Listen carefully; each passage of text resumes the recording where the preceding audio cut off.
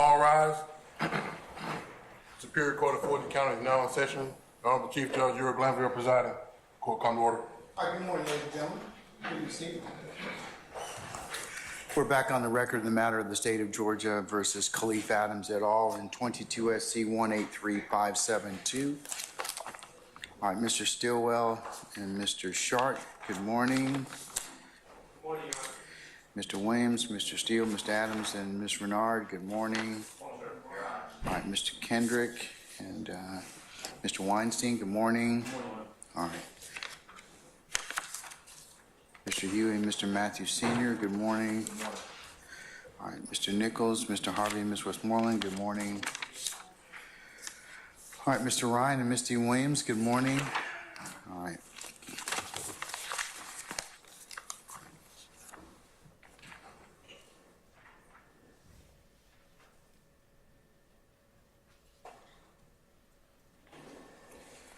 Okay, Mr. Smith, Ms. Knight, Ms.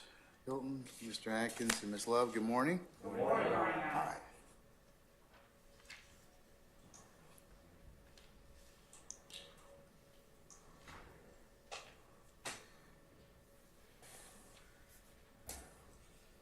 Okay, our jurors are here. What issues do you have before we go ahead and call them out? I've seen your colloquy between one another this weekend. I'll include the last email that was sent by Ms. Love that kind of encapsulates the entire string as the next court's exhibit.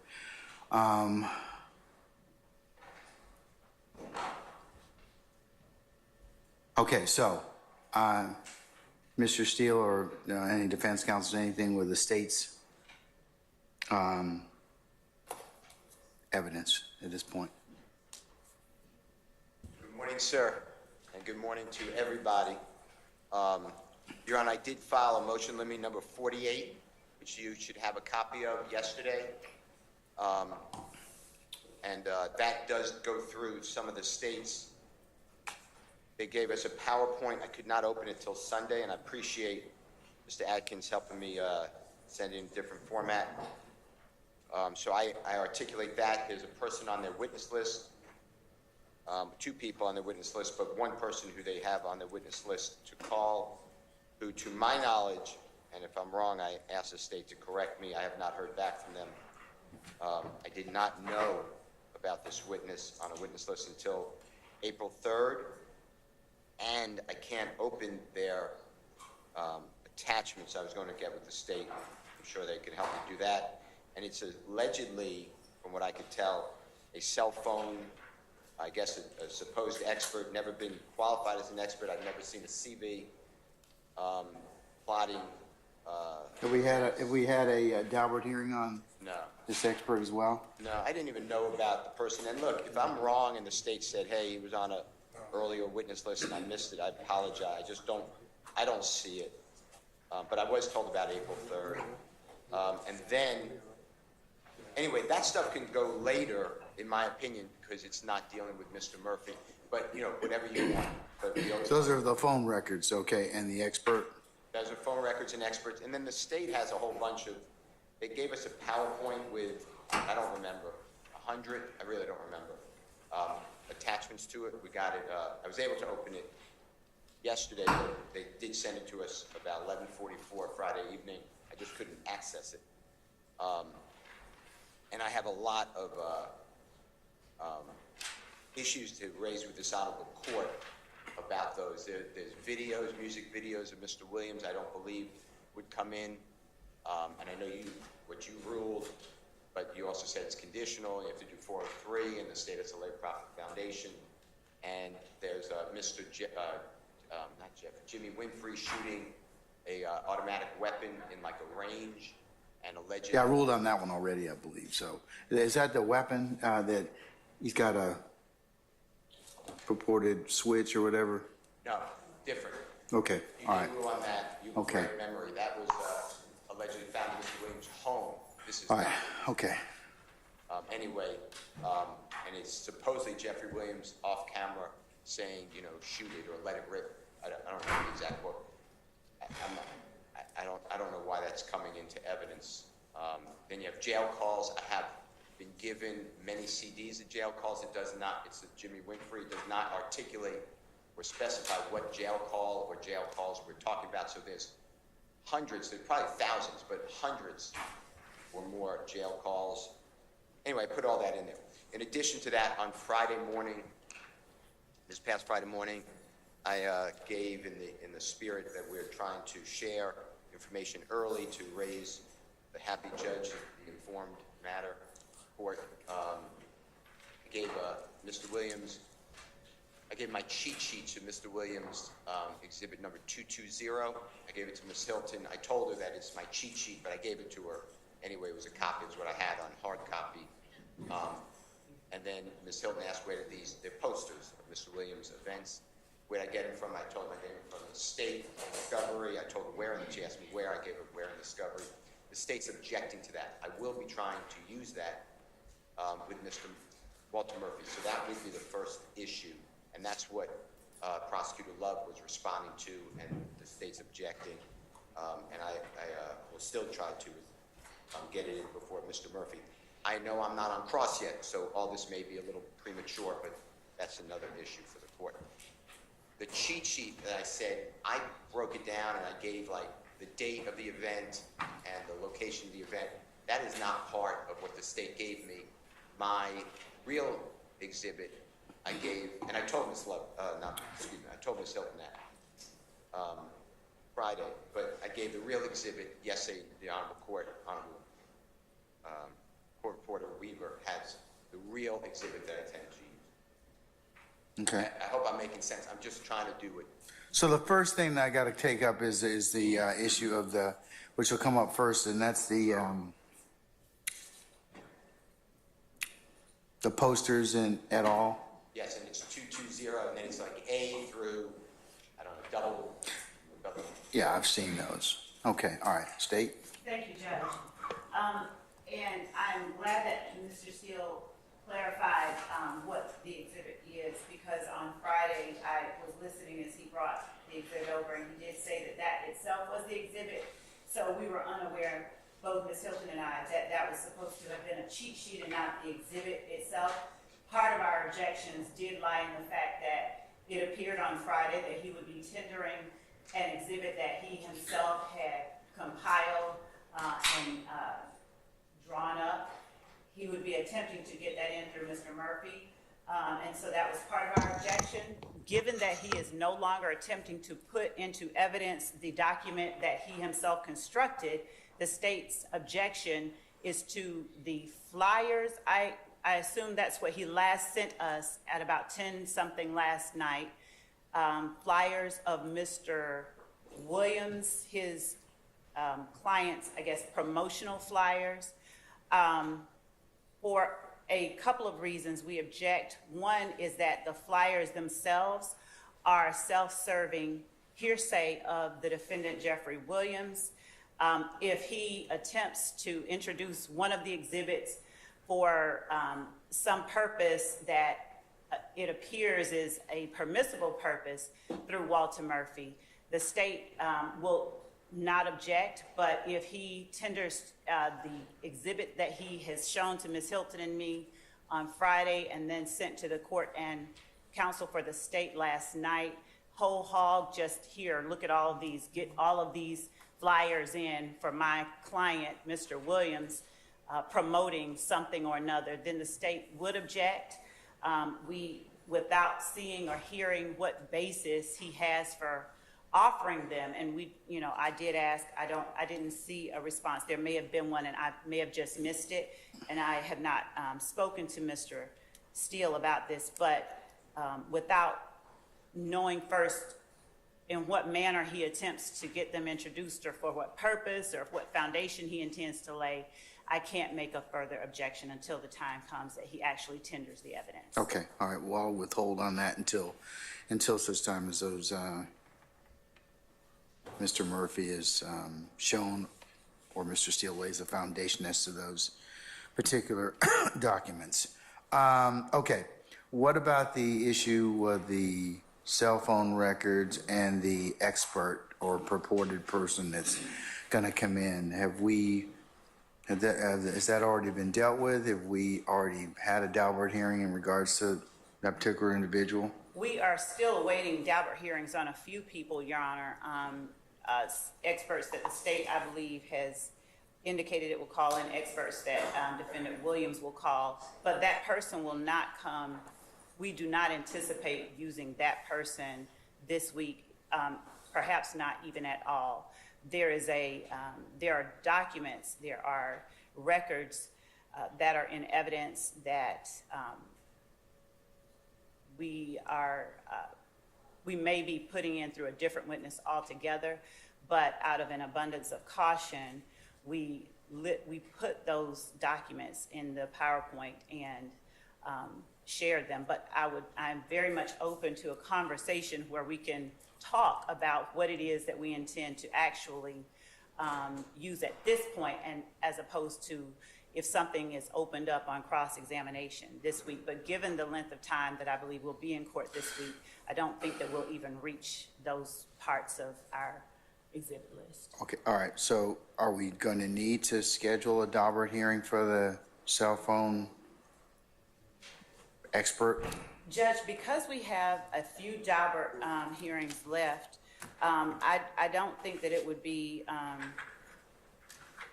unwise to at some point schedule a Daubert hearing for the remaining experts.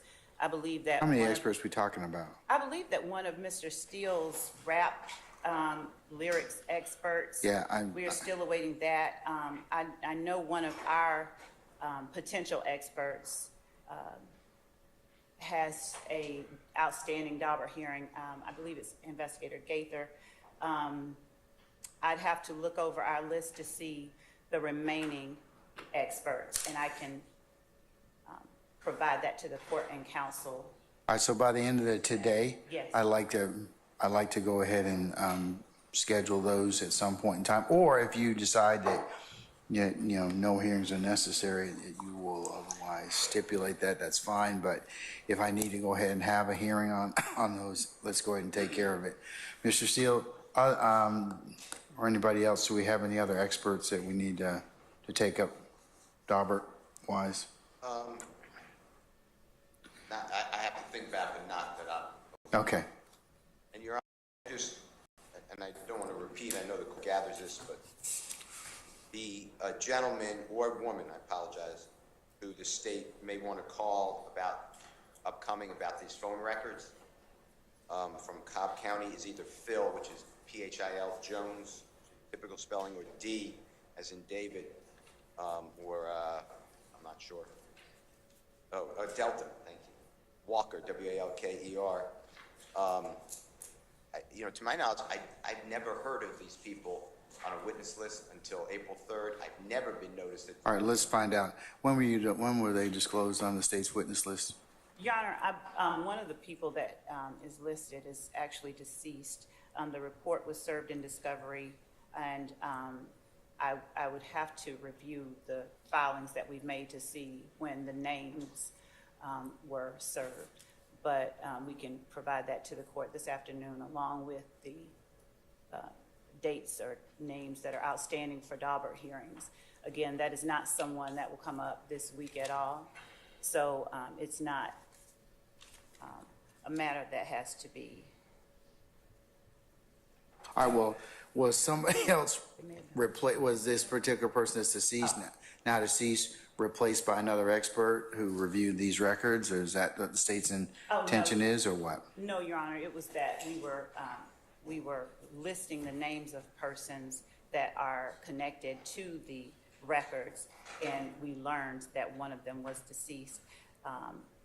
But again, the records and the exhibits were served in, I believe, the first round of discovery, and we will again scour our first and longest witness list to ensure that we did not leave off anyone unintentionally.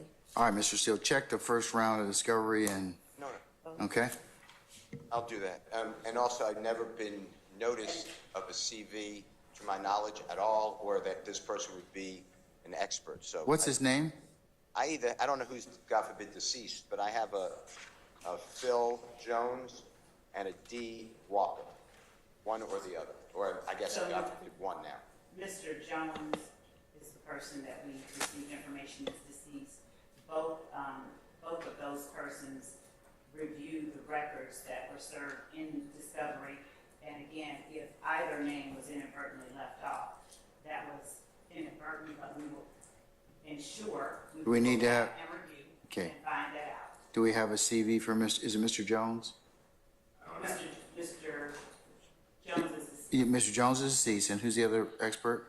and the other one is D. Walker.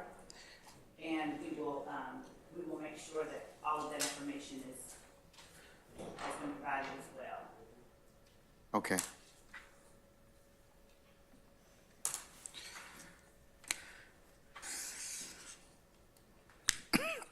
All right, anything else? Is Mr. Murphy here? He was 10 minutes out about 15 minutes ago, so he should be here. He's here. He's here? Okay, all right. Can we have him take the stand, please?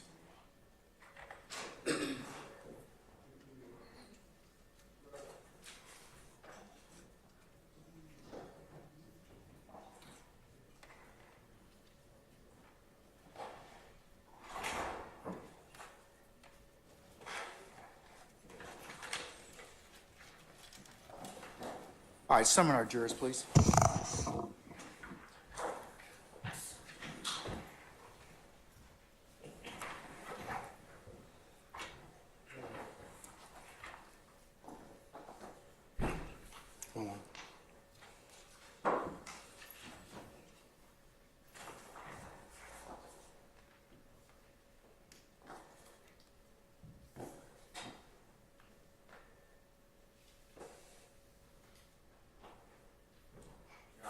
Sir. While the jurors are coming in, can I just step out to use the restroom, and I'll be right back? Yes, sir. Thank you.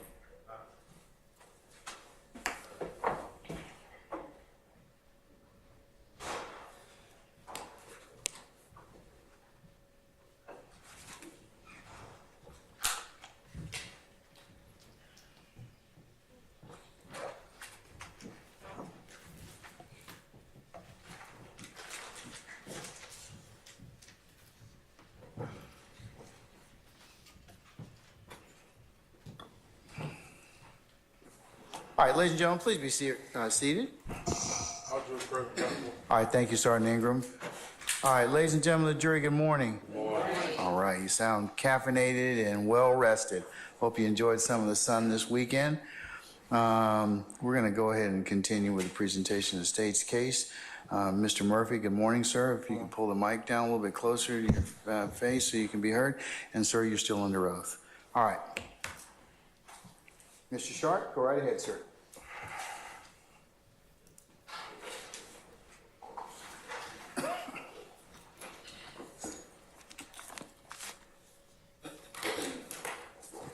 Mr. Murphy, good morning. Good morning. Can everyone hear me? Good morning. Harvey?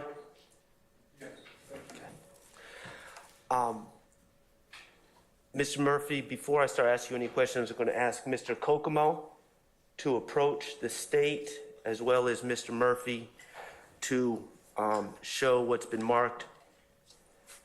Defense Exhibit DS-8 and DS-8A.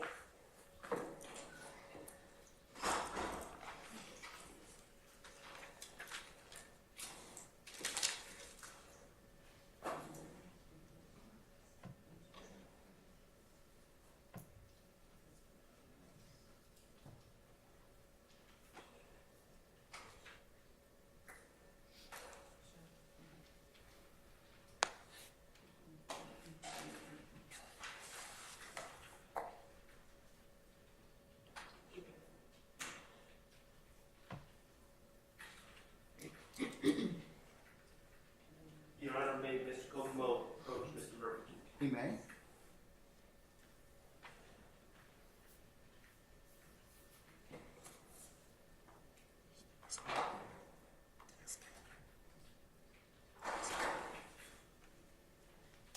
Mr. Murphy, did you have an opportunity to look at DS-8A Yes. and DS-8? Yes. Okay. And did you recognize what DS8 was? I recognize both of them. I don't know Okay. the numbers though. What were they? Were they maps? Yes. Okay, and what were they maps showing? Jonesboro Road. Okay, did they have the sit-go on Jonesboro Road within the map? Yes.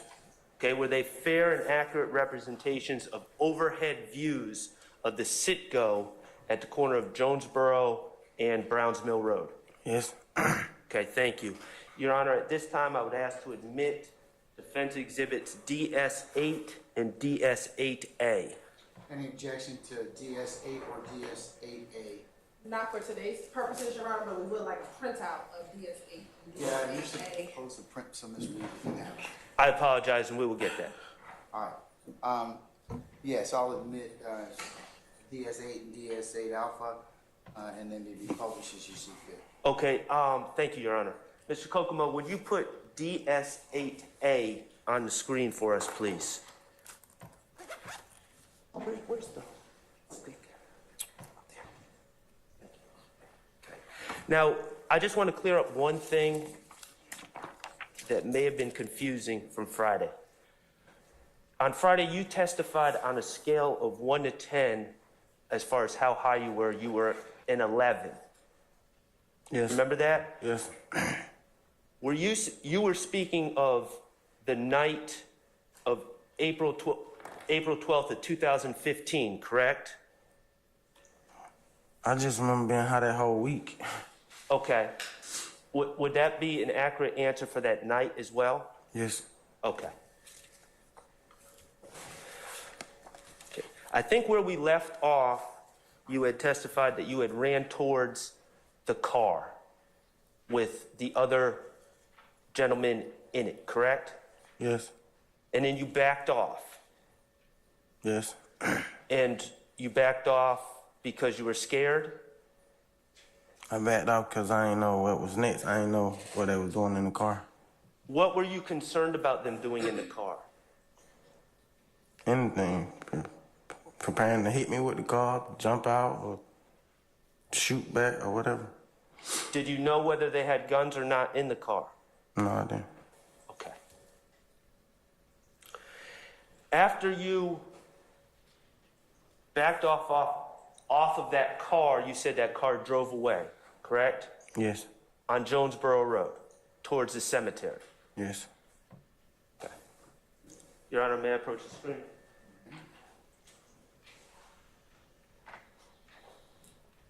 Okay, Mr. Murphy, would you kindly just turn around? Is this the parking lot area of the Citgo? Yes. Okay. When we say that, when we say that the other car with the individuals that you didn't know pulled away on Jonesboro Road, headed south, they went this way, correct? Yeah, down Jonesboro Road. Okay. And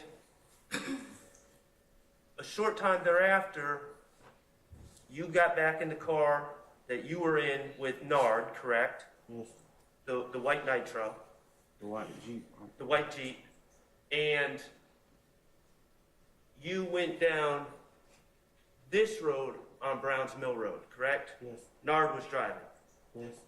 Okay. So you did not. Mr. Shaw, you ask the young man to speak up a little bit while he's back there. Speak a little. Yes. Louder. Yeah. The car that you and Nard were in did not follow the car that went down Jonesboro Road, correct? No.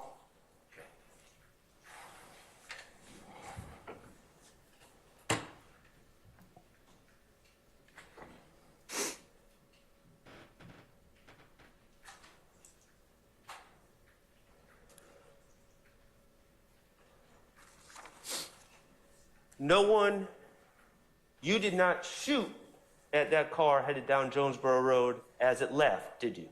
No.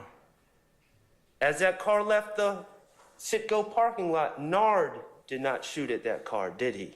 No, they just left.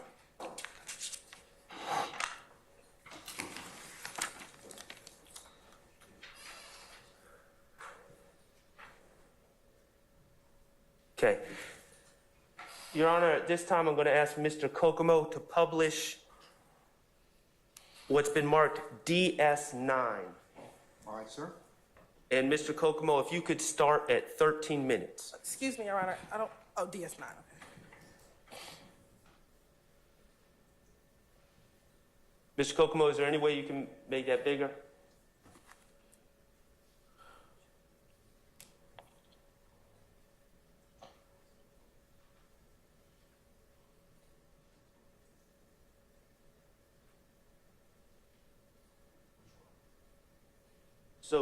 Oh, I'm sorry, I got you. You go back to how you do it, Mr. Kokomo. I'm sorry. All right, 13 minutes. When they pulled up to Okay, and Mr. Murphy, you have previously recognized this as video from the Citgo on 4/12/2015, correct? Yes. Okay.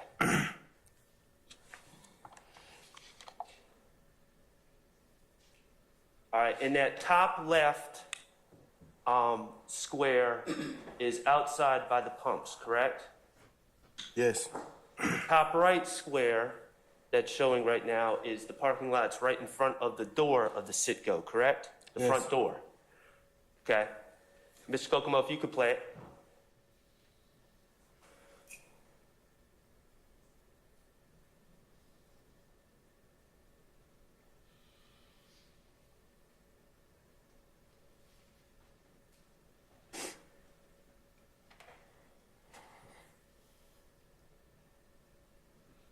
Okay, Mr. Kokomo, could you pause? Now, in the bottom left, that is the inside of that Citgo, correct? Yes. Okay. Go ahead, Mr. Kokomo, thank you.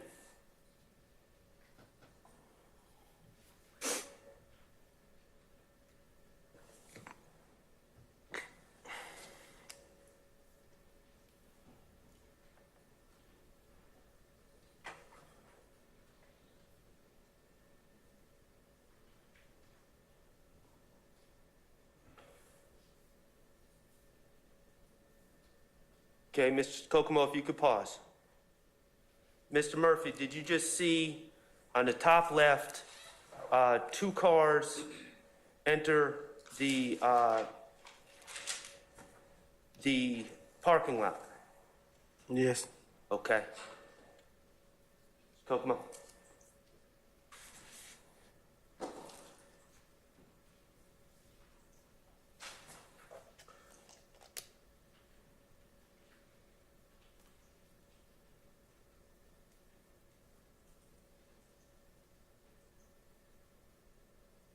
Okay, pause, Mr. Kokomo.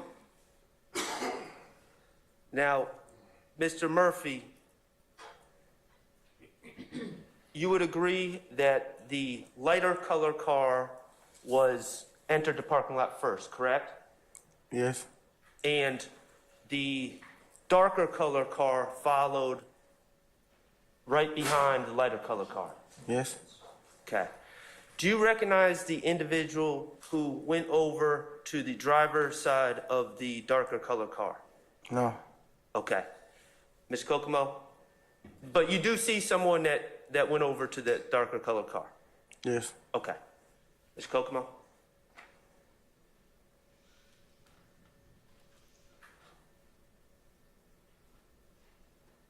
Pause, please. Okay.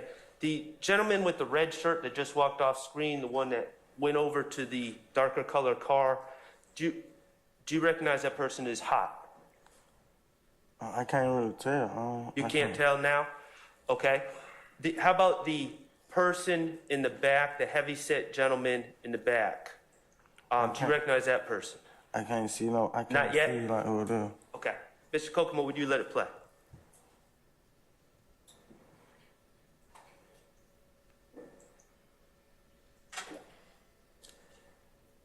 Okay. Mr. Kokomo? Those two gentlemen that just entered the top right square, do you recognize them now? Yeah, I think that Bentley. The gentleman in the white shirt is O.G. Bentley? Yeah. And the person in the right, do you recognize that person is hot. I don't know who. I can't really see if they got that hat on. Okay, fair enough.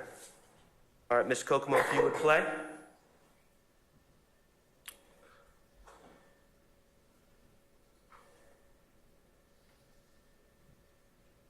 And you just saw those three individuals enter the store, correct? Yes. Okay. The third individual that I haven't asked you about, do you recognize that person? No. Okay. Now, based on your knowledge of this incident,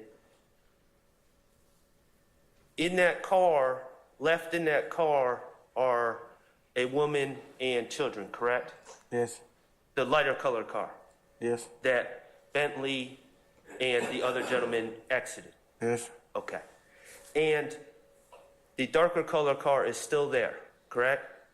Yes. At this point, have you seen anyone from the darker color car get out to pump any gas? No. Have you seen anyone from the darker color car walk to the store to purchase an item? No. Okay. Mr. Kokomo, if you would play.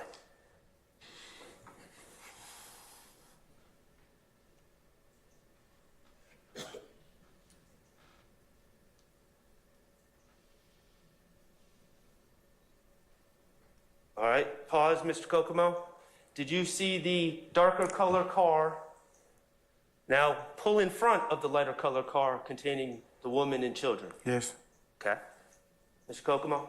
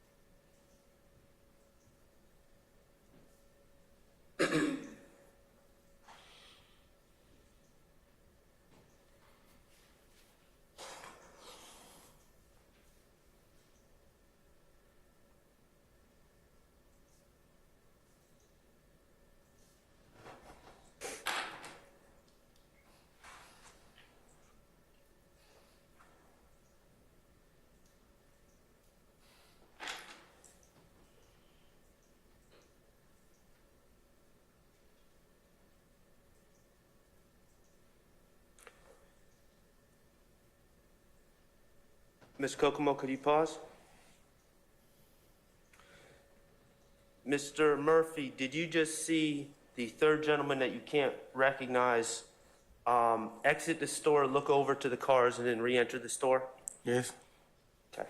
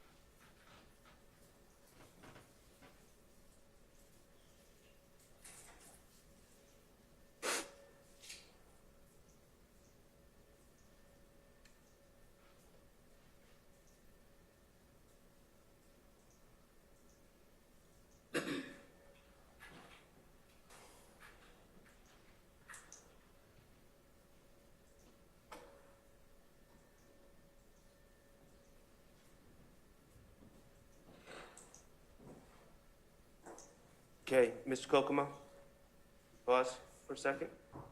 Did you see someone exit the lighter color car that Bentley was in? Yes. Okay, do you recognize that person? No. Do you know if that was a male or a female? Female. Okay. And did she get out to pump gas? Yes. All you look like it. Okay. Mr. Kokomo?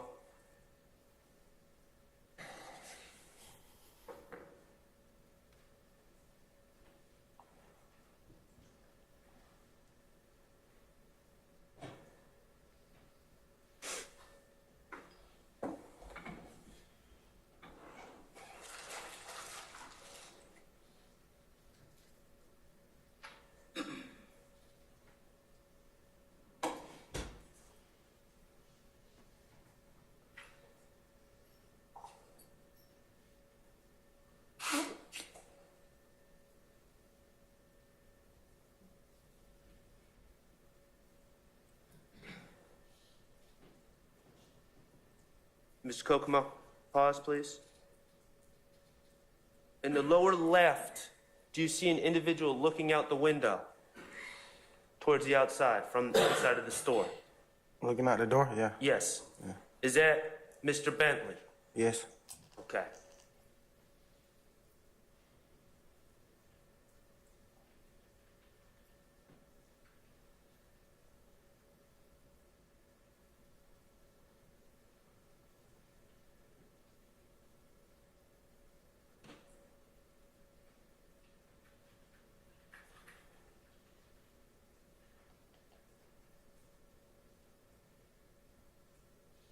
Okay, Ms. Kokomo, pause, please.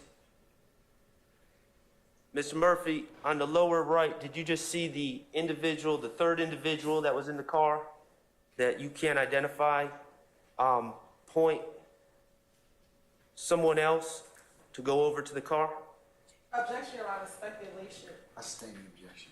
Okay. Did you see the third individual interact with a person that was not originally in the car with them?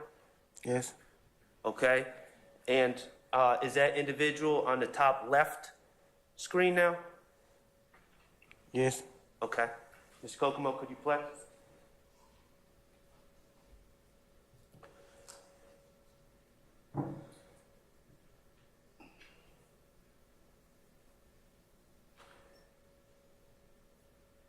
Okay.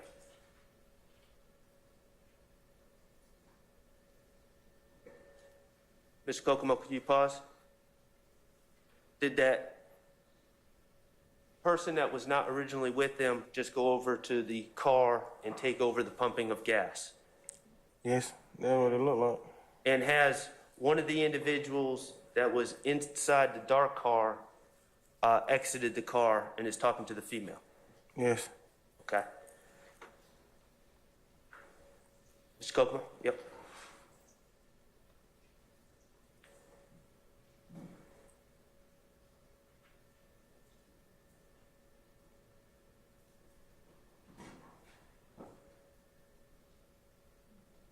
Pause. Did you just see Mr. Bentley looking out the window again towards the cars? Yes.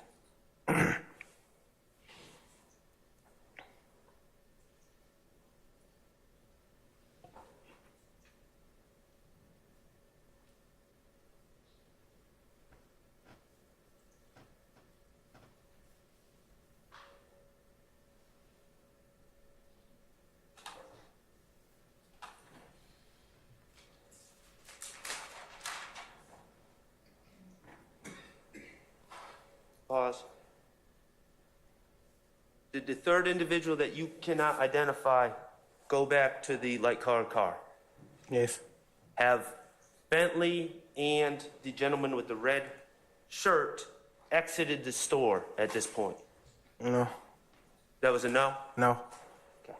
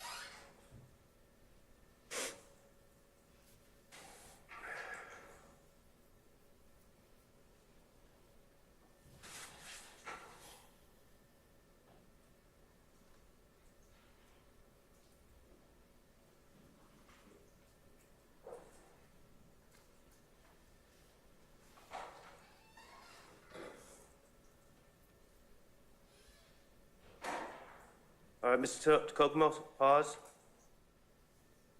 At 2143, is that the white Jeep that you and Nard and Fatty were in?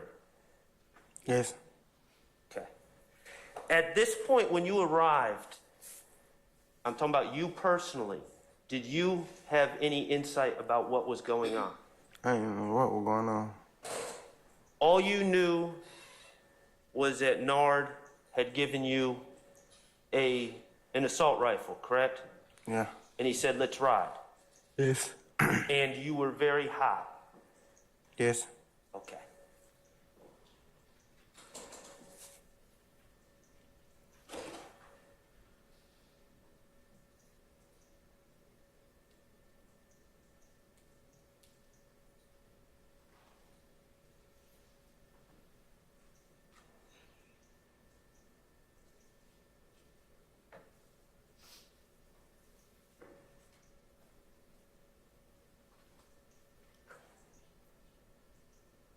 Pause.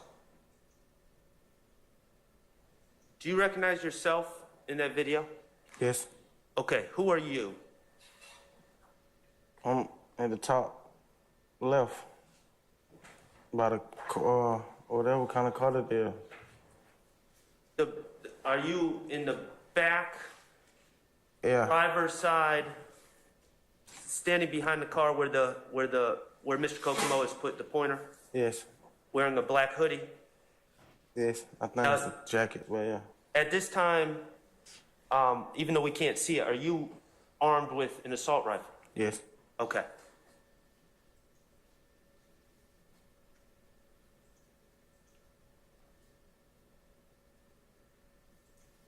Pause. Mr. Kokomo, okay. And did you just point the assault rifle at the black car Yes. or the dark car? Yes. Do you remember if you said anything? I don't remember. Did you shoot? No.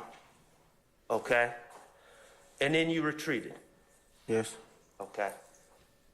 Now, on the top right, standing by the door, who is that?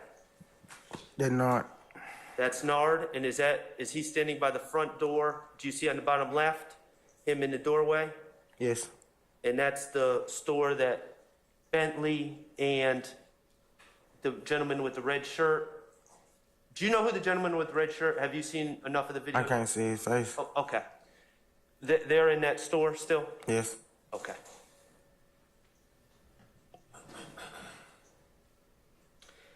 And just to be clear, Nard is also armed with an assault rifle, correct?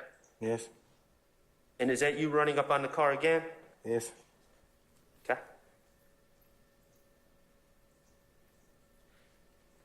And you just saw the car speed off. Pause, please. And is that the car going down Jonesboro Road? Yes. Okay. Go ahead, Ms. Kokomo. And the car that you arrived in is still in the parking lot, and the car that Bentley was in is still in the parking lot, correct? Yes. And Bentley has now exited the store and is actually re-entering, correct? Yes.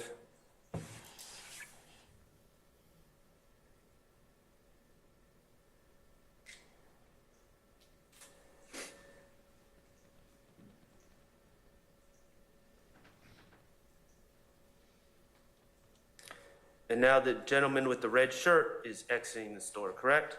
Yes.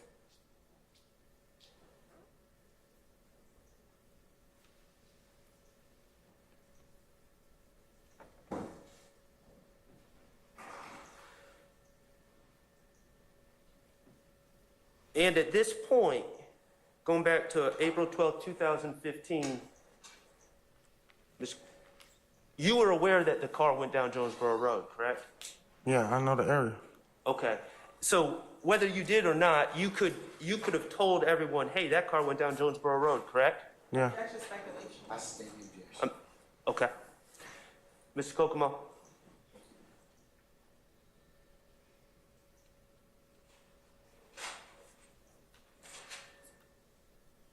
Okay, and the car with Bentley in pulls out, and it heads down Browns Mill Road, correct? Yeah, it's make That's what we're seeing right now. make a slight right, yeah. Yep. Okay. And the white truck that you're in, we're seeing it head down Browns Mill Road, correct? Yes. Okay. Mr. Kokomo, if you could put on DS8 on the screen, please. Okay.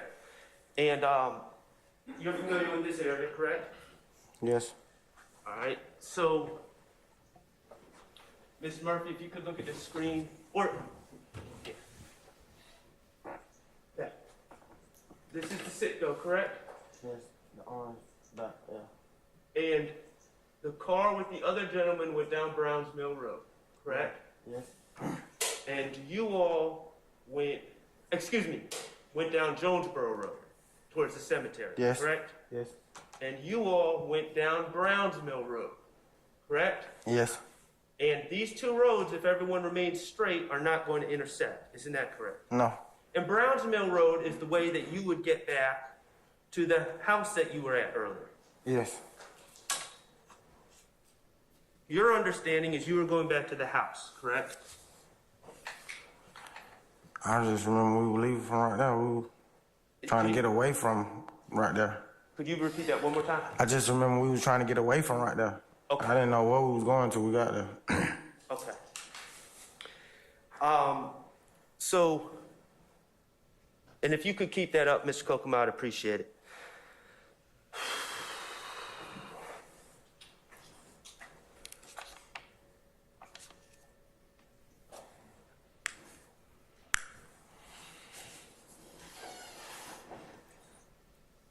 At some point, a shooting occurred, correct?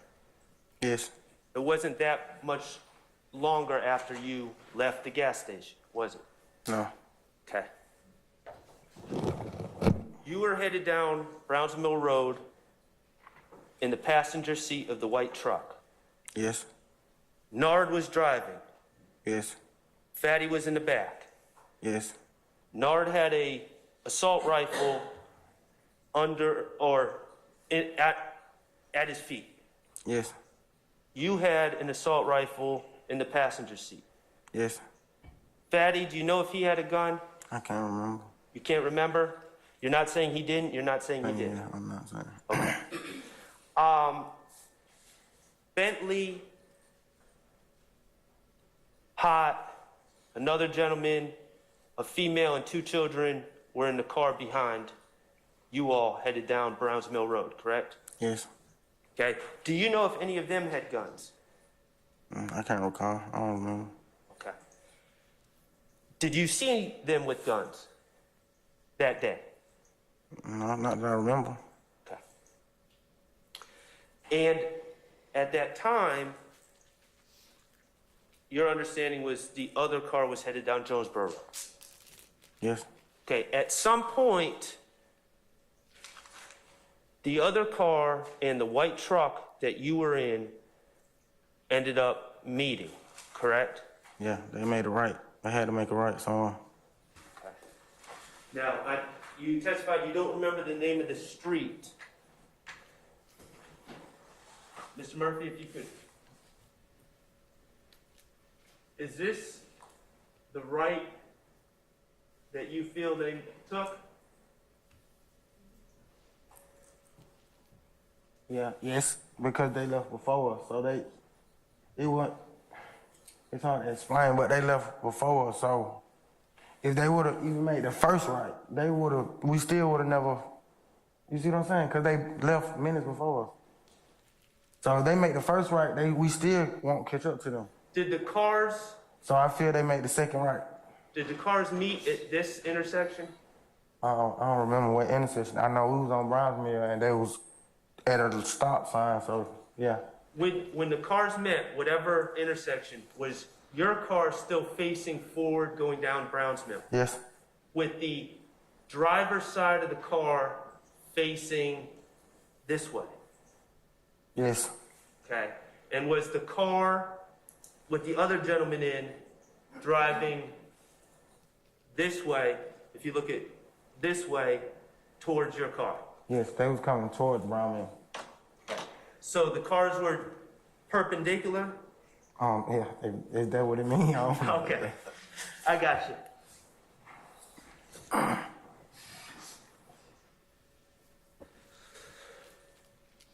Okay. Did you personally see the car, the dark color car, approaching you all at that intersection? No. Okay. Did someone in the white Nitro see that car? Yes. Who saw the car coming? Objection or this characterization of the evidence of who saw the car coming. I sustain the objection. It's a form. You can refer. Without saying what anyone said, did anyone indicate to you that the car was coming? Objection, Your Honor, again, as to the car coming. That's not the I testimony. sustain the objection. You can rephrase, sir. Okay. You said the car was driving towards y'all, right? Which car? The- car. Okay, I understand. The dark colored car was driving towards the white Nitro, correct? Yes. Okay. And who was the first person that noticed the car driving towards y'all? I can't remember, but it was either Fatty or Nard. It was one. Okay. I wasn't on that side of the car to even see it coming. So. Right. The driver's side of the car was closest to the car that was oncoming. Yes. So the driver or the back passenger to the driver would have been able to see it. And what happened? What happened when the car was seen coming towards you? We blocked it off. I think. I remember we blocked it off. Okay. Was at the time that you blocked it off, was the car with Hot and Bentley and the children and the woman, was it behind you or in front of you? Behind us. It was behind you, and then that car, what did it do? The car with Bentley and the children, what did it do? It went around us and kept straight. Kept straight down Browns Mill? Yes. As you blocked the car off? Yes. Okay. And then, once Bentley and the car with Bentley and the children got past, did the car that was coming towards you, did they stop? If Yeah. you recall. Yeah. The car that's they stopped. Okay. And then what happened? It happened. The shooting happened. Okay, well, I'm going to have to ask you about specifics of the shooting. Okay, so who shot? No. Okay, Nard was seated in the driver's seat. Yes. Okay, explain to the jury how he was driving and he shot. He stopped the car. Okay, did he shoot through the window? No, he let the window down. He let the window down? It might have already been down. I can't remember. But it was. We definitely didn't shoot through the glass. And where did he get the gun from? He already had it. Okay, well, where was it in the car? I can't. It might have been in his lap in the floor. He had it. Okay. Did anyone hand it to him? No. Okay. And when he shot, do you remember how many shots he fired? I can't remember. A couple. More than one. More than one? Was it less than 10? Yes. Do you know how many shots a gun like that holds? It depends on the magazine. Okay. Do you remember telling investigators that you thought it was 3 or 4 back in 2016? I might have said that. Okay. And Nard shot. Do you know if Fatty shot? I don't recall. Now, did you shoot? How could I shoot? I'm on the opposite. Else I would have got out of the car. I didn't get out of the car though. I'm not arguing with you. I'm asking. Did you shoot? No. Okay. And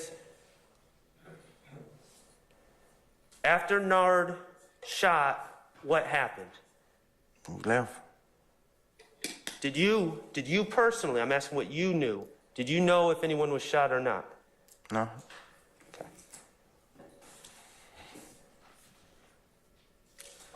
Do you remember where you went? We went back to the house we left from. Okay. And you got there by traveling down Browns Mill Road, correct? Yes. Okay.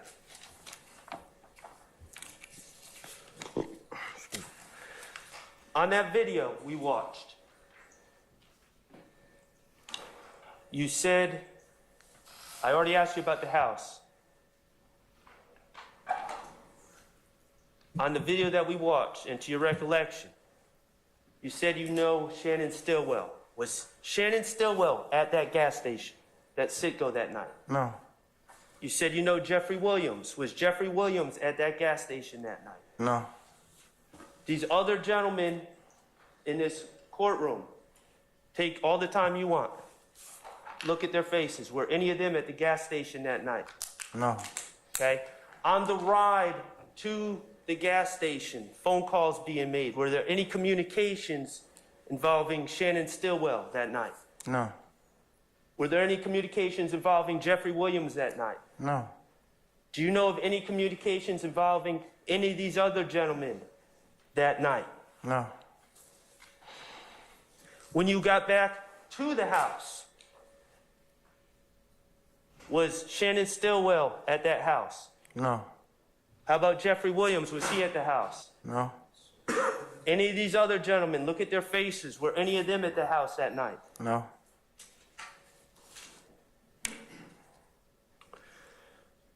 Okay, I'm going to shift topics a little bit about paying, quote unquote, paying dues. Okay? Putting money on books. You remember being asked about that? Yes, Okay.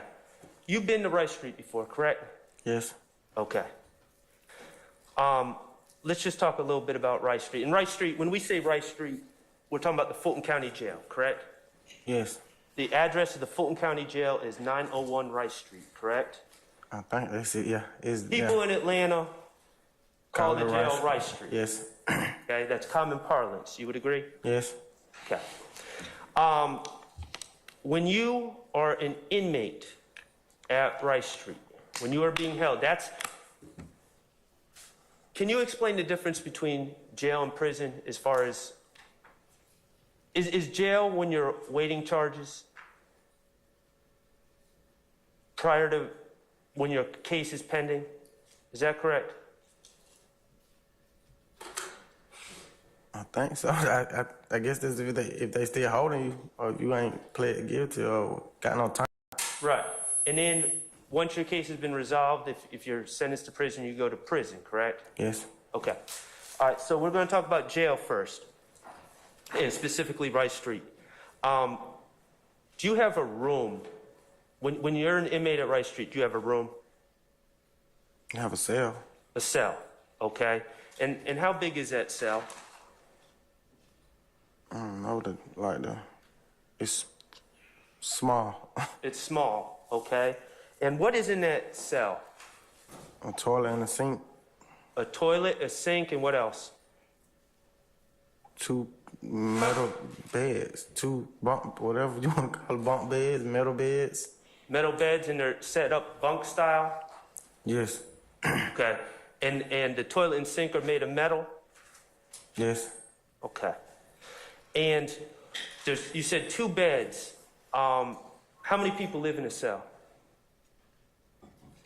it depends on what floor. At Rice Street, it depends on what floor you on. Okay. Is it possible that more than one person lives in a cell? Yes, Okay. Have you been in Rice Street with a cellmate? yes, Okay. And in fact, in Rice Street, some people don't even get a cell, do they? They sleep on boats, correct? yes. And what are boats? Boat is a boat. A boat is just like a canoe with a mat in it, and you sleep in the day area, like under the stairs or by the window. It's a mat that's laid on the floor, correct? Yes, And people sleep on these mats on the floor yes, in a common area. yeah. The day room. Okay. Typically, when you're an inmate at Rice Street, how often are you allowed out of your cell? Probably about 4. It depends on the officer, but it's about 4 to 6 hours a day. Do you get to leave your cell anytime you want? No,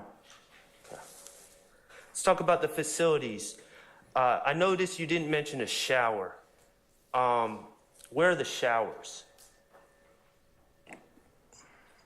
in Rice Street, the shower by the is out in the day room area. In the day room area? Okay. It's like by the end room on the end. And do I get to, when I want to take a shower, do I get to go into a room and close the door and undress and take a shower? No. How does that work? What is the shower? Just a hole in the wall with a curtain on it. Okay. And is it for, how many people are taking a shower at one time? One. Okay. So there's only one shower? No, it's two. It's one for the top. People who stay on the top and one on the bottom. And how often are you allowed to shower? And whenever them hours you out your room. Okay. Do you consider the facilities, the shower facilities, clean? No.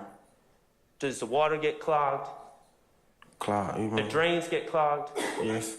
Is there standing water when you shower? Staining water. Standing water, is there water on the ground that Yeah, builds up? like a as you- puddle. Yeah. That's happened before? Yes. Okay. How about the bathroom facilities? Toilets get clogged? Yes. Is that a regular occurrence? Yes.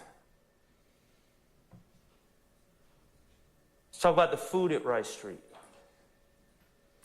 In your opinion, what do you think about the food at Rice Street? That ain't no food. There's not food.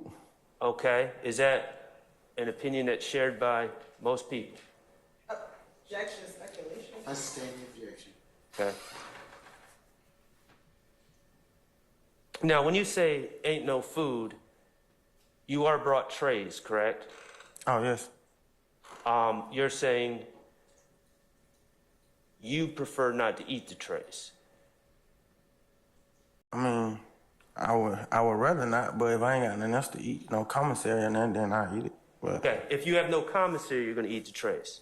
yes, Okay, to stay alive. exactly. Okay. How about at Rice Street, hygiene products? Do they provide you with hygiene products at Rice Street? You mean like give it to you or you? Yes. No, they don't give it to you. They don't give it to you. No. So, the soap that you want to use, they don't give that to you. No, Shaving supplies, they don't give it to you. no, Deodorant, no. You have to buy all that. okay, at the commissary. Yes. All right. How about phone calls? Now, you don't get, at Rice Street, you don't get in-person visits from your, you said you have children, correct? Yes. 4. The mother of your children, you don't get in-person visits, do you? No. Okay, what about your mother? You don't get in-person visits from your mother, correct? No. How about friends? No. Okay, so do they have phones at Rice Street? Yes. And you're allowed to call loved ones from Rice Street using these phones, correct? Yes. These phones, are they free to make phone calls? No. They give you free calls when you first in like intake, but other than that, then no. When you first get into intake, they give you a free call. Okay. After you get out of intake, are the calls free? No. Okay, so how can you make calls to people from Rice Street, people that you love? They have to put money on their phone.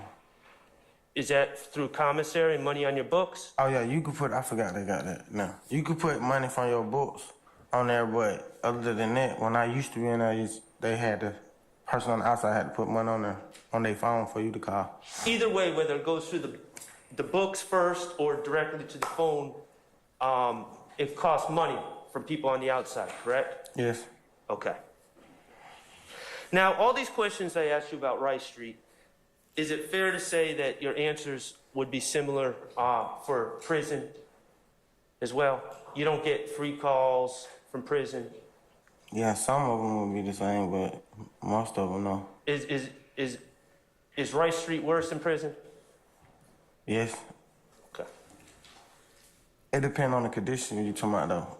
And it depends on the prison. Prison that is you're at. dangerous, but Rice Street is like far as like hygiene and all that you were talking about, the shower is worse. Like the living condition is worse. Okay, so let's talk about, we brought up money on books. Can you, those terms, I want you to explain to the jury, is money, putting money on your books, putting money on someone's books, is that putting money on their commissary, is that the same thing? Yes. And essentially, that is putting money on an inmate's account, correct? Yes. That they can use to buy certain things, Yes. okay? And so, personal hygiene products, money on the books would allow an inmate to purchase soap, Yes. correct? Would allow an inmate to purchase deodorant, correct? Yes. Would allow an inmate to purchase shaving supplies, correct? Yes. Would allow a person to purchase cleaning supplies, correct? I don't really know about the things. I mean, if you want to buy the soap, and Okay, the whole so, method you could do to buy it off the store and then turn it into a cleaning product, though. so you could buy soap and turn it into cleaning supply, but in your experience, cleaning supplies are not in the jail commissary. No. Okay, thank you for that correction. How about food? Can you buy chips, Yeah, it's just snacks. It ain't like no meal. honey buns? Yes. Also, what is it? Do you know what a trustee tray is? Yeah, that's the food that they get up. It come from like staff dining and stuff like that. Can you buy that using commissary? No. Okay. Oh yeah, I mean if the trustee want to sell his food, then swap it out for commissary. Yeah. Okay, so Okay. that's something that you could barter with a trustee to get, Yeah. and when you say it's food that comes from staff dining, that is a higher quality of food in your opinion. Yeah. It's- Give me an example of what the higher quality of food would be. Objection, relevant. Okay.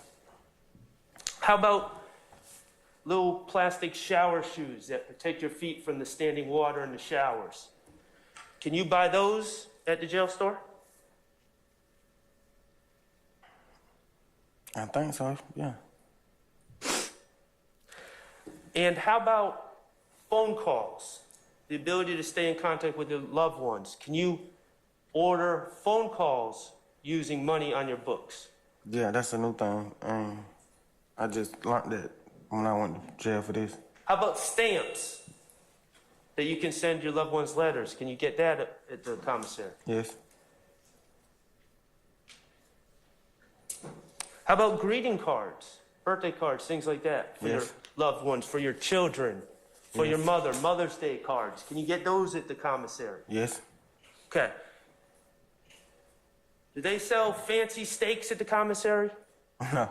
Do they sell caviar at the commissary? I don't even know what that is. Okay. I heard of it though.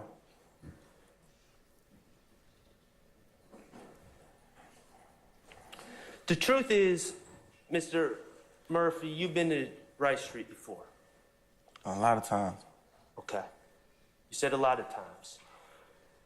People have put money on your books before, correct? Yes.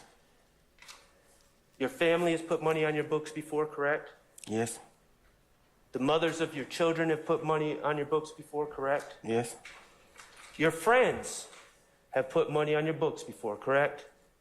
They probably gave some money to go on. They ain't go like put it on there they self, but they probably like Money. if they see my mom, they'll give some money or something like that. Give your mom money and then she puts on the books. Okay. Your lawyer, Jacoby Hudson, he's put money on your books before, correct? Yes. He cares about you. Yeah, he's a friend of the family. You view that as a good thing, a great thing. Your lawyer cares so much about you that he puts money on your books. Yeah, it's a nice gesture. Yeah.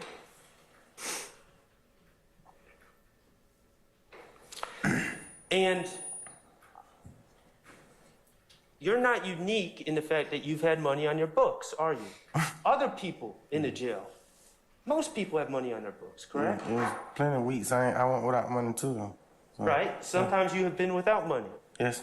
But all sorts of other people have money on their books as well, correct? Yes. You have had friends locked up in your life, haven't you? When you've been out, Yes. okay? And there's been times where you have put money on people's books, correct? I've given money to go on their book. I never went to Rice School to put no money on nobody's book though. So you've given money to people's mothers so they could put that money on your friend's book. Yes. you've given money to the mother of people's children or their wives so they could put money on books? Yes. Okay. Why do you do that? It's just, I know how I feel to be in there. You feel, I can't even describe the way you feel, but when the people do stuff like that, you know they there for you, because that's like a dark place to be in, dark space to be in. You would want people to do that for you, correct? Of course. And you, therefore, do it for other people, correct? Yes. Has anyone ever forced you to put money on people's books? No. Has anyone ever told you you need to put money on this person's books? No. Has there ever been any rules that you've had to follow to put money on people's books? No. Okay, you've identified some people through your testimony as being YSL, okay? That was your testimony. Have you put money on the books of people that have, in your mind, been associated with YSL? No. Have you put, and I'm talking about either directly or indirectly? You mean like somebody in here? Like? No, just in general. Oh, yeah. Okay, and have you also put money on people's books who you do not consider YSL at all? Yes.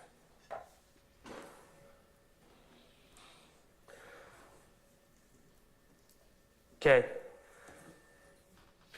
Let's talk about my client, Mr. Stillwell, for a second. Do you know, and if you know, what year you met Mr. Stillwell? I think it was 2015.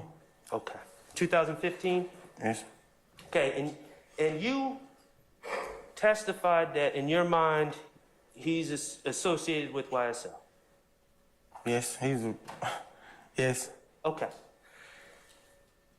And if I recall your testimony correctly, you made that determination because he started hanging out at the studio. Yes. Okay. The studio, when you say the studio, you're talking about the recording studio, correct? Yes. Okay, and could you just explain what the recording studio is? Is there a specific recording studio, or just are you using that term generally? It's not just one, dude. We just go to the studio. Are there dozens of recording studios in Atlanta? Yes. Okay, and is the recording studio where hip-hop music is recorded? Yes. And all kind of music, not just hip hop. All kinds of music is recorded. And when Mr. Stillwell started showing up at the studio, he was trying to record music, correct? Yes.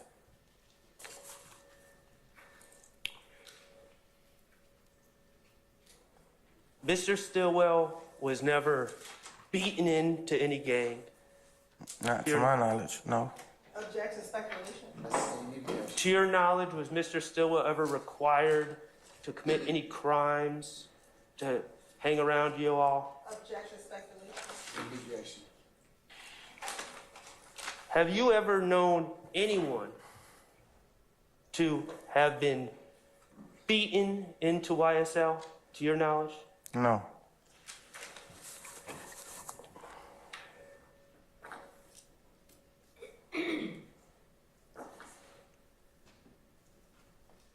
Okay, you said something last week. When I did those interviews, I would have cut off my arm to get back to my son. You said you have 4 children? Yes. 3 girls and a boy? No, two girls, 2 boys. 2 girls and 2 boys. At the time, you had one son, correct? Yeah, at the time I had 2 girls, but I had got arrested, and my fiance was pregnant with my son. Gotcha. Okay. And when you gave those statements, you were staying in Rice Street, correct? Yes. Under the conditions that we discussed earlier, correct? Yes. Okay. And there's another thing about staying in Rice Street. your case is still pending, correct? And your case was still pending when you gave those statements, correct? Yes. Back in 2015 and 2016, when you were given those statements, and I'm going to hand you, if I may approach Your Honor, 18 CC, states 18 CC. All right. This is the indictment and your plea. And actually, if I may approach again.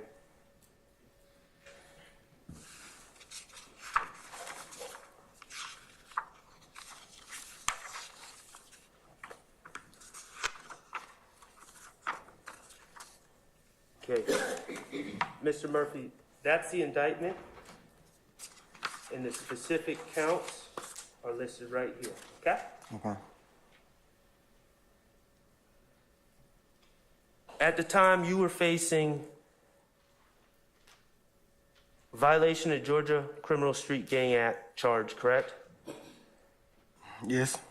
Okay, you were facing 4 counts of criminal attempt to commit murder, Yes. facing aggravated battery, Yes. facing 4 counts of aggravated assault with a deadly weapon, Yes. facing 4 counts of possession of firearm by a convicted felon. Yes. You were facing 255 years. Does that sound right? Up to 255 years. A long time. I don't remember the exact time, but it was a long time. And this is for the April 12th, 2015 incident. Yeah, that was just one of my cases I had at that time. Okay.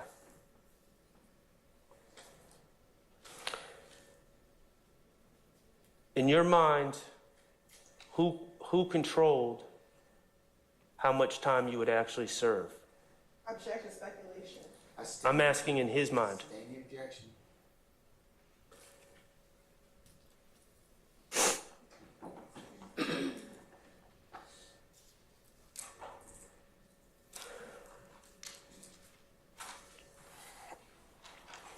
Okay. You ended up pleading guilty. Yes. Okay. Now, can you look at count 1 of that indictment that you pled guilty to? May I approach the... Yes, sir.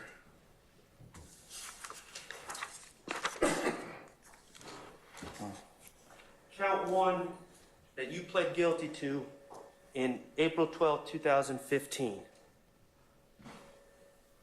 That's the violation of the Criminal Street Gang Act, correct? Yes. Okay. Could you...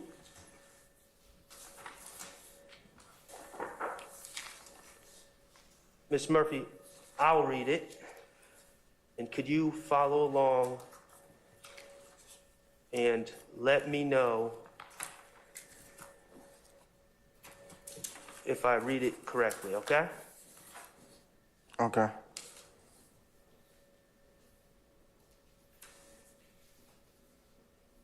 I think that the counsel testified, Mr. I stand the Sharp. objection. Okay, Ms. Murphy, if you could read count 1 for me. In the name and the behalf of the citizens of Georgia, do charge and accuse Walter Murphy with the offense of participating in criminal street gang activity. OCGA 16-15-4 for the said accused in the county of Fulton County and state of Georgia on the 12th day of April 2015 did unlawfully while associating with a criminal street gang participate in criminal gang activity through commission of an offense. I don't know that word. In paragraph 1 of Code Section 16-15-3, to wit, criminal attempt to commit murder, contrary to the law of said state, the good order, peace, and dignity thereof. Okay. In count one, violation of criminal street gang from April 12th, 2015, does that allegation ever mention YSL? Does it say YSL anywhere in that allegation? No. Does that allegation ever say that the crime committed on April 12, 2015 was done in furtherance of YSL? No. Okay. May I approach Your Honor with states 1CC? One Charlie. 1 Charlie Charlie. Yes, you may.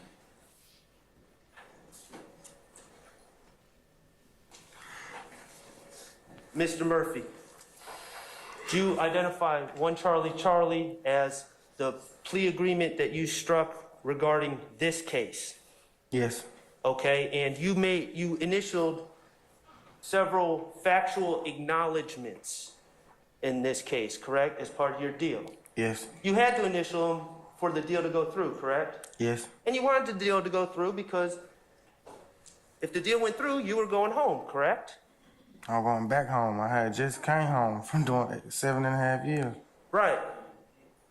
You were upset because you had been arrested for this RICO charge for the same incident that you had already done 7 years for. Yes, I thought it was double jeopardy. And you wanted to go back home. Yes. Okay. And so you initialed these factual acknowledgments. I want to talk to you about number 14, if you could turn to page 4.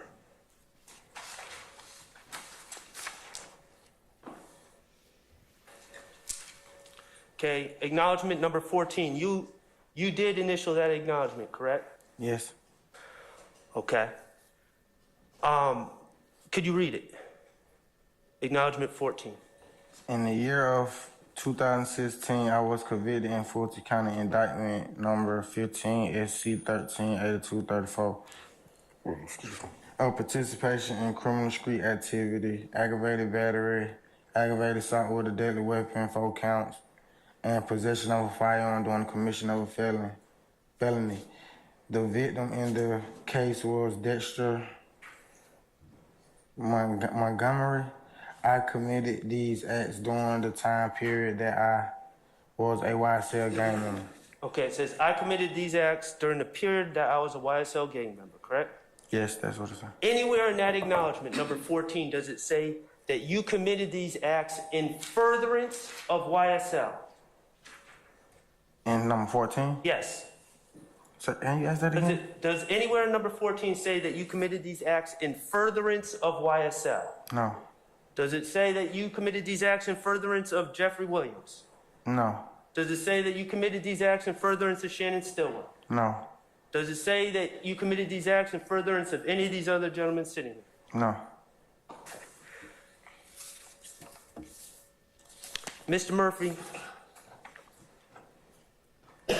you've testified that you're now sober, correct? Yes. You have a job. Yes. You're trying to be a father. Yes. Your life is in a better place than it was back then, correct? Than it ever been. Okay. When you look back on April 12th, 2015, you committed a crime, correct? Yes. Regardless of what was going on in that other dark car, what you did was wrong, correct? Yes. It was heinous. I don't know what that It was means. awful. Yes. It was violent. Yes. What Nar did was awful and violent. Yes. It was selfish, wasn't it? Yes. It was selfish for you to even put yourself in the position that Mr. Montgomery could be hurt and for his head to get hit by a bullet. It was selfish. Yes. It was selfish against your children, to put yourself in a position that you would be taken away from their lives. Yes. That was selfish of you, wasn't it? It was. You're not saying that you didn't do anything wrong in 2015, are you? No. Okay. But the reality is, Mr. Murphy, this was an isolated incident committed by men who were high out of their minds, correct? Yes. Committed by men with assault rifles, correct? Yes. Committed by men who got a call at a gas station, correct? Yes. That crime did not involve anyone back here, did it? No. That crime did not further any interest of YSL, did it? No. And none of these gentlemen had anything to do with it, isn't that correct? Move on. I have no further questions. Thank you, Mr. Murphy. Ladies and gentlemen, how about a comfort break? Let's go ahead and take 10 minutes and let's see where we can lead from there, all right? All right, we're in recess. All rise.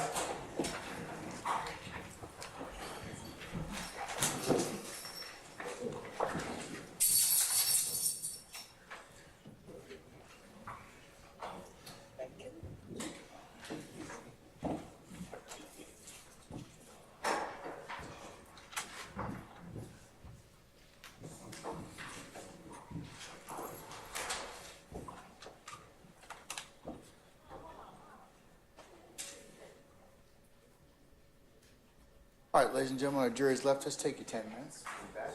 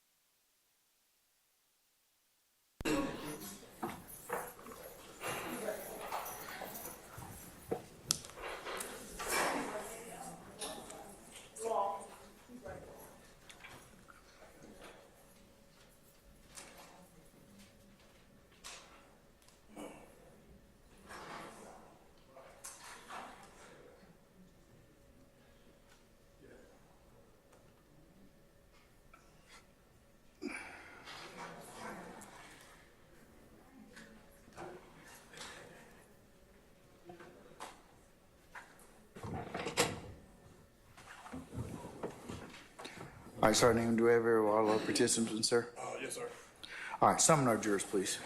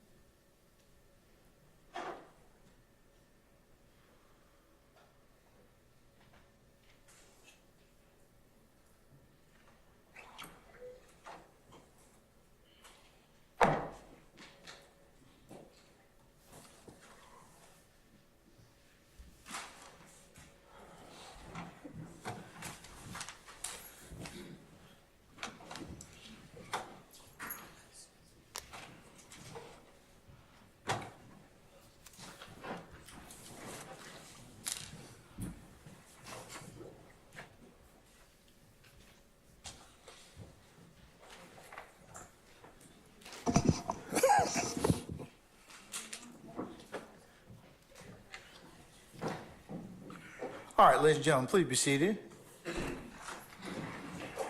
All right, thank you, Sergeant Ingram. All right, next counsel that wishes to examine Mr. Murphy. I'll go, Your Honor. All right, Mr. Weinstein. Good morning, Mr. Murphy. Good morning. My name is Doug Weinstein. I'm Diamante Kendrick's attorney. Okay. You identified, I believe you know him as Yak, is that correct? Yes. And you know Yak's government name is Diamante Kendrick? Yes. Okay. And you identified him in the courtroom last week as a member of YSL. Yes. You know that, should I call him Yak or Mr. Kendrick for you? It don't matter. Anyone? Okay, I'll call him Mr. Kendrick then, okay? But we're referring to the man you know as Yak. So, you know Mr. Kendrick is a rapper, correct? Yes. And you know Mr. Kendrick is on the YSL label, correct? Yes.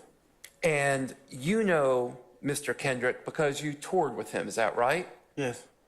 And you traveled with him, I assume. You went to different places on the tour. And that's how you know Mr. Kendrick, correct? Yes. Okay, thank you. I don't have any further questions. Okay.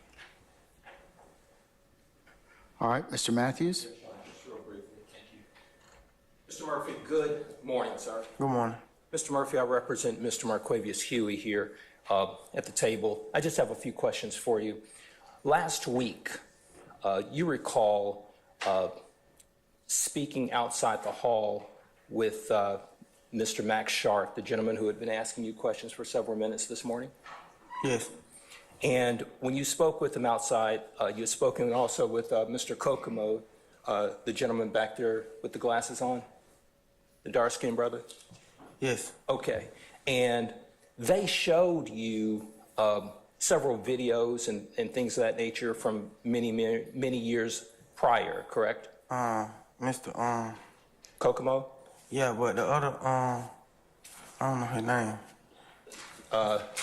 This gentleman here with the Yeah, mask he on? wasn't. When I seen him, that was. I think you talking about two different incidents. Okay. When he showed me the video, I ain't see. Mr. Kokomo? When Mr. Kokomo showed me the video, I ain't see the other You gentleman. didn't see Mr. Sharp? No. Okay. But the point I'm making is, though, they went over the videos with you. Mr. Kokomo showed me the video. He didn't go over it with me. I tried to ask him something. He was like, he can't do that. Right. So he showed you the videos and oriented you and made you more familiar with the incidents from several years ago, correct? Yes. The state of Georgia, they didn't do that with you, correct? They didn't go over the videos with you. No. The first time that you had actually seen those videos and refamiliarized yourself with those videos and the incidents from several years ago was with Mr. Kokomo, correct? Yes. And that would explain why you were able to answer Mr. Sharp's questions more clearly, correct? Yes. That's all I have. Thank you. Any other examination? Yes, sir. All right.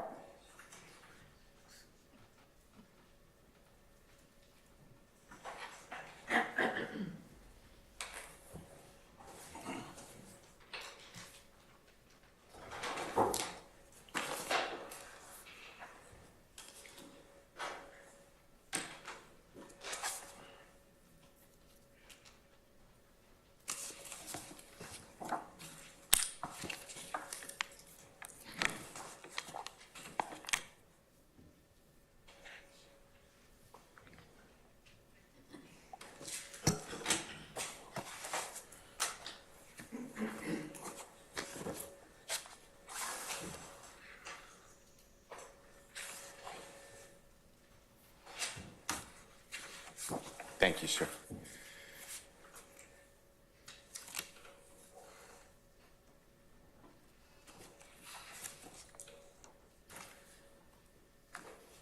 I heard you state that your life is more at peace or better now than it ever has been. Is that what I heard? Yes.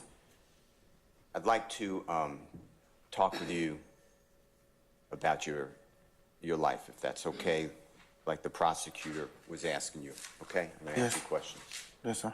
Now, there was a time that you were very close friends with Jeffery Williams. Is that true? Yes. And that happened since childhood, right? Yes. And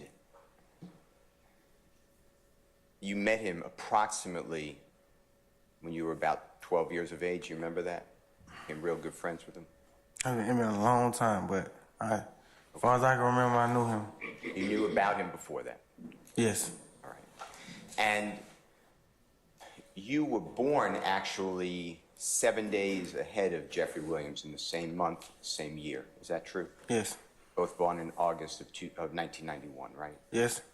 And growing up as a child with Jeffery, you know that he was raised in Jonesboro South projects. Is that true? Yes. And you were raised in the nearby projects, right? Yes. And you would spend time at Jeffrey's home at times growing up, right? Yes. Jonesboro South. Yes. And he'd be at your house too at times, right? Yes. And in Jeffrey's home, there would be lots of music. Is that fair to say? Yes. And we're not just talking, you made this known, it's not just rap music, it's all types of music, right? Yes. And All genres. And Jeffrey loved music, true? Yes. And you love music, right? I do. And on Sundays, if you remember being at Jeffrey's home, his mother would play gospel. Is that true? I don't think it was just Sunday, but she played gospel. Okay. And she also would read the Bible. Is that true? Yes. I stay in objection. And when you were so close with Jeffrey, you also became close with his family. Is that true? Certain people in his family. I think I was close with his family first, and then me and him. And you called his mother Mama or Mama Duck. Is that true? Yes. And in your family, your mom has 5 children. Is that fair to say? Yes. And each one of those children have a different father. Is that Yes. true? And none of those 5 fathers were part of anybody's life. Is that true? That's not true. Okay. How about your father? Was he ever part of your life? No, I don't know my father. Okay. And your mother was disabled. Is that fair to say? Yes. She couldn't walk? She still can't walk. And she was never employed, never working. Is that true? No. When did she work? No, I'm saying she never worked. I misunderstood you. And you're the second of the 5 children, and you're the oldest man. Yes. True. And there were times when you were real young that it was looked upon that you had to pay family expenses. Is that true? Yes. You paid your mother's car note? Yes. And food for the family? Yes. Clothing for the family? Yes. All the necessary items to try to keep lights on, or et cetera. Is that true? Yes, sir. And you did that at a really young age, 12, 13, 14. Is that true? Yes. And unfortunately, sometimes the money didn't meet the expenses, and I heard you say earlier on direct examination, your family was, you used the term, I believe, put out. You remember saying that? Yes. To the jury? And put out means that the belongings were put on the street because you couldn't live in the house. Not just you, the family couldn't live in the house. Is that what you mean by put out? Yes, when they sit your stuff on the side. Say that again? When they sit your stuff outside in the front of the neighborhood. Okay. And that's a rough way to grow up. Would you consider that true? I definitely don't want that for my kids. And by the age of like 10, 11, 12, you started to use marijuana. Is that right? Yes.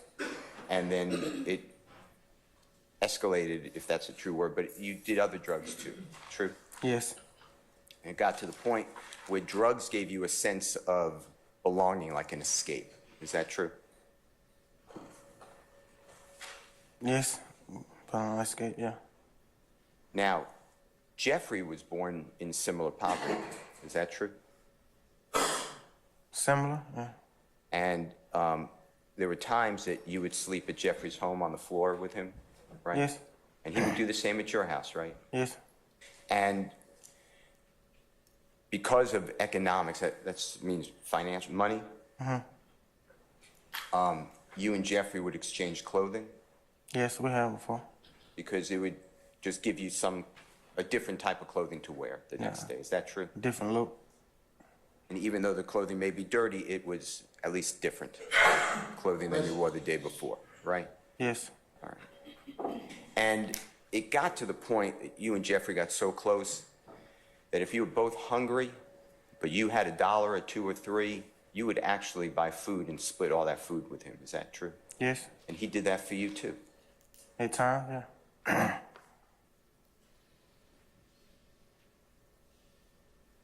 And the people in the area, some of the people were in the same type of financial problem as you and Jeffrey's family. Is that true? People Yes. didn't It have was money. other families, yeah. Now, from being with Jeffrey, you learned that he idolized Lil Wayne. Is that true? Objection, are we self-serving? I state the objection. Did you idolize Lil Wayne? You know who Still Lil do. Wayne? I still do. Okay. And to your knowledge, was Jeffrey holding the same opinion? Objection, same Same objection. objection. How about Tupac? You know who Tupac is? Yes. Same answer? Yes. Objection made. Same the question. Now, did you observe Jeffrey study the music of Lil Wayne? We both did. Okay. And did you observe Jeffrey, and you, study the music of Tupac? Yes. And you said on direct examination last week that you called Jeffrey Little Jeff. Is that true? Yes. And do you know there came a time that Jeffrey wanted to be called Young Thug? Yes. He named himself, true? Yes.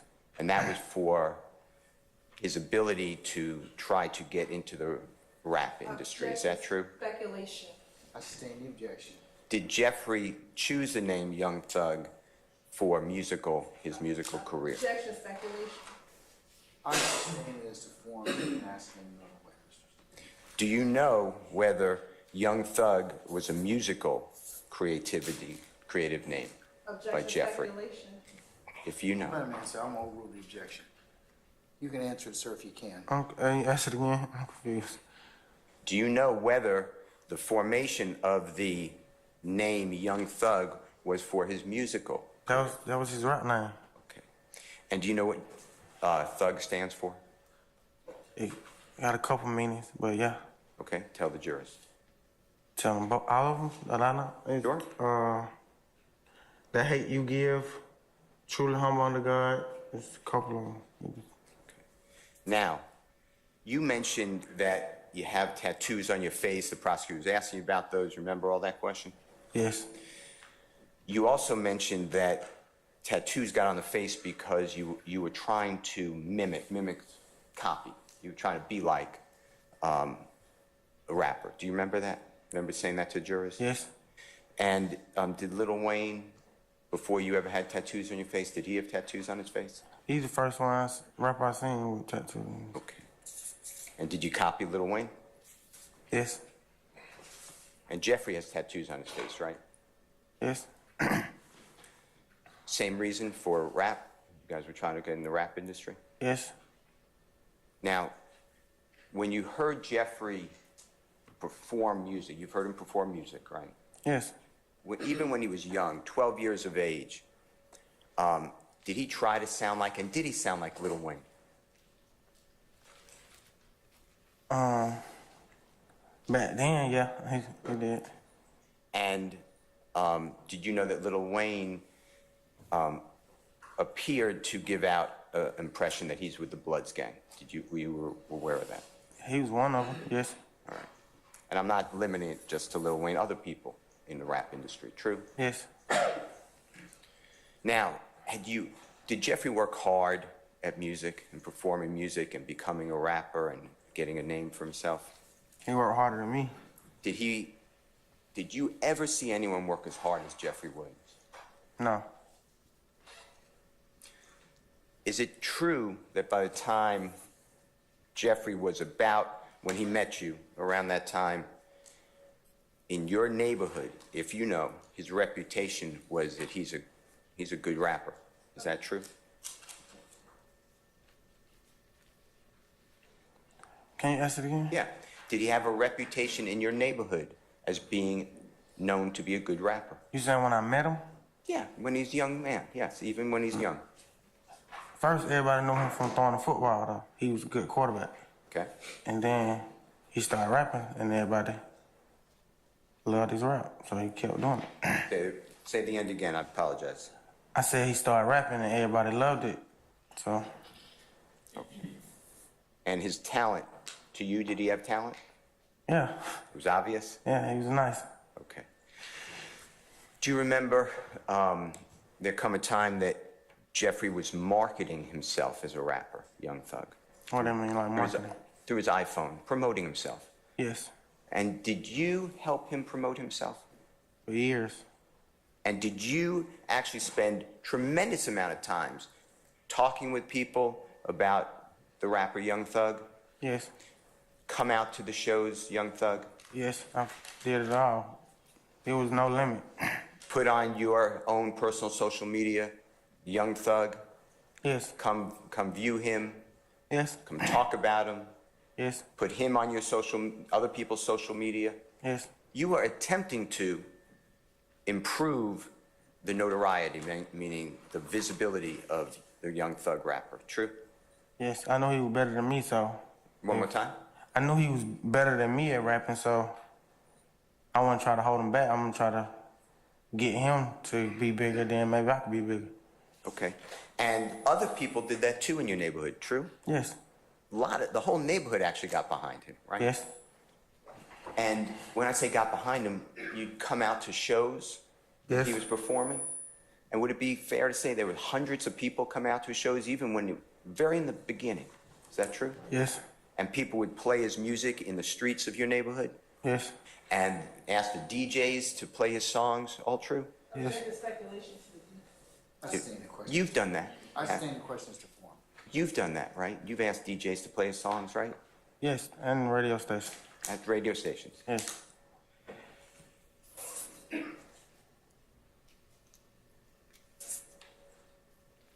Do you know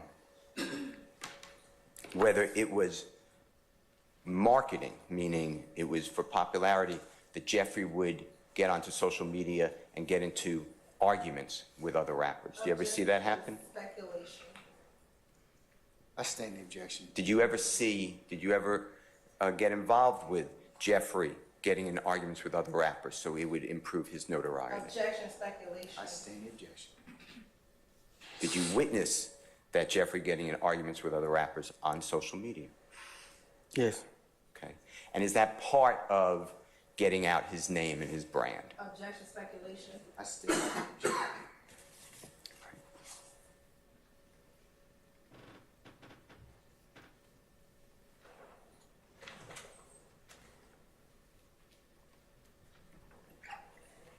Do you remember Jeffrey's eventually did mixtapes? You know what a mixtape is? Yes. Or an album? Yes.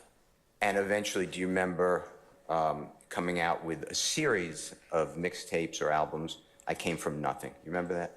Yeah, that was his first project, I think. Okay. And you helped promote that, right? Yes. And would you go with Jeffrey to concerts that he put on, performances? Yes. All the time, right? Yes. And would you work those concerts and try to sell what they call merch or merchandise at times? Yes. And would you promote those concerts, meaning tell people, get out the word on your social media or otherwise, put up posters, whatever it is, Yeah. to come to these shows. Yes. And it benefited Jeffrey a great deal, your efforts, true? I don't understand. That's that again? You assisted him in his career. In my opinion, yeah. Okay.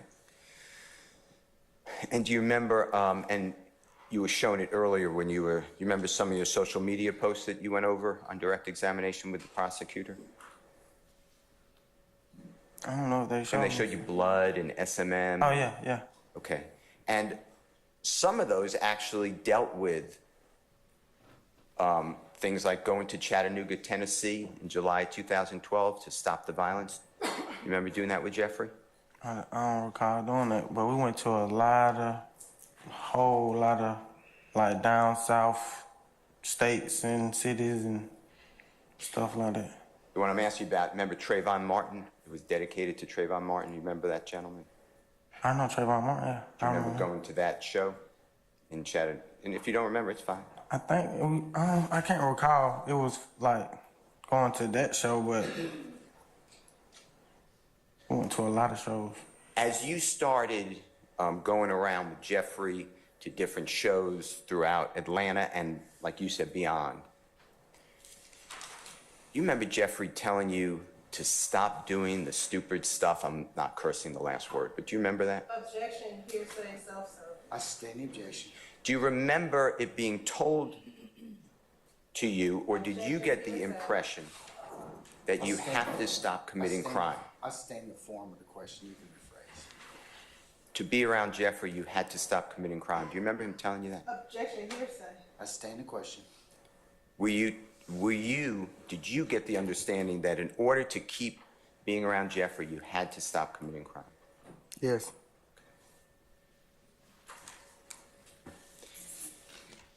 Now, besides, I'm excluding drugs. I'm excluding lean and marijuana. I'm excluding gambling. Excluding means I'm not asking about that, okay? Okay. Did Jeffrey ever instruct you, order you, ask you to commit a crime to enhance any criminal street gang? Objection, hearsay. I'll allow that one.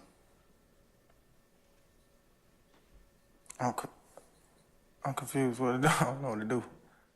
The Honorable Court's allowing you to answer the question. Can you ask it again? Yeah.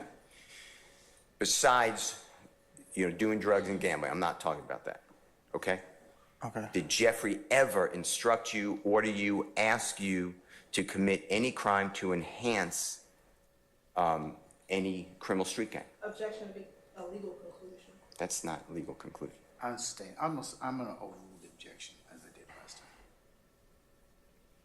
Did So you ever ask? answer it? Yeah. He was mad at me. He didn't want me he didn't even want me on Cleveland Avenue. He didn't want me doing nothing. They gonna get me taken away from my kids or him or nobody. He didn't want me doing none of that. Did Jeffrey ever ask you or instruct you to commit a crime? No. Did Jeffrey ever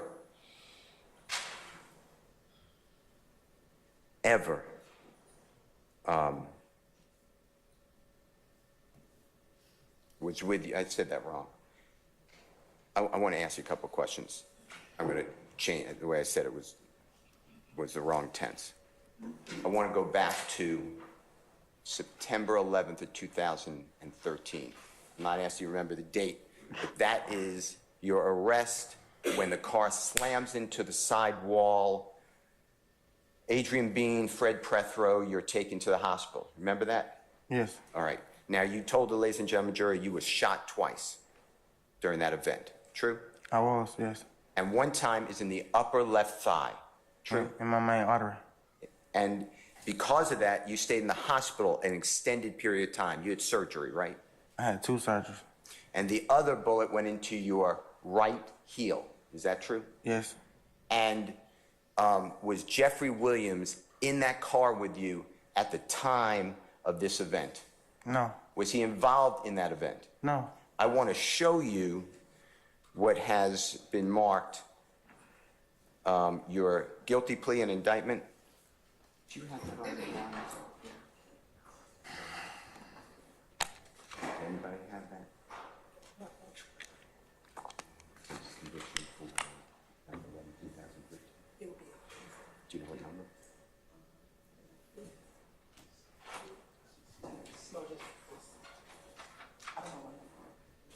Your Honor, may I approach? You may.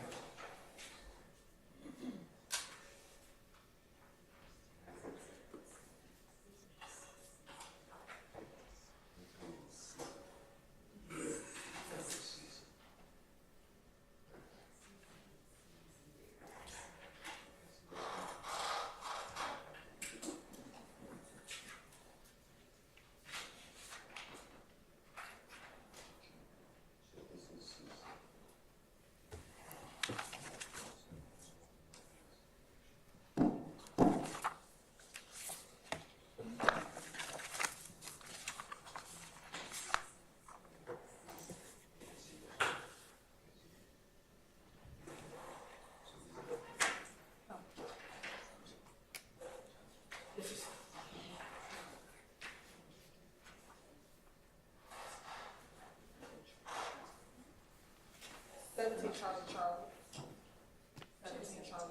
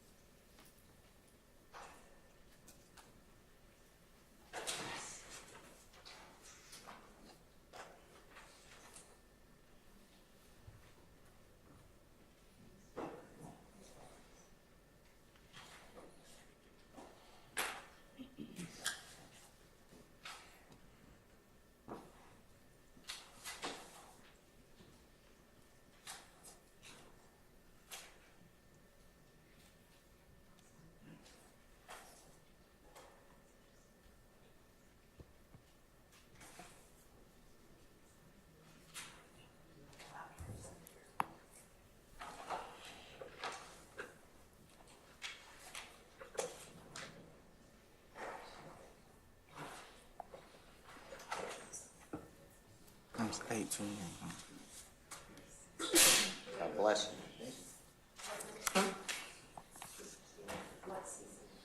They said 17, I believe. Yeah.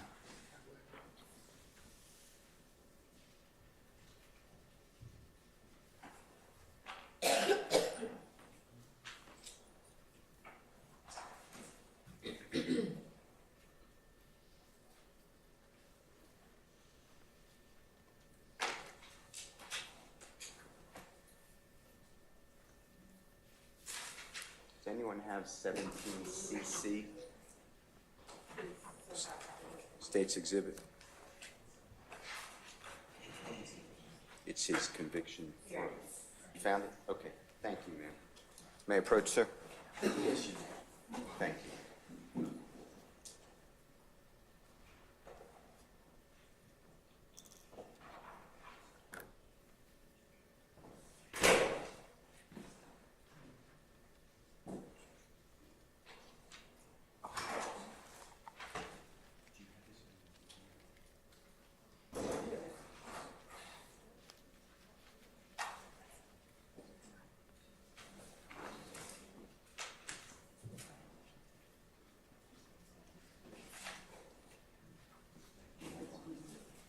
Just tell me when you're ready.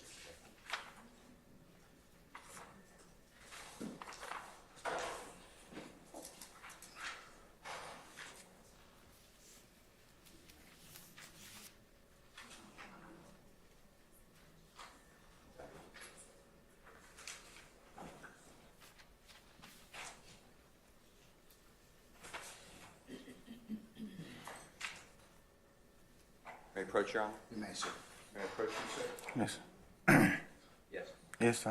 I'm showing you it's already in evidence.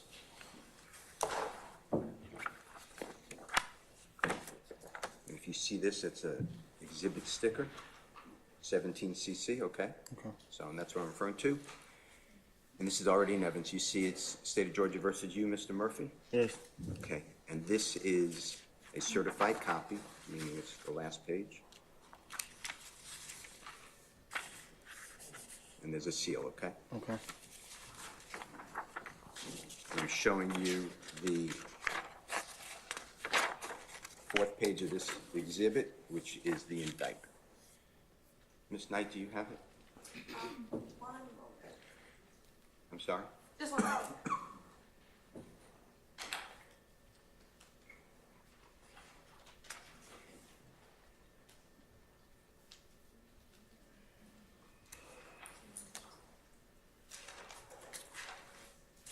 It's okay, Ms. Knight. Thank you, though. So on here, do you see where it says indictment on this section? Yes. And it's State of Georgia versus Mr. Bean, Mr. Murphy, Mr. Proffer. Is that true? Yes. Jeffrey Williams not on there? No. And then this is returned in October 1, 2013, meaning that's when the grand jury filed this in open court. Is that what the date says? Yes. Okay. I'd like to show you what has been marked and admitted as 19CC. You see that? Yes. And this was shown to you by the prosecutor as your guilty plea to this case that the jurors are trying. You see that? Yes. Okay. And that's indictment number 22 SC 183572. True? Yes. And you're familiar with this indictment, fair to say? Yes. And I'm turning the pages to the actual indictment. And this is also certified, or should be, certified on the front electronically. Right? Certification? Yes. All right. And you've seen this before. This is the indictment in our case. It's very lengthy. True? Yes. And your name is on here, right? It's somewhere. It's in alphabetical order. Oh. Yes. That's your name at the top? Yes. Jeffrey's name is in here at the bottom. Yes. And then Adrian Bean is not in this indictment. Is that true? No. Nor is Fred Prothro. True? He's not in here either, is he? No. And then I'd like to show you in count 1, overt act 5, 6, and 7.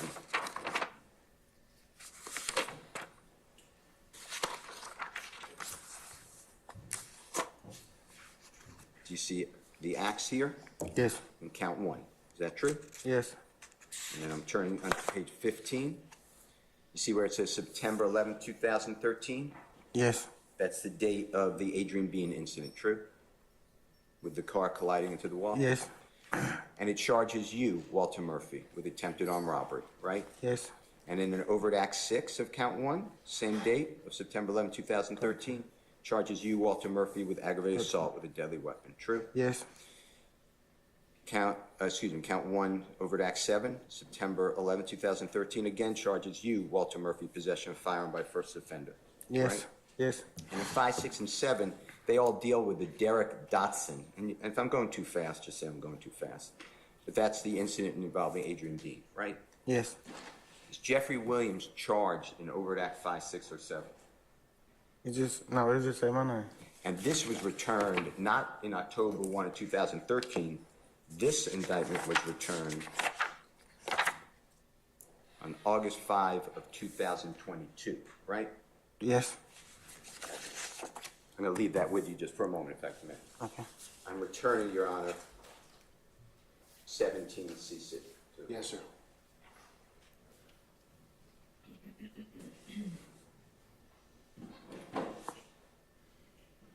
Now, I want to go to a person who the jurors know as Artillian Bennett, okay? Okay. You said you didn't know that name, but you know her as Che. Yes. Is that true? Yes. And just to orient the jurors, you said that she actually did babysitting for your daughter. Yes. Is that true? Yes.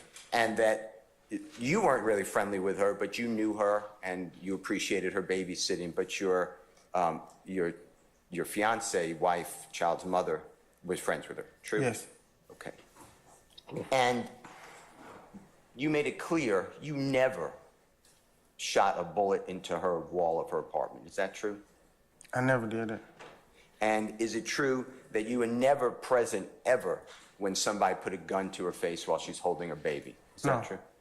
And you never took her watch, or not watch, let me think about this, $4,000 in U.S. currency, another $100 in U.S. currency, her firearm, her cell phone, maybe some jewelry, and a child's book bag or a child's bag. That never happened, did it? No.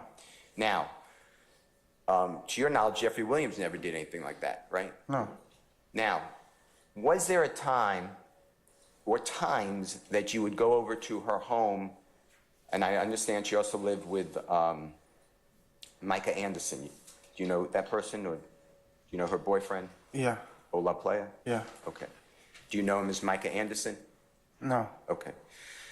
There were times you'd go over to her home and do drugs there, true? Yes. And she was, as well as Mr. Anderson, they were selling drugs, true? He was selling drugs. I don't know if she was selling That's drugs. fine. And do you remember ever going over to her home with a gentleman known as Buck Buck? Yes. Now, Buck Buck's different than Book, right? We're talking about two different people. Am I right? Yes. And you told the prosecutor that Buck Buck, these are my words, is a thief. He steals a lot. Remember He saying that? have. Yeah. He have before. He used to. Yes. Okay. And he was a drug addict, fair to say? We all were. Yeah. And was there a time that you, I'm not saying other people weren't there, but that you, Jeffery Williams, and Buck Buck, and Archillian Bennett or Che, and Ola Playa or Micah Anderson and others were doing drugs at Miss Bennett's home, and Buck Buck stole drugs from that home? Did that happen? He stole drugs from a lot of places, so probably, yeah. Objection, Your Honor, to speculation. I sustain the objection. Do you remember Jeffery Williams and you calling Miss Bennett or Che and apologizing for Buck Buck stealing the drugs and that Jeffrey repaid the drugs that were stolen? Yes, that happened before. Now,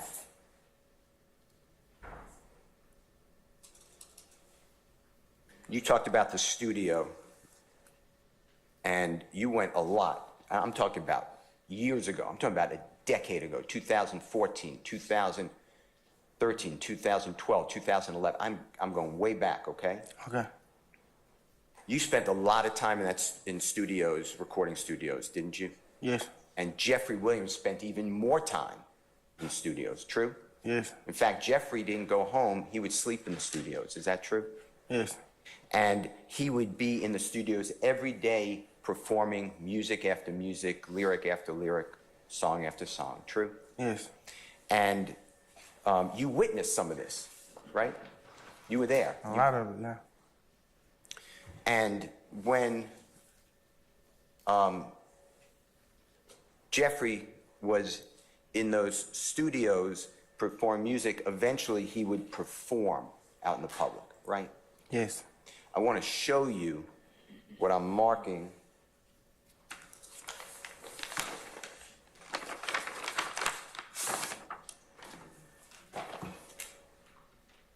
As Mr. Williams, exhibit number 220A, as in Lisa Alpha, through 220XX.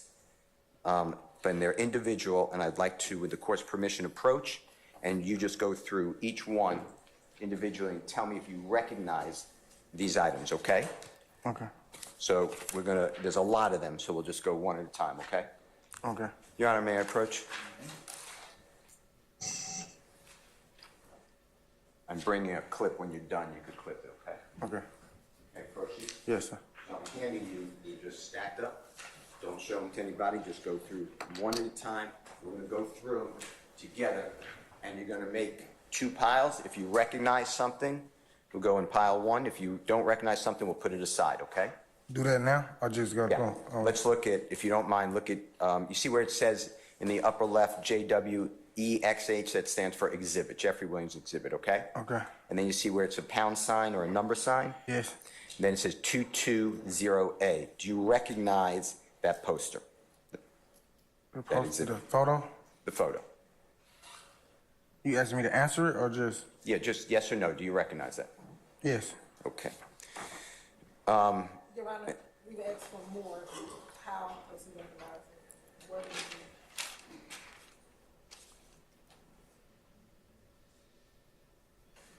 We would need more foundation. I would agree with that at this point. So I'll sustain as to foundation. Just ask him some more questions.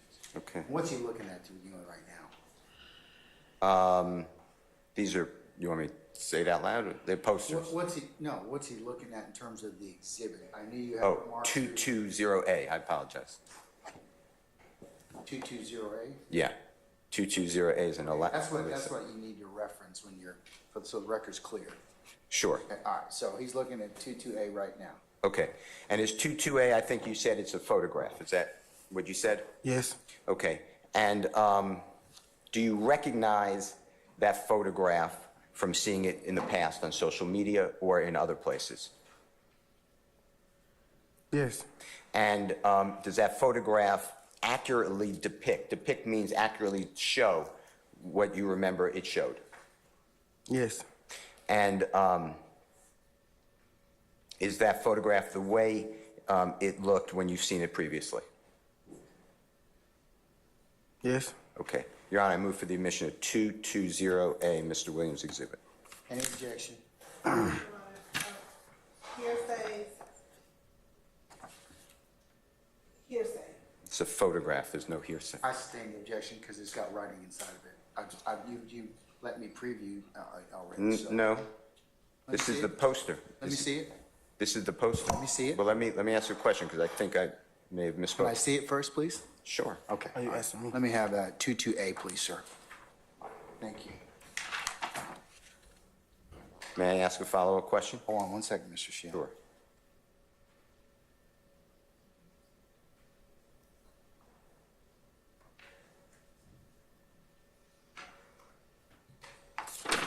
Here you go, Mr. Murphy. All right, go ahead, sir. Do you see and at the very bottom left as well as the very bottom right, there's some writings? Yes. Is this how you saw the photograph with that writing on it previously? Yes. Okay. Your Honor, I move for the admission of 220A, Mr. Williams' exhibit. Still need a little more foundation. Is this do you recognize this from social media as being a promotion of an event that Mr. Williams performed at? I just remember seeing it. I don't remember what it was for. But Okay. I remember seeing this photo. Okay. And did it have the writing at the bottom? Yes. And look at that writing. Is that the way it looked when you saw it previously? Yes. Okay. Your Honor, I move for Mr. Williams 220A. Any further objection, madam? Does Mr. Murphy know what social media account he got it from? When he saw it? I'll let you lay a little more foundation. Your Honor, under Henderson, Henderson versus State, it's 317 Georgia, 66. It's in Division 8. 317 Georgia, 66. It's in Division 8, All right, just stop talking. 2023. Let me look at it, sir. Okay.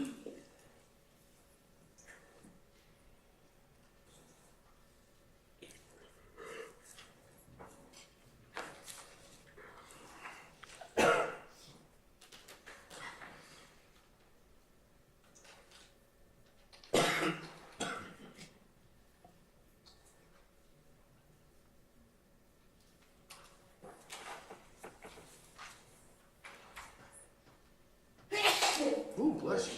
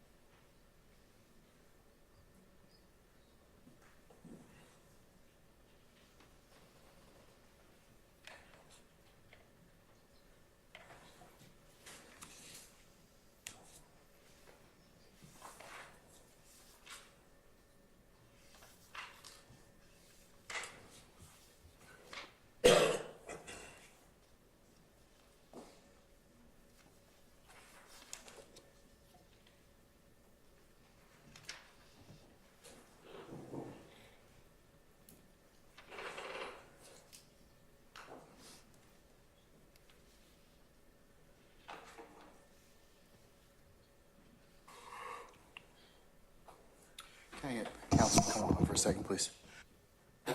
Mr. Murphy?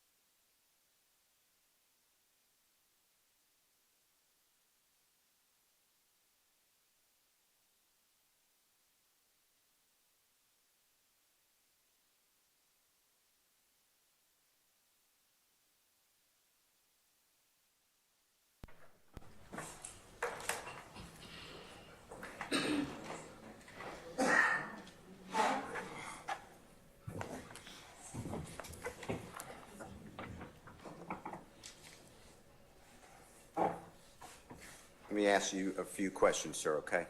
Okay. As it pertains to,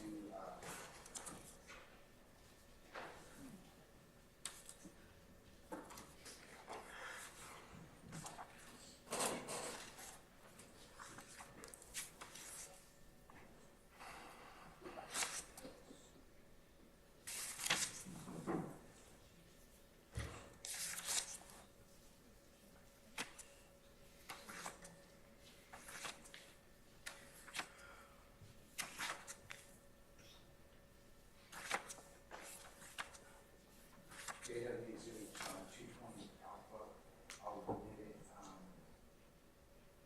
with the court's you can publish it once you mention it. I can't hear the court. I said, you may publish it once that is finished. Once the redaction's finished? Yes. All right, well, because of that, Your Honor, I don't want to waste time. There'll be a redaction, so I'm going to move on. Mr. Murphy, I'm going to ask you another series of questions. We're going to come back to that, okay? Okay. All right. Since about 2010, you would have been 19 years of age. Is that true? I think so. Okay, that's fine. I think. All right, let's go back a year before that, 2000.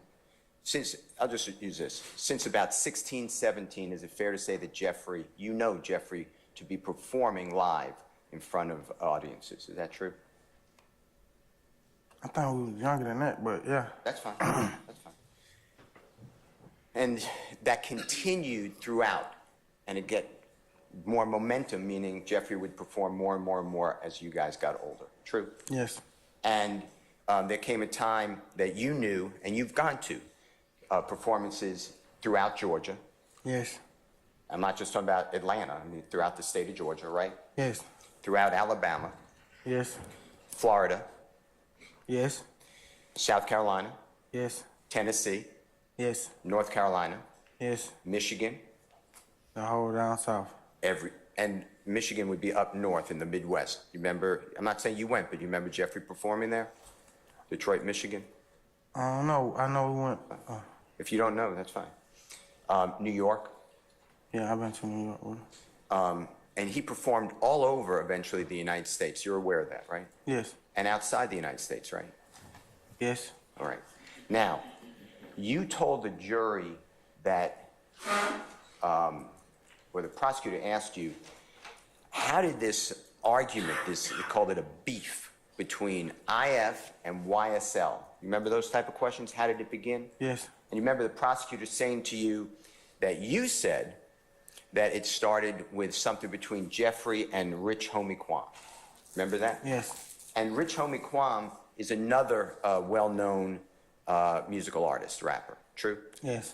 And were you aware, do you remember, that in late December of 2014, late December 2014, Jeffrey and Rich Homie Kwam were performing together live under the name Rich Gang? Yes. Okay. And tell the ladies and gentlemen, jury, what Rich Gang is. It's a record label. Okay. And was Jeffrey a member of Rich Gang? Yes, The to my musical knowledge. group? Yes. And was Rich Homie Kwam a member of Rich Gang? Yes. And was a man named Brian Williams, you may know him, if you don't know him, that's fine, as Birdman, owning that record label? Yeah, I think he the owner. I think he owned it. He made it.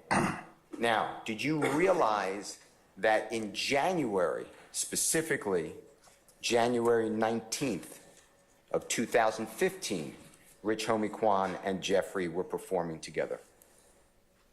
January when? What year? January 19th, 2015. I don't like remember when I know they performed a lot together. They got a lot of mixtapes together. A lot of mixtapes together. Okay. Well, let me show you something, see if you, this refreshes your memory.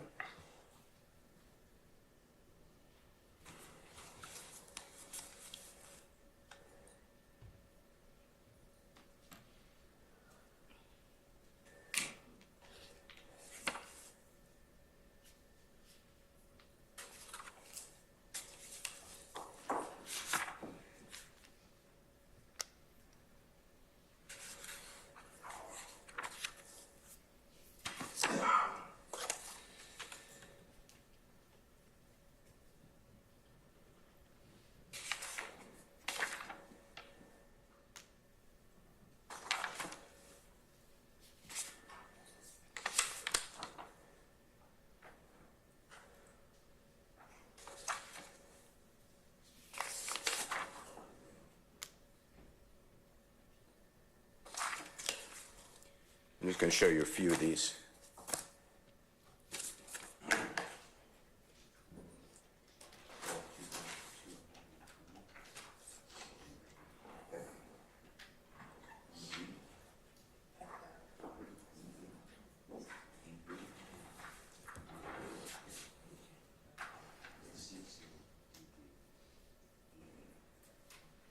Your Honor, may I approach?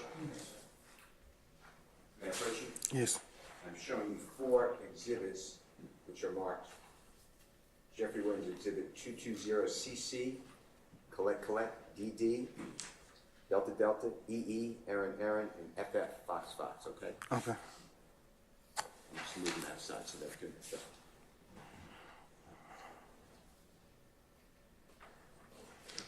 Tell me if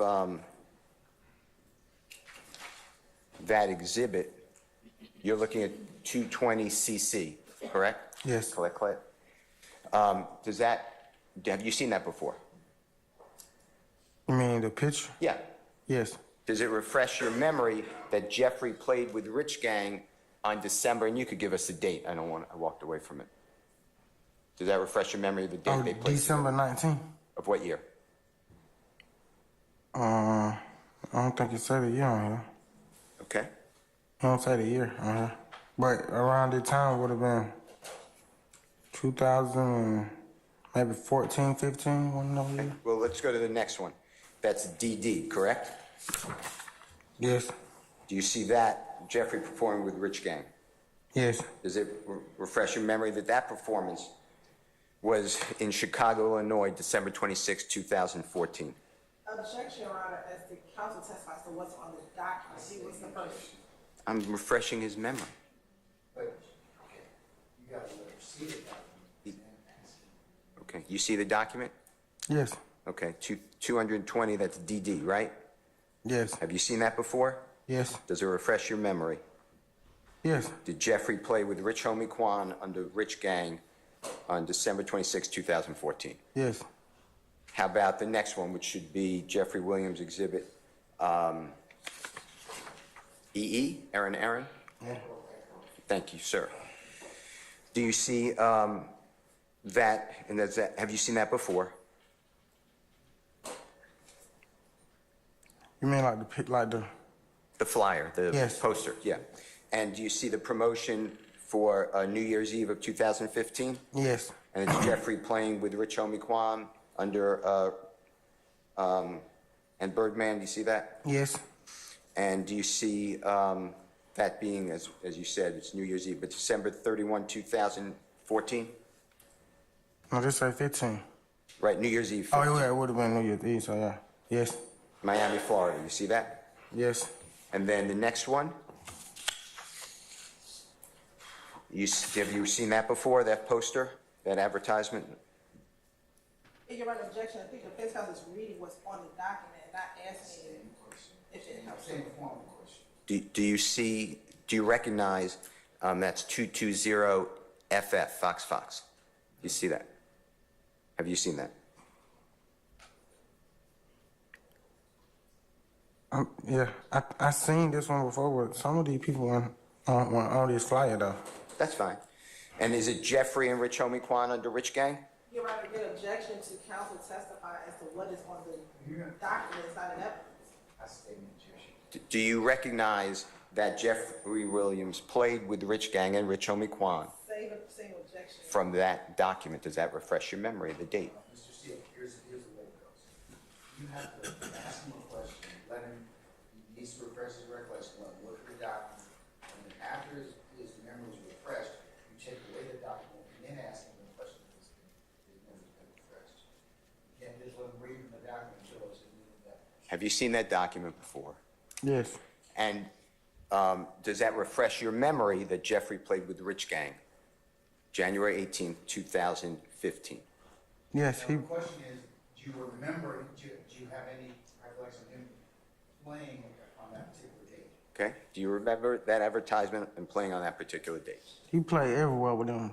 Okay. Now, if you don't remember the date, you were in a horrible accident and you were in the hospital in beginning of January 2015, right? Yes. but you told the ladies and gentlemen of the jury that, God forbid, Donovan Thomas was killed while you were in the hospital. Do you I remember? said it on the news, yeah. Okay. And that was on January 10th, 2015. I don't remember the date, but I know I seen it. But these items that you just looked at, and refresh your memory, Jeffery Williams 220, CC, DD, EE, and FF, they go right through January 10th, 2015. Do you realize that? Objection, Your Honor, speculation, Why is that speculation? because as it goes right through, there was 4 dates that were notified. Okay. You testified to this jury that you remember that Jeffery Williams was playing with Rich Homie Kwan December 18, 2004, December 19, 2014, right? Yes, December 26, 2014, right? yes. Objection on lack of personal knowledge, unless Mr. Murphy was at any of these events, he That's- doesn't know that's- if they performed. That's He not knows true. what the flyer says. It's December 31, 2014. You aware that they played together? Are you aware? Yes, Objection, Okay. speculation as He- to whether or not they actually played the concert. He just said they played together. That's what I said. Are you aware that they played together? Okay. Do you know that they played together on New Year's Eve of 2014 going into 2015? yes, Okay. And on same question, January 18, 2015. yes. Okay. Now, explain to the jury if Jeffery Williams and Rich Homie Kwan had this big falling out or beef to cause Donovan Thomas's death, potentially. How is it that they were playing together 8 days later? If you can explain it to the jury. Objection, Your Honor, speculation. All right. Let's talk about the rodeo tour. You remember that? Yeah. Okay. May I approach? You may, sir. May I approach?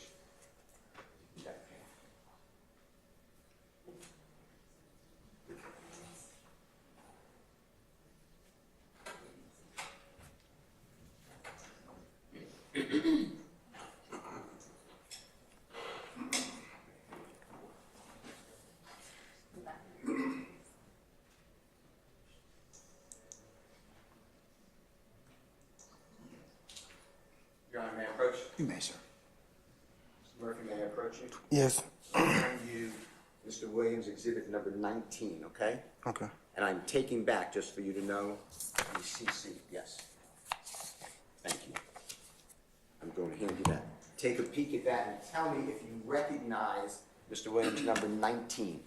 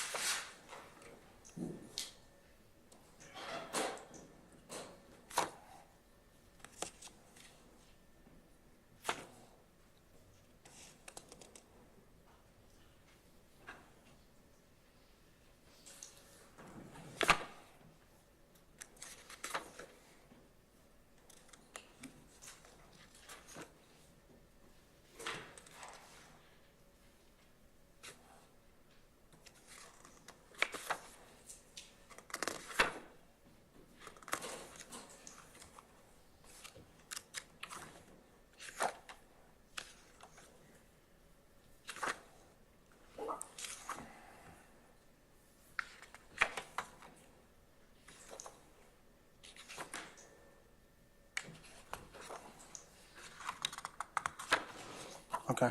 Do you recognize that? Yes. And how do you recognize that? It's all the tour dates, the hotels and stuff. Just everything about the tour. Okay. And is that the tour, do you know the name of that tour? The rodeo tour. And did you go on that tour, Yes. or at least part of it? Yes. Your Honor, I move for the admission of Mr. Williams, number 19.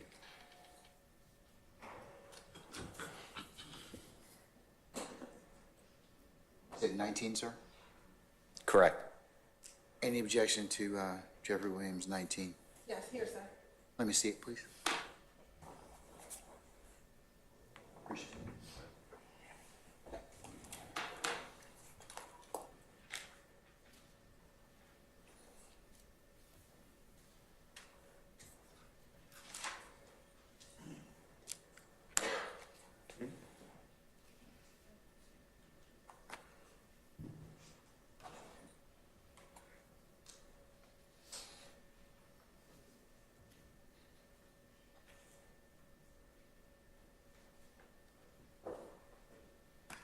Can you all approach for a second?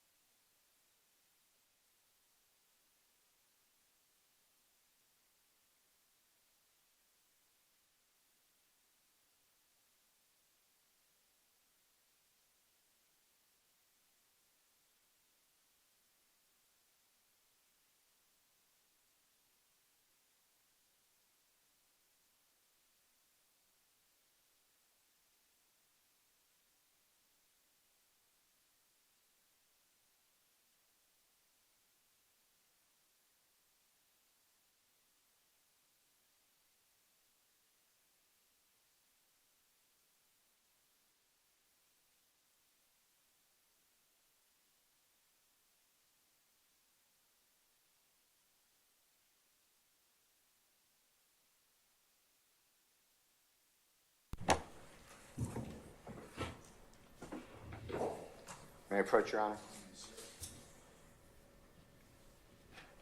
Approach. Yes.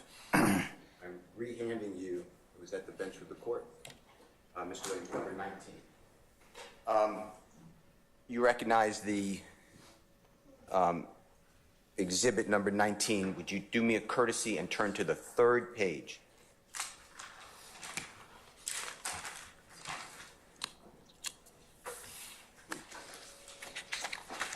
Okay. And on that page, I'm not looking at the exhibit, is there a list of cities and dates? Yes. Okay, we're on the same page.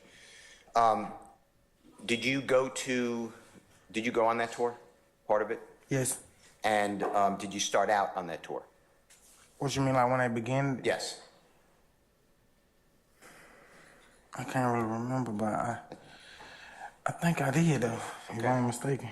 And was it on a plane? Was it on what type of transportation was it? Oh, no, yeah, I did start. We left on the bus, and then I think we met him in another state. He flew. And who's him?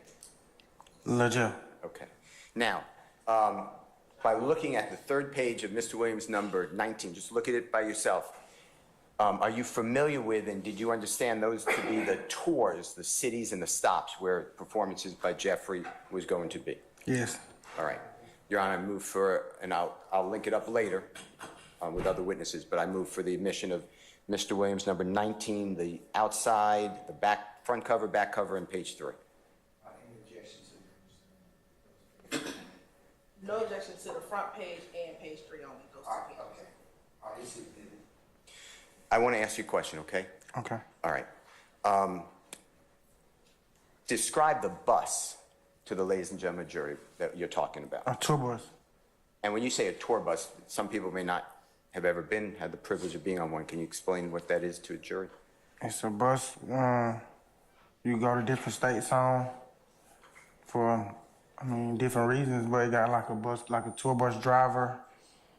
It got like probably, the one we had probably had like 10, 11 beds on it. It got like a bedroom in the back and stuff like that. Did it have sinks and toilets and things like Yeah, that? toilet, refrigerator, Running water? all that. Okay. And where did the tour, was the tour with another artist? Do you remember who that was? Yes. Who was the other artist? Travis Scott. Okay. And is he also a well-known to you? Is he a well-known musical performer, rap? Yes. All right. Did he just play at the Super Bowl? Objection relevant. All right. Where did, and tell the ladies and gentlemen the date, you could use that, obviously it's in evidence. Where did the tour start and what city? Where did the tour start and what date? Saturday, February 15th to 28th, to the Okay. 28th or something. And what city was that? St. Anna, California. All right. And if you can just go down and read, if you don't mind, read to the jurors the date and the city, just in order, from Mr. Williams' number 19, page 3. Sunday, March 1st through the 15th. St. Anna, California, that's a show date. Monday, March 2nd through the 15th. Tucson, I think that's what it is. Tucson, Arizona, that's a show day. I remember that one. Tuesday, March 3rd through the 15th, travel date. When you say through the 15th, is that 2015? Oh, that what it might be, yeah. I think that's what it is. No, that's my fault. Yeah, because it keeps saying 15. Yeah. That's okay. But, I'm sorry I interrupted you. March 3rd. Okay, so yeah, the March 3rd, 15th, yeah. 2015. All right, that's the travel date. And then Wednesday, March the 4th, 2015, Denver, Colorado. That's the show date. Thursday, March the 5th, 2015, travel date. Friday, March the 6th, 2015, Milwaukee, a show date. Saturday, March 7, 2015, Chicago, Illinois. That's a show day. I don't know what that means though, but it's a show day though. And then Sunday, March the 8th, Chicago, Illinois, that's a show date. Monday, March 9th, 2015, Detroit, Michigan, a show date. Tuesday, March 10th, 2015, Toronto, Canada. They got another word right there, but I don't know what that means. Canada, TS show date.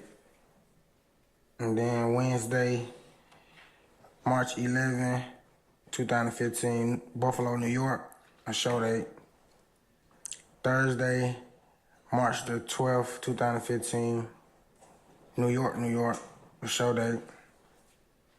Friday, March 13, 2015, New York, a travel date.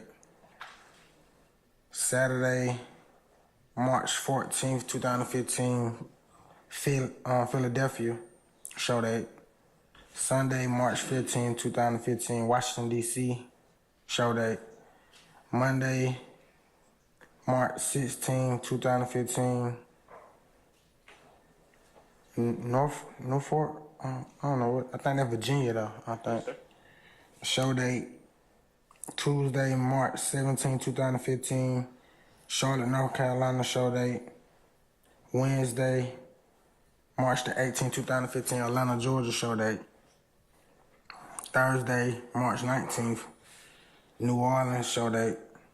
Friday, March 20th, Austin, Texas. I don't know what that means though. TBA? I don't know what that means. And then it says Saturday. Does it say TBA? Yeah, I Okay. don't know what that means. Well, I can't necessarily tell you, but that's okay. If you read TBA, that's fine. Okay. Saturday, March 21st, 2015, Austin, Texas, TBA. Sunday, March 22nd, 2015, San Marcos, Texas, show date. Monday, March 23rd, 2015, Houston, Texas, show date. Tuesday, March 24th, Dallas, Texas, show date. Wednesday, March 25th, travel date. Thursday, March 26th, Phoenix, Arizona, show date. Friday, March 27th, San Diego, California, show date. Saturday, March 28th, Los Angeles, California, show date. Sunday, March 29th, San Francisco, California, show date. Monday, March 30th, 2015, travel date. Tuesday, March 31st, Seattle, Washington, I think that was it. That's right. Show date. Wednesday, April 1st, 2015, Portland. I don't know what that means though. Show date. Is it OR? Yeah. Okay. Thursday. You heard of a place, Oregon? Oregon, no, I ain't never heard of it. Okay. Thursday, April the 2nd. I don't know, what is it? Boys ID, LD? Boise? Yeah, Boise.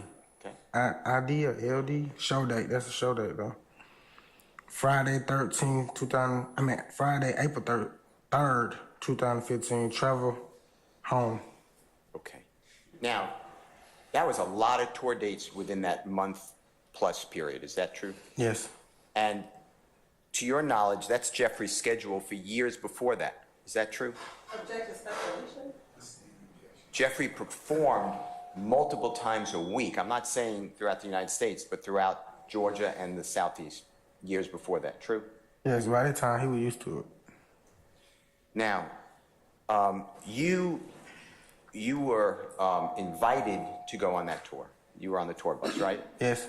And you had certain obligations like sell merch. You know what I'm talking about? Yes. And you were there to assist, carry things, whatever needed to be done. I couldn't do much though because I had my accident. But you were there to enjoy yourself as well as assist to make this a successful tour. True? Exactly, yes. And there were business managers on the tour bus, right?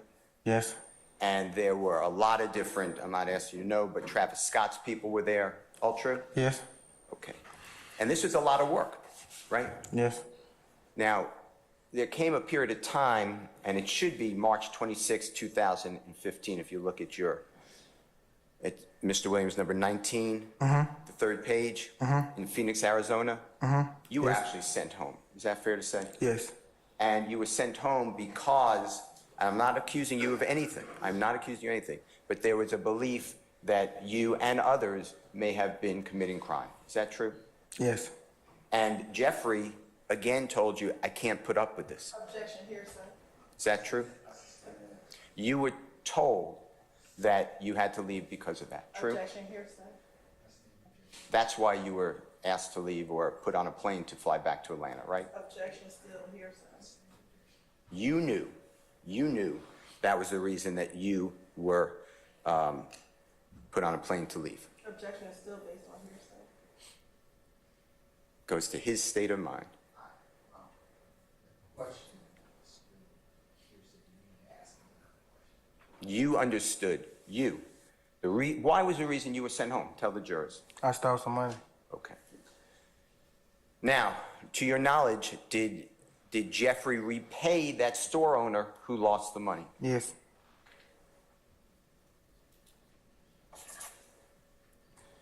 Now, you told the ladies and gentlemen of the jury that Jeffrey, and to your knowledge, I call him Mr. Donovan Thomas, but you referred to him as Nut. Do you know what I'm talking about? yes. All right. They were friendly, true? To my knowledge, yes. And your child's or children's mother is also related to Donovan Thomas Yeah, they ain't blood, but they call each other cousin. because they were from the same area and known each other their whole lives. Yes, They were close. yes, And you had no problem with Donovan Thomas, right? no, You liked him. yes.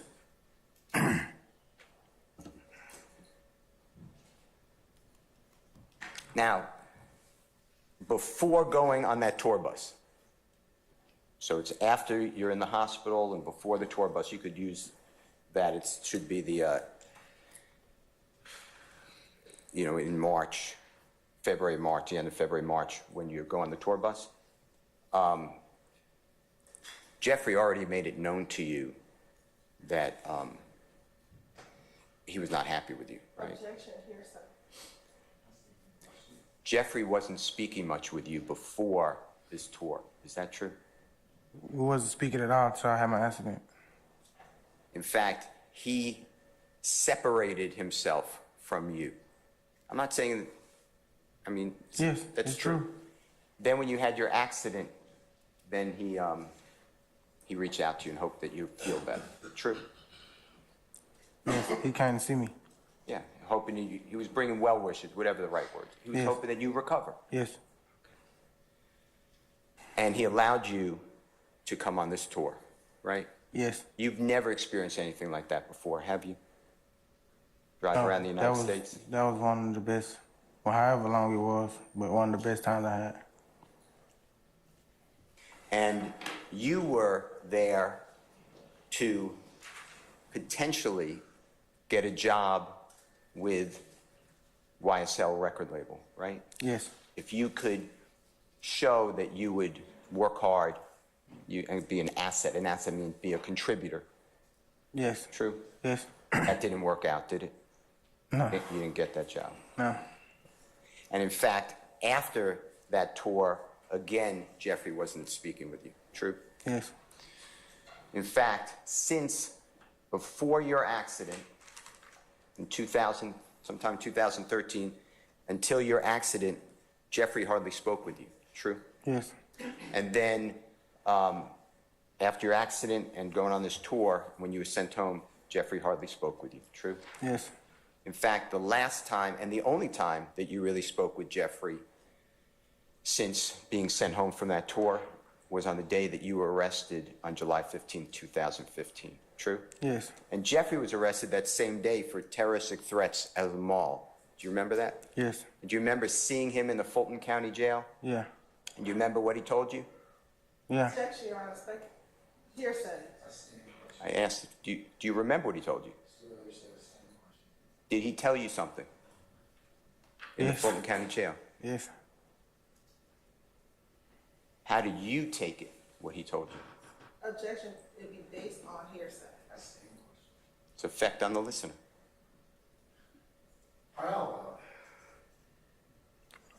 I'm confused. You can ask, I'm lost now. What Jeffrey told you, how did you take that? How did you understand it? Wait, what he told me when I seen him when we was locked up? Yeah. What did you do as a result of what Jeffrey told you? Okay. I'm confused. Can you ask that again? I can't hear you. So what did you do, if anything, as a result of what Jeffrey told you? Fulton County Jail. I took it upon myself right then to start doing better. Since that day in the Fulton County Jail, July 15, 2015, have you spoken with Jeffrey Williams? Ask that again? Yeah. Since the day that you were locked up, I'm not saying you remember the day that Jeffrey was arrested for the terroristic threat at the mall in the Fulton County Jail, after that day, have you spoken with Jeffrey Williams at all? No. Did Jeffrey Williams ever, directly or indirectly, pay for your lawyer? No. Did Jeffrey Williams ever, directly or indirectly, put money on your account in jail or prison? No. Did Jeffrey Williams ever, directly or indirectly, ever bond you out of jail? No.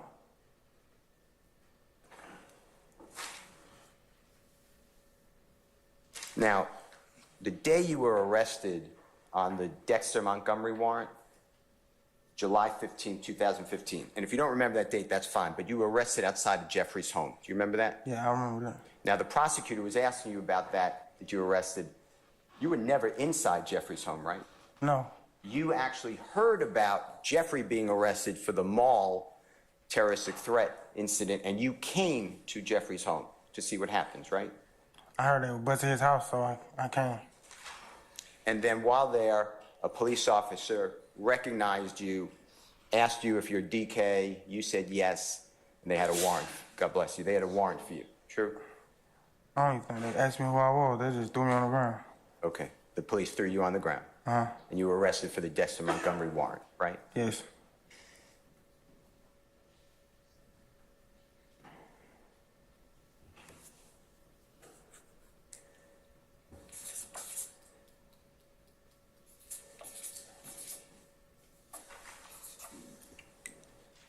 The prosecutor asked you, since you told on Nard, his name, do you know his real name? Demise McMullen, do you know that name? No.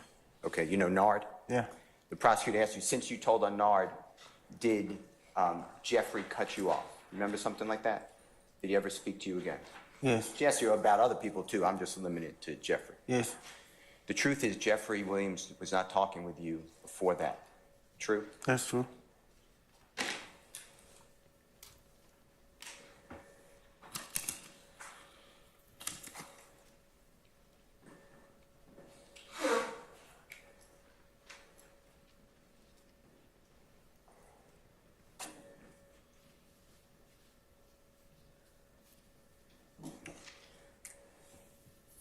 I want to talk with you about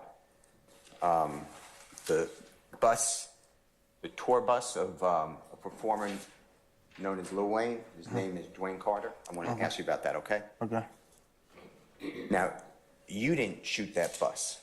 True? You had nothing to do with shooting that No, bus. I didn't. You know that bus, or at least you heard on the news, was shot, right? Yes. Okay. Do you have any information to supply to this jury that Jeffrey Williams had anything to do with the plan, the encouragement to shoot that bus? No. It's just speculation. Let me ask you if he knows. It's a supposed conspiracy. Oh, no objection. Tell the ladies and gentlemen of the jury. No. In fact, on the day that this tour bus, of Mr. Carter, Lil Wayne, was fired upon, you know Jeffrey was in Louisiana performing that day. I heard that. Okay. Now, do you know whether Jeffrey was extremely upset that that bus was fired upon of Lil Wayne? Objection, Your Honor, speculation as to what Mr. Wentz felt.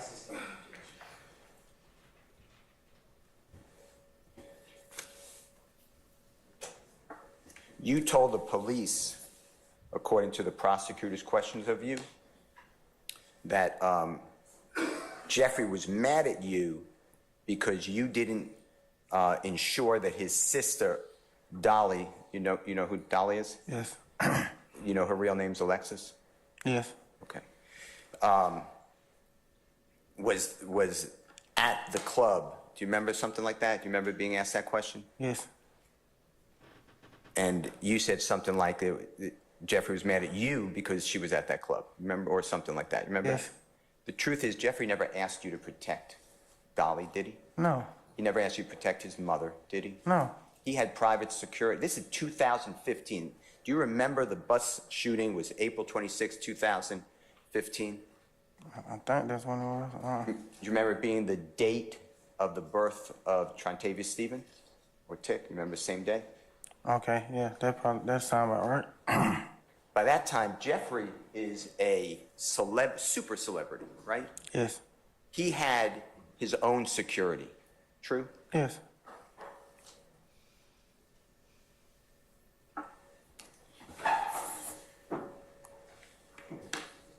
Now, Jeffrey constantly, just like you said, well, I'll just talk about you, okay? Forget about my question. You said earlier, when you allowed me to ask you questions, that you never would want anybody, especially your children, to grow up the way you grew up. Remember saying something like that? Yes.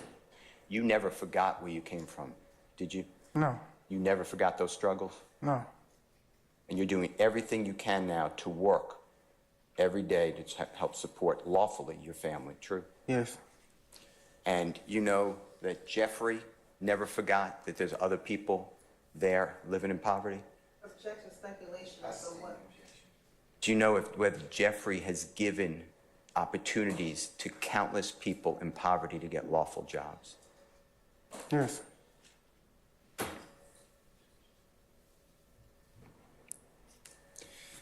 I want to talk with you about Jeffrey, if you know. Did you observe, would he let people stay at his house if they didn't have a place to live? Of course. Did you know whether Jeffrey would allow people to use his cars if they needed a car for transportation?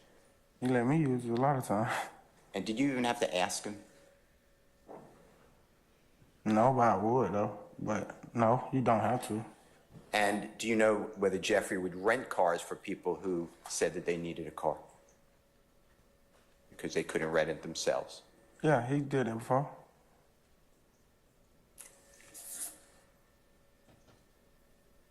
From approximately July 15, 2015, I'm using the day you were arrested outside of Jeffrey's home, okay? Until approximately January 2022, you were imprisoned in the Fulton County Jail as well as the state of Georgia prison system. Is that true? Yes. And that's serving the sentence for the Dexter Montgomery shooting as well as it ran concurrent, meaning together. You know what concurrent means? Yes.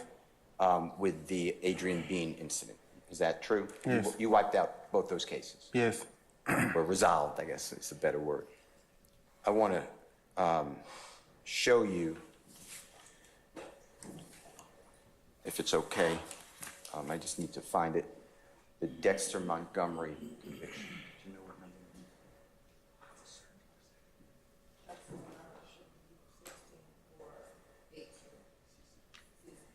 Your Honor, may I approach the honorable court reporter?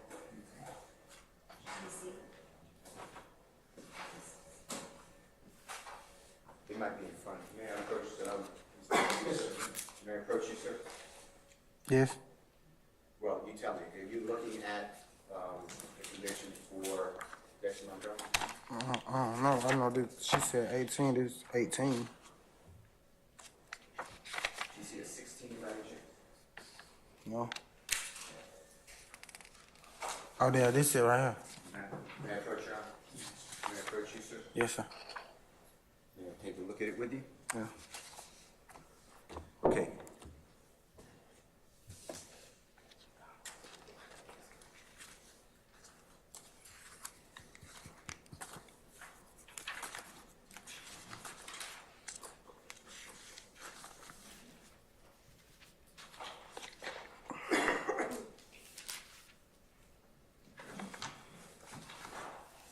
So I'm looking at it already in evidence, State's Exhibit 18CC, Colette, Charlie. You see that? Yes. Okay. And this is the indictment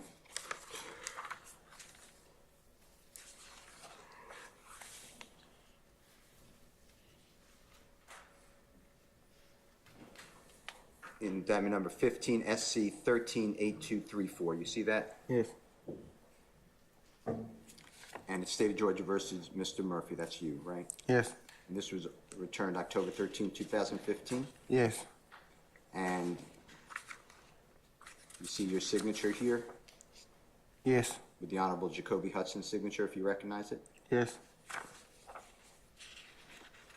And do you see here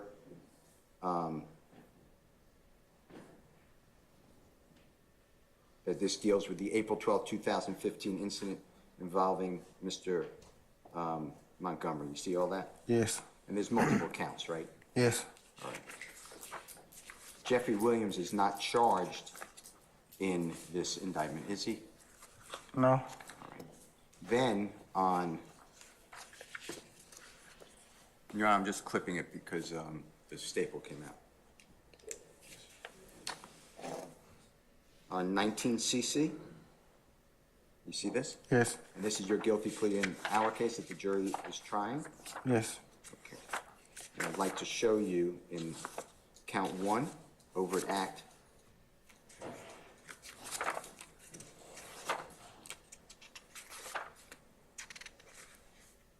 $30. Do you see here with Demise McMullen? You know that gentleman is Nard, Yes. as well as you. You see your name? Yes. On April 12, 2015, Yes. and it's attempted murder on Dexter Montgomery. You see that? Yes.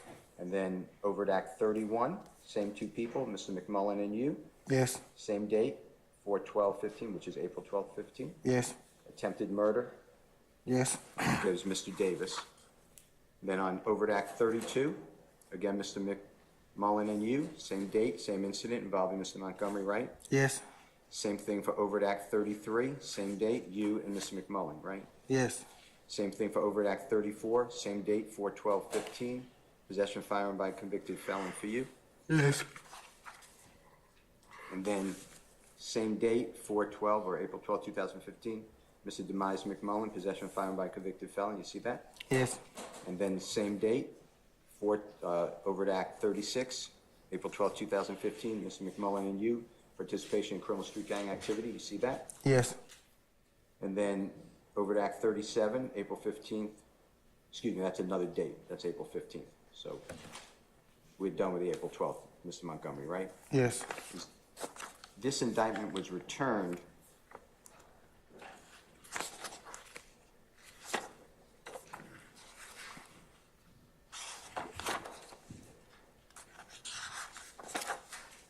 August 5, 2022, correct? Yes. Was Jeffery Williams charged in any of those overt acts? No. Now, I want you to look at the next overt act in count 1, which is overt act 39. Yes. You see April 26, 2015, Jimmy Winfrey is charged with aggravated assault with a deadly weapon concerning Dwayne Carter, AKA Lil Wayne, Yes. by shooting at a bus. You see Yes. that? And then overt act 40, which is also April 26, 2015, charges Jimmy Winfrey, participation in criminal street gang activity. Yes. Again, on the same date. You see that? Yes. You see overt act 41 in count 1 goes to a different event, right? Yes. Is Jeffery Williams charged with anything in the indictment that the jury is considering concerning the tour bus shooting on April 26, 2015? No.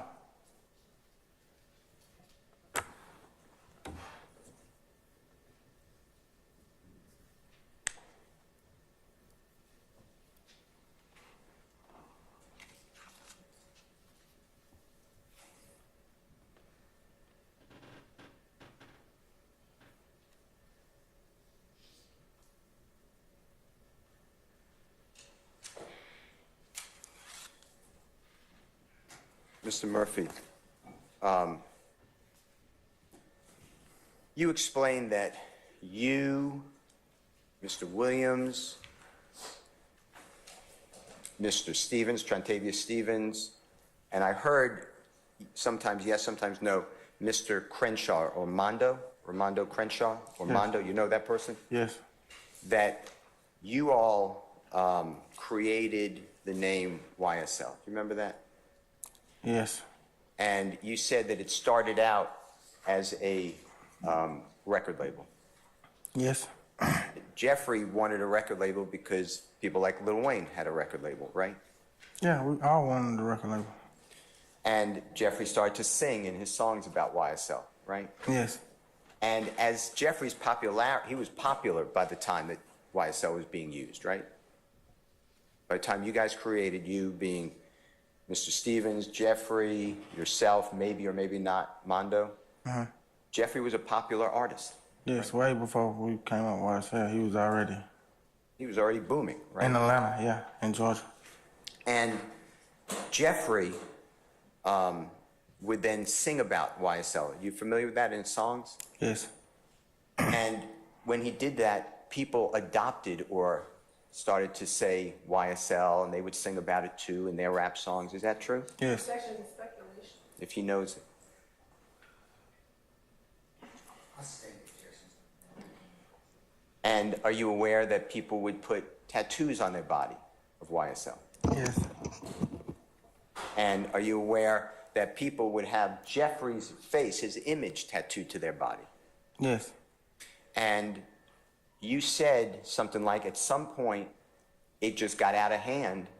YSL was just everywhere. Yes. Remember that? Yes. And we say everywhere, it's not just talking about Cleveland Avenue or Atlanta, Georgia. You're talking about all throughout the United States and the world, right? Yes. People were on the internet posting about YSL Yes. from other countries, right? Yes. It was growing. Yeah, right? it was It was like unbelievable. nothing I never seen before. And some people used it, like Jeffrey, for music, right? Objection, speculation. If he knows. Objection. Well, let's talk about that. You know that Jeffrey incorporated YSL? Do you know that? Yeah, I later found that out. I didn't know back then, but That's fine. he did. You know that YSL has employees? Yeah. You know that it's part of a publicly traded company? You know what I mean by that? And if you don't, just say, I don't know what you mean by that. do you know it's been bought by another record label? You familiar with that? Objection, speculation, he doesn't know.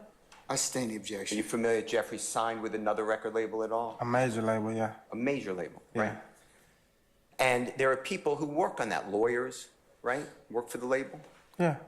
Business managers, right? Yes. Accountants, All correct? that, yeah, all that. And people who run studios, own studios, and the like, right? Yes.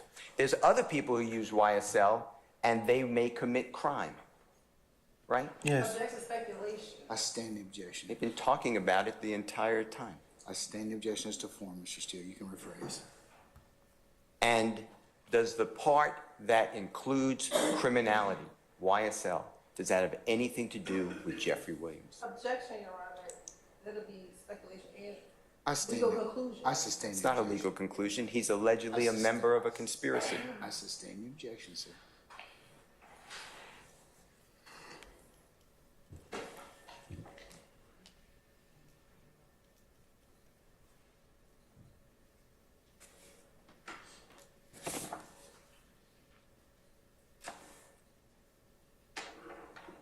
What you pled guilty to, YSL, and announced YSL is a criminal street gang, that was part of your guilty plea, right? Yes.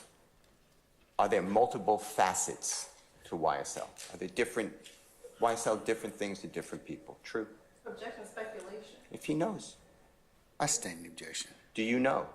do you know personally that YSL is also a lawful entity? Lawful. Can you dumb it down? I don't understand what you. Is YSL, people in YSL not committing crime? Of course, yes. Okay. And you said earlier that people in YSL could be Bloods, members of Criminal Street Gang Bloods, right? Yes. They could be members of Criminal Street Gang Crip, right? Yes. Then I heard you say they could be Muslim, Yes. right? And I heard you say they could be lawful people, right? Like a fan. Fans, Yeah. business managers, right? Yes. Performers Yes. or artists, right? Yes.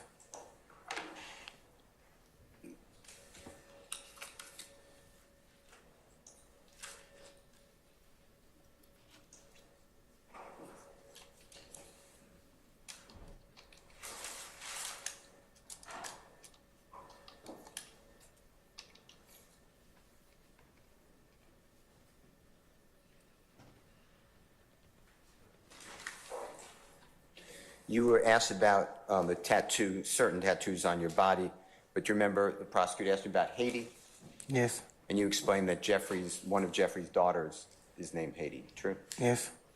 Tell the ladies and gentlemen jury whether Haiti is a location where you grew up. That was a nickname for a location we grew up.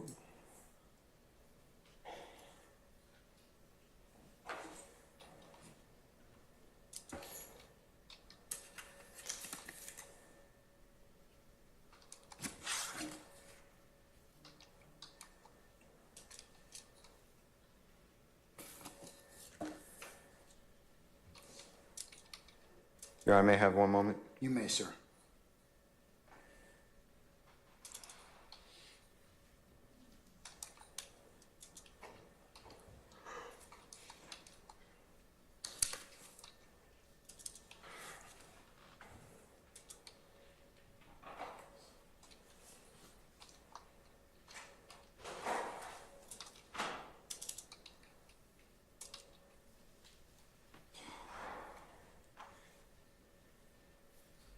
Mr. Murphy,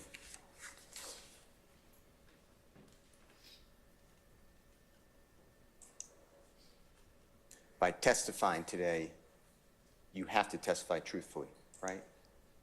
Yes. You're under oath, Yes. and you have a plea agreement where if the prosecutors believe that you did not testify truthfully, you can be revoked. Yes.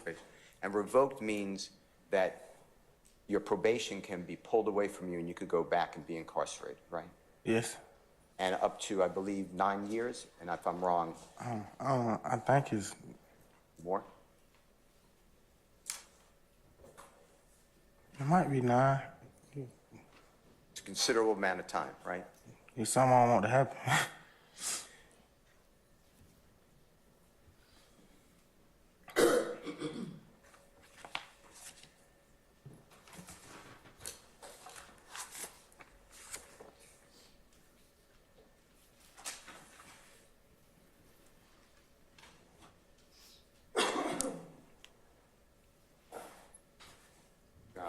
May I have 1 second, please? You may, sir.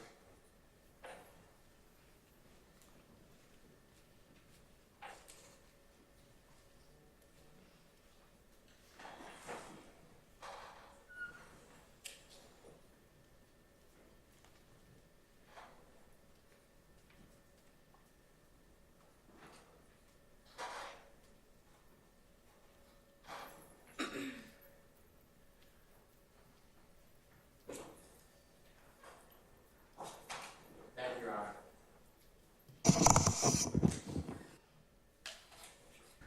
All right, ladies and gentlemen, how about some lunch? Among other things. All right, how about we do this? Why don't we recess and come back at 2 o'clock? And we'll see where the rest of the afternoon leads us at this point in time. Mr. Murphy, we'll see you back at 2, okay? Okay. All right? Okay. Okay, sir, don't discuss testimony of anybody except the attorneys in this case, all right? Okay. Okay, all right, ladies and gentlemen, we'll see you at 2 o'clock, all right? All rise.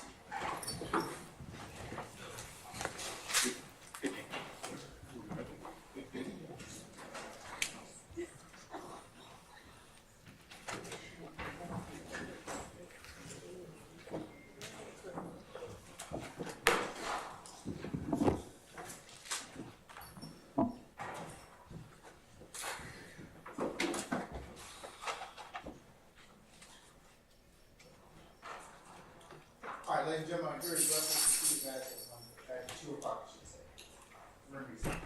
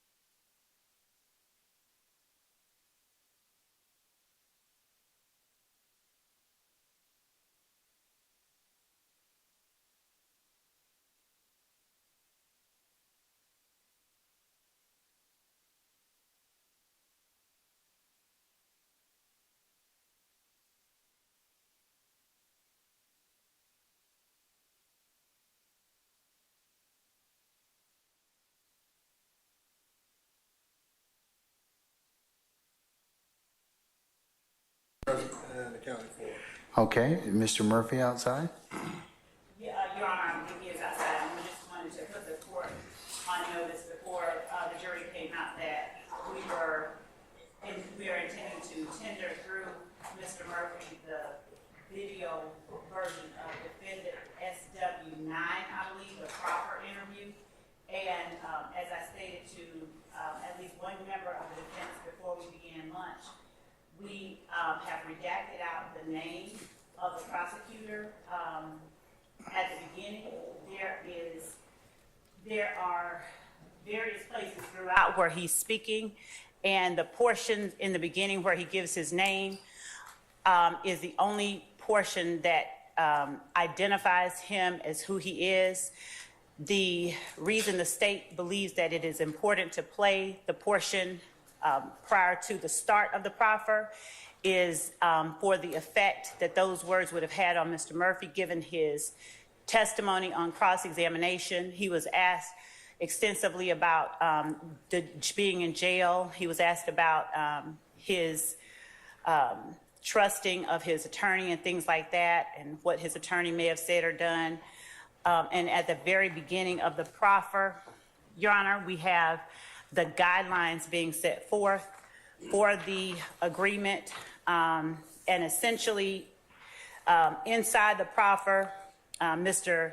Murphy is being told that they were getting ready to do a proffer. It's a final plea, that Mr. Murphy is in handcuffs, and that if he needed a break to speak with his attorney, he could. Also, he was explained that the proffer agreement meant that he was going to speak to the state. There were promises that were being exchanged. The promise was that everything he told the state on that date would not be used against him, that the goal of the proffer is for Mr. Murphy to have been truthful, that he could not get into any more trouble by anything he said that day. Whatever evidence that the state had against Mr. Murphy had already been served. Whatever statements that he may have made in the past prior to that proffer were fair game still, and the state could use those against him if the case went forward. But on that day, which happened to have been the day that he entered a guilty plea, on that day, the state promised that it would not use anything that Mr. Murphy said against him, with two exceptions. In exchange for the promise, Mr. Murphy was asked to be completely honest, to be candid, to be truthful. Do not try to minimize your involvement.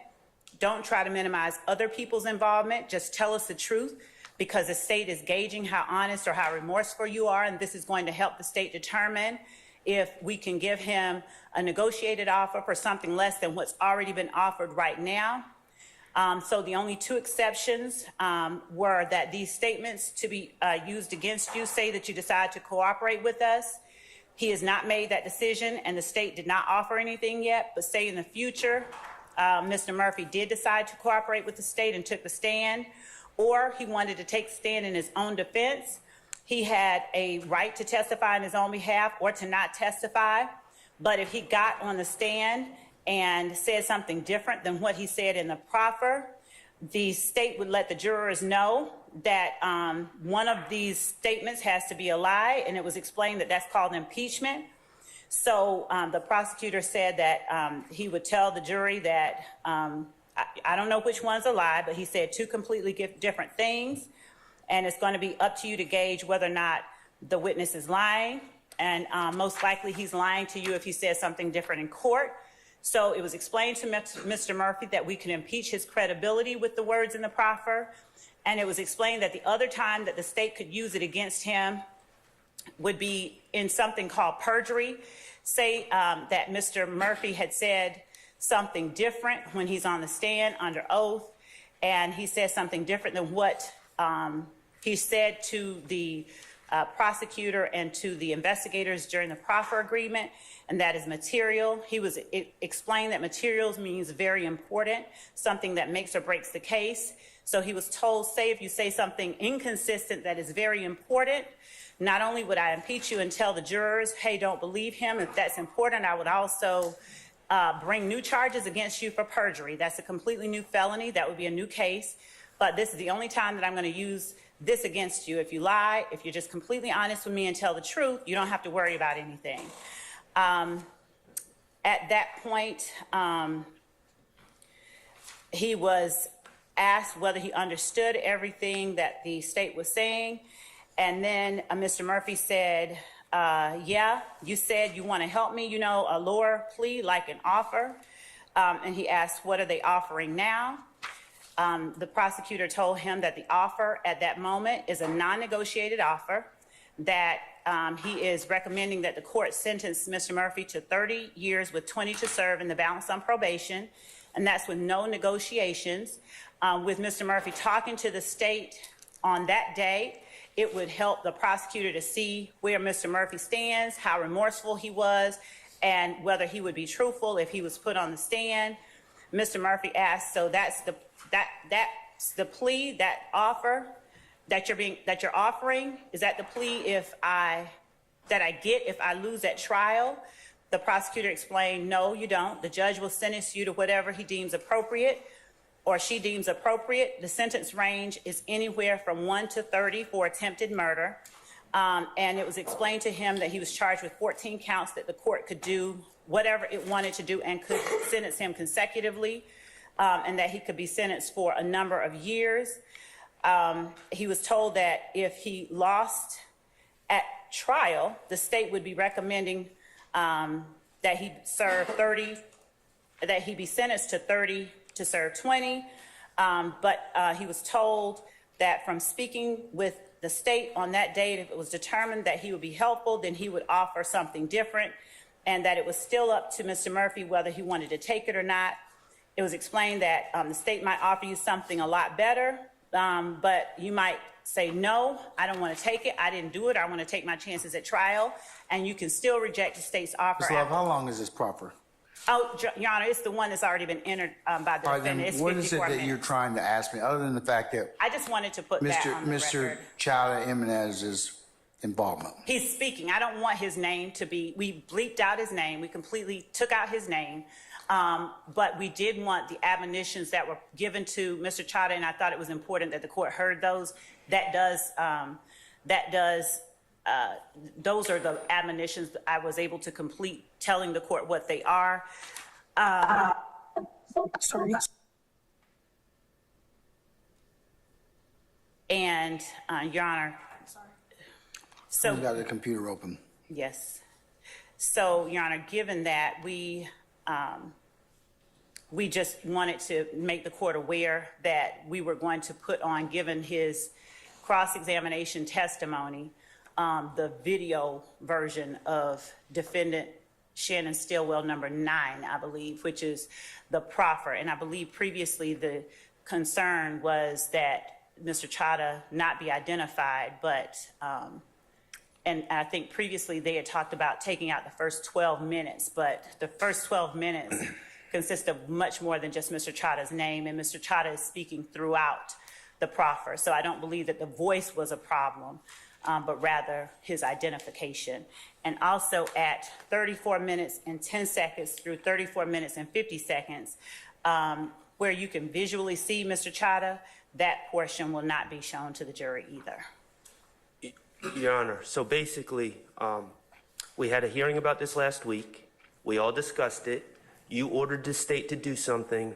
Instead, they did what they wanted to do. That's basically where we're at. I'm going to omit the first 12 minutes, too. That's what I told you last week. Your Honor, would we be allowed to ask him, No, was he you told won't. certain things? I told you that last week. We could have had this discussion earlier. I'm going to admit it. When I tell you, I told you last week, look, we've been taking up 15 minutes in this. You said, and I told you last week, because Ms. Hilton said she's going to take out the 12 minutes. We're going to take them out. Your Honor, given what was said on cross, and given that I did provide this to the defense, I sent them the copy with Mr. Chowder's name redacted. But you changed materially what I told you from last week. You're telling me something that you think is relevant at this point in time. I'm excluding it. That's it. Your Honor, we're only asking that the court allow us to put it in because it does impact how the jury should consider what Mr. Murphy's testimony is today when compared to what he told the detectives in that hearing. He was made promises, and on cross he was asked about what he was promised. He was asked about the jail. He was asked about a lot of things on cross that at this point would make very relevant and very material the portion of the video that he is told the terms of his proffer agreement, Your Honor. That is the reason we are begging the court, because this whole endeavor is a search for the truth, that the jury be allowed to see what Mr. Murphy was aware of before he made the statements that he made because of what he said on cross-examination, which is different than what he said in the proffer. Had Mr. Murphy agreed to meet with us like he did... Mr. Sharp? I believe that changes the equation, though, between what you and Mr. Steele have asked already in terms of that. Your Honor, it didn't change the equation. Respectfully, it didn't change the equation at all. The concern with the first 12 minutes with Mr. Chada Jimenez, the jurors have heard Mr. Chada Jimenez's voice. But you opened the door as to it. We didn't, respectfully, Your Honor, we didn't open the door. We cross-examined the witness, and quite frankly, I didn't open any doors. I opened windows and brought in light to this courthouse and actually took the time to allow the witness to review his statement, and then was able to have a normal, competent discussion with what happened. Now, Your Honor, I'll also point out, while we're talking about what the state didn't do, they also were ordered to take out the state comments by Mr. Hudson in the proffer, which are extremely prejudicial against the defendants, including Mr. Williams, and they didn't omit that either. So, we have to double and triple check to make sure the judge's orders, Your Honor's orders, are followed, and that's quite frankly not the best use of our time, and it's not fair to us. Your Honor, that's not true. What Mr. Sharp asked for at letter L was that Mr. Chada, in this portion of the statement, if this portion of the statement will have assumed a dual role in this case, serving as prosecutor and defense attorney. He was previously introduced to this jury. The contents can be elicited without revealing the identity of the assistant district attorney who was conducting the proffer. But we said we were going to take out the first 12 No, minutes. I am. I'm just pointing out that what Mr. Sharp has said regarding not opening the door is insincere. If he had just said something about if Mr. Murphy had testified consistently and Mr. Sharp had not elicited testimony essentially that Mr. Murphy just wanted to get back and to his family, and he would have cut off his arm, he would have done anything that he could, and if the statements that he gave to Mr. Steele were not inconsistent, and the statements that he gave to Mr. Sharp were not inconsistent with what he said in the proffer agreement, we would be in a different place. But the problem is that Mr. Murphy has agreed to speak with counsel for Mr. Stilwell and refused to speak with counsel for the state so that we could even go over anything with him. So this notion that we were trying to hide it is false from Mr. Murphy. He refused to speak with us further until he got on the stand. He said, you can talk to me when I get on the stand. And so that's what we had to do. And the information that was given and elicited while he was on the stand makes necessary that first portion of this proffer where the terms of the proffer are laid out. And so at that point, it allows the jury to adequately and properly weigh the difference in the two statements and why there would be a difference in the two statements. Who's giving the terms of the proffer? That is Mr. Chada Jimenez. His voice is heard not just in the first 12 minutes, his voice is heard throughout the proffer. And there was never a...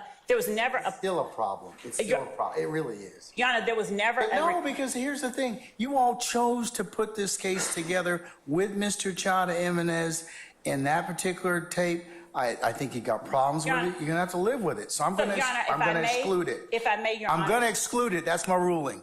Your Honor. I've excluded it. That's my ruling. You've got some ethical and other issues bringing that.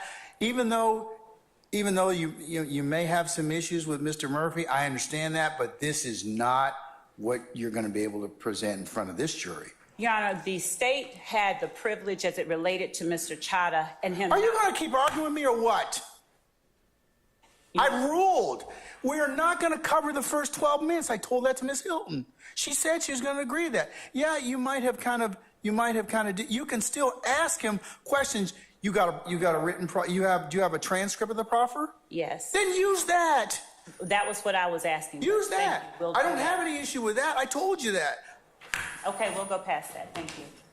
And Your Honor, as it relates to Mr. Sharp's comments to the court about what Mr. Hudson said, actually, Judge, that was as it related to the August interview. There was never anything in this motion in limine. You're not making Mr. Hudson's statements, because I think we're supposed to exclude those as well. No, you only said to exclude the ones in the August statement where they left the room and only Mr. Hudson and Mr. Murphy were in there. Yes. Okay. So, no. All right. So, what you... Yes, sir.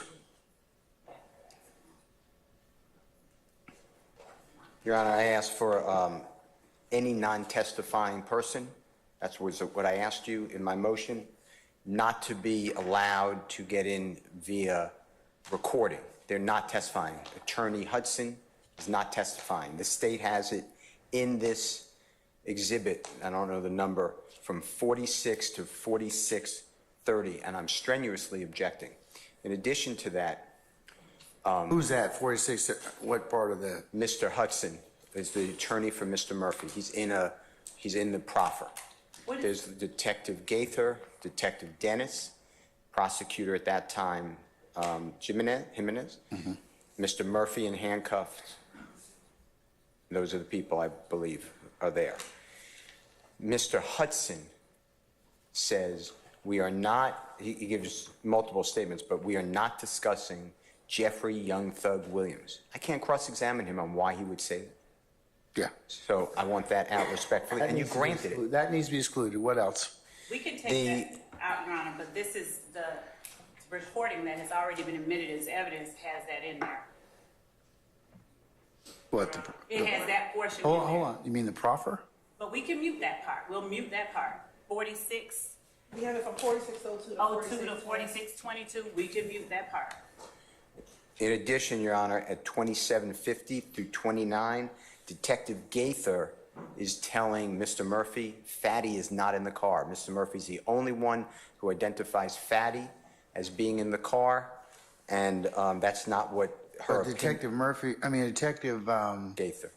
Gaither is testifying, though, isn't he? And not only that, It's a Your Honor, woman, but I that believe- information- She's testifying, isn't She is. So she can And be not crossed only- on that. And not only that, Judge, but Detective Gaither, she is pushing against Mr. Murphy and telling him that she knows Fatty is not in the car. Mr. Murphy consistently says that is Fatty in the car. So there's nothing about that portion that should be a problem. He maintains that even when she pushes back against him. And that's the kind of thing. Well, the Detective Gaither's statement, I'm not going to exclude that. That's a weight versus sufficiency. Especially if she's going to testify. So I'll disallow that. I mean, in terms of it does need to be cut out. What else, sir?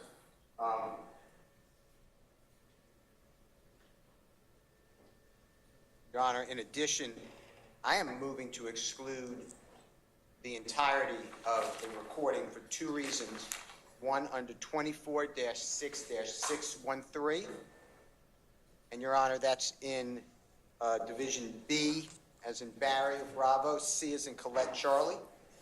So you're going to have both. I don't believe that this meets the mark of a prior inconsistent statement. That's in B, Your Honor, or a prior consistent statement, because I, nor Attorney Sharp, nor anyone to my hearing has raised any allegation of recent fabrication, improper motive, or improper influence with Mr. Murphy, which is the only way to do a prior consistent statement. Mr. Murphy is almost entirely consistent with his testimony. If this honorable court says pieces are inconsistent, which I'm not agreeing, but if this honorable court finds that way, then the state didn't lay the proper foundation. He kept saying, I don't remember. Now, I don't remember is a way of saying, you know, I deny it. I mean, case law says I don't remember is equivalent to that's not accurate, or that's not true, or I didn't say it. But what he is saying is, I don't remember because this is not a statement that was within a year. This is 8 years ago. This was a 2015/16 statement. And the state never pointed him to it, showed it to him, and said, isn't this your voice? Isn't this what you said? And then on cross with Attorney Sharp, I didn't do it. Attorney Sharp went through almost every bit of that interview, and he agreed with every bit of it. So I don't believe that it's a prior inconsistent or consistent statement. So I don't understand, unless the state has a specific, piece, I don't understand how we're listening to it again. Your Honor, if I may, we did not listen to it the first time, and Mr. Sharp entered it as evidence under no objection from the state. So it is already that those words are already in evidence. Number one, there was no objection when they tendered it. There was no objection. Mr. Steele could have objected. He could have said, no, it's not a prior inconsistent statement. It's not a prior consistent statement. He did not. And in fact, what words are on that CD are in fact inconsistent with what the witness testified regarding on direct. And the reason, and first of all, I'm certain that Mr. Steele is not asserting that we have to refresh his memory before we confront, and that's the way that we have to confront him. We painstakingly confronted him with statements that he made in 3 interviews, and he made inconsistent statements on direct. He chose to not speak with the state. He said we can speak with him when he gets on the stand. He chose to speak with Mr. Stilwell's lawyer, and so. All right. Okay. All right, Mr. Steele, I've considered your objections. I'm gonna overrule them at this point in time. I understand. Can I just have a continuing? You may have a continuing objection, yes, sir. Clarify one thing. As you recall, Your Honor, I admitted the proffer subject to your rulings and for the purposes of the record. As we've been doing with all sorts of things, that doesn't mean it gets published to the jury. What do you want to tell us? What do you want to tell me? Well, it doesn't mean I didn't publish any of it to the jury, and so I was admitting. No, it's been admitted subject to some objections and subject to objections and some rulings that I have made, such as I've chopped out the first 12 minutes and the other things that are objectionable. And subject to the rules of evidence. And Your Honor, I'm not trying to relitigate. If you're finding the prior inconsistent statements, that's your ruling. I'm not trying to argue that. But just because I admit something for the record doesn't mean it automatically gets published. I understand that, but okay, all right. That's a totally separate issue. I mean, okay. It's based upon what Mr. Murphy's testified to on direct. Okay, I just wanted the record clear on that matter. Thank you. All right. Let's bring Mr. Murphy, please.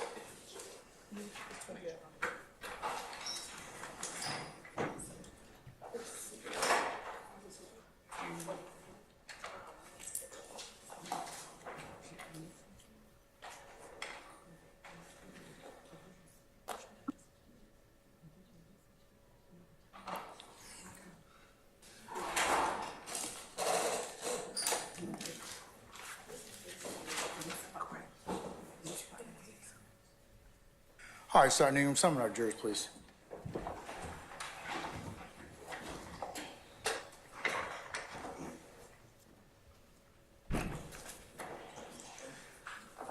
So who's gonna play it for you? Who's gonna play it for you? I'm gonna play it so I can control it. Okay, understood.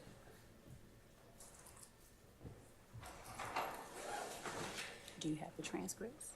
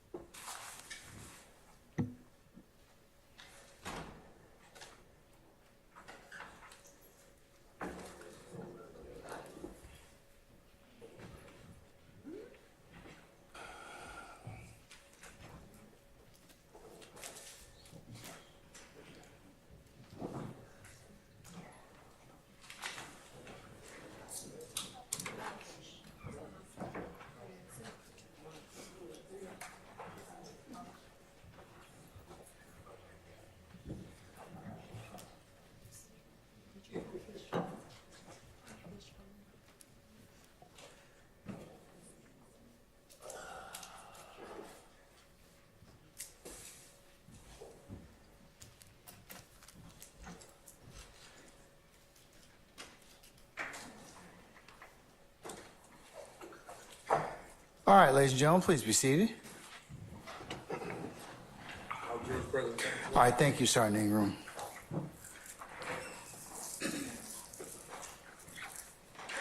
All right, State, do you have any redirect at this point in time? Yes, Your All Honor. right, go right ahead.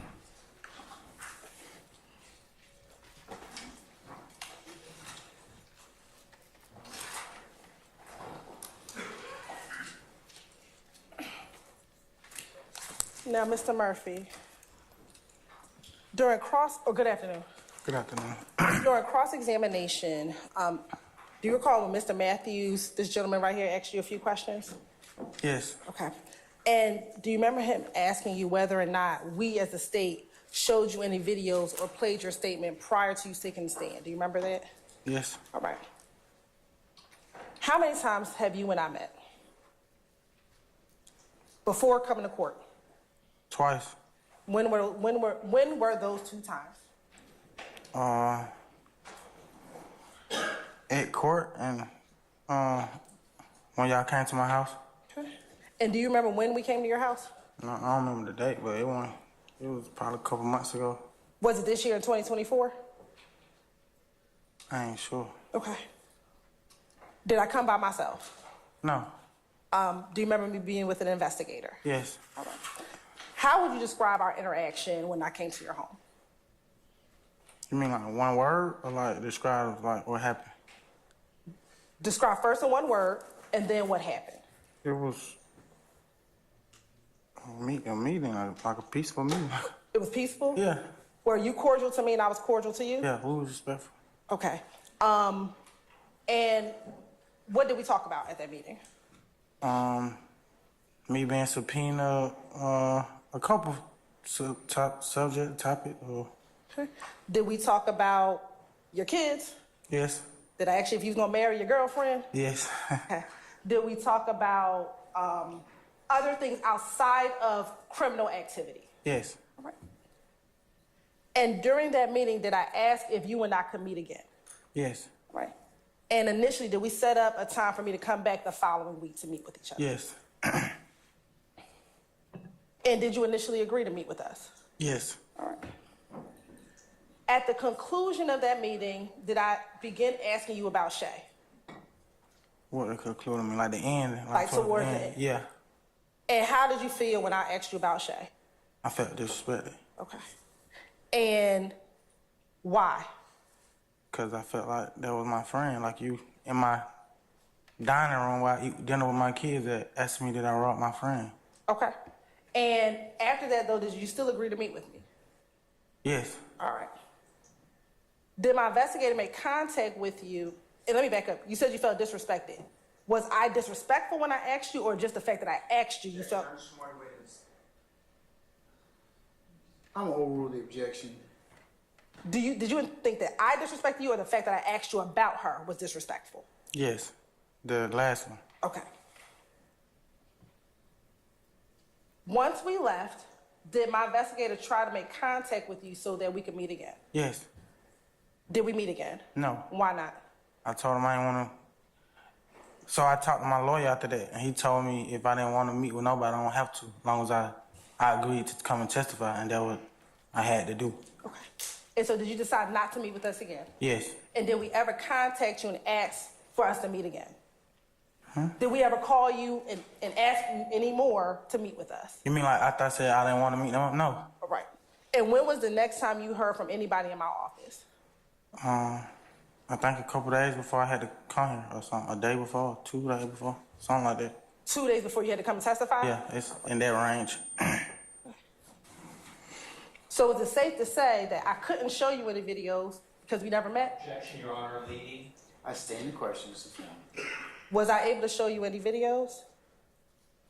Was you? Speculation. I stand as to form. Did I show you any videos the first time we met? No. And was it initially we were going to meet again? Initially before you said no? Yes. All right. Now, I want to show you what's already been admitted as State's Exhibit 23, Alpha Alpha.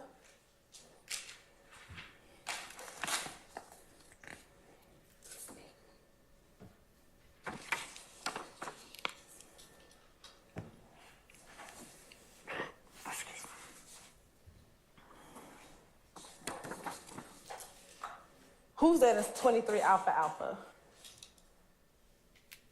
I don't know who in the phone or who in the picture. Who's in the picture in the phone? Me and Lil Jeff. Okay. And do you remember when you took that picture? No. Okay. Is that what you looked like in 2013? I don't know what. I look like that a lot of years. I look like that now, though. You said you don't look like that now? I look like that now, But you though. look like that. My hair just longer. Okay. Did you know if that was a picture that Shay gave to police in May of 2013? How would I know that? I didn't even know nothing about that. Okay. Thank you. Now, on cross-examination, Mr. Shar asked whether or not the two of you spoke, I think last week, and you said we nodded at each other. Do you remember telling Mr. Shar that? No, I said I nodded. You nodded. I nodded at everybody. Had you met Mr. Shard or anyone else prior to coming to court last week? When you say prior, you mean like? Before you ever had to come into this courthouse, had you met Mr. Shard or any of the other defense attorneys prior to you having to come to court last week? Yes. Who have you met with? Mr. Steele. Is that it? I seen Mr. Shaw at his office, but we didn't, like, how you say, converse. We didn't converse. Okay, so Mr. Shard was at Mr. Steele's office, but you and Mr. Shard did not speak with each other. He walked past. How many times have you met with Mr. Steele prior to coming to court? I want to say like 3 times. One time, he came to speak to me while I was while I was locked up on this case. And then I went to his office one time, and then Zoom one time. When you met with him at the jail, about how long did y'all speak with each other? I can't remember. That was a minute ago. What about when you went to his office? Do you remember how long y'all met with each other? Probably about 30 to 45 minutes. I had to go to work, so I was kind of rushing. And then what about the Zoom meeting? Probably about the same, about 45 minutes. When you met with Mr. Steele, was that before I came to your home? Probably right before that. I can't really remember, but they aligned, so it was. Now, since you've been on the stand, you've allowed Mr. Kokomo, Mr. Kokomo let you listen to the audio of your Proffer. You remember that? Yes, we was outside, yes. Now, since this break, did you meet with Ms. Knight, and did she show you the video of that same Proffer Mr. Kokomo showed you? Yes, that was the same. That was the same thing, though? Did it sound like the same thing? I can't. That was days ago he showed me that. I've been home with my kids. I can't remember. Let me ask you this. With what Ms. Knight showed you, do you remember that being the Proffer you took in February 2016? Yes. And did that appear to be a fair and accurate depiction of the Proffer that you took in February 2016? Yes. And have you had opportunity to review it and sign and date that Proffer that you took in February 2016? Yes, we scanned through it and I signed it. Okay. And did it appear to have everything that you talked about that you can recall at this moment? Yes. Permission to approach, Your Honor? You may. I'm showing what's already been given to defense counsel, but what's going to be marked as 33 Charlie. Do you recognize that CD? I just signed it. And did you date it? Yes. And that was at the video that Ms. Knight showed you? Yes. Your Honor, this time state like the Lieutenant Stacy's at the 33 Charlie with what we discussed into evidence. Any further objection or continuing objection? Previous objections, Your Honor, and we got for continuing. All right, so noted. It's admitted, subject to the court's prior ruling and the continuing objection. And permission for it to be published. It may be published. Now, Mr. Murphy, during that agreement, did the attorney speak with you about what a proffer agreement was? I can't remember. I just remember we had that little meeting. Let me ask you this. Did the attorney tell you that he was gonna record the interview? You remember? I don't know. I would have to like look at it to see. I don't remember. Let me ask you this. Did he go over the Proffer agreement, like why you were there? Did he tell you why you were there? I sustain the objection. You can rephrase. Why were you present inside of this room? It was, Sure, I'm sorry. Why were you present in the room? we was having a like I call it a meeting. Y'all call it something. What do you call? A proffer? Yeah, that. Okay. And was the expectation of that proffer for you to be completely honest and truthful? So, I'll sustain it as the form of the question. Why don't you just rephrase? Yeah, I got him on redirect. Okay. So, were you in handcuffs during? Were you in handcuffs during? I can't remember. I can't see all that. We just looked at it for a second. She made sure I recognized that was me and my attorney, and so I signed it.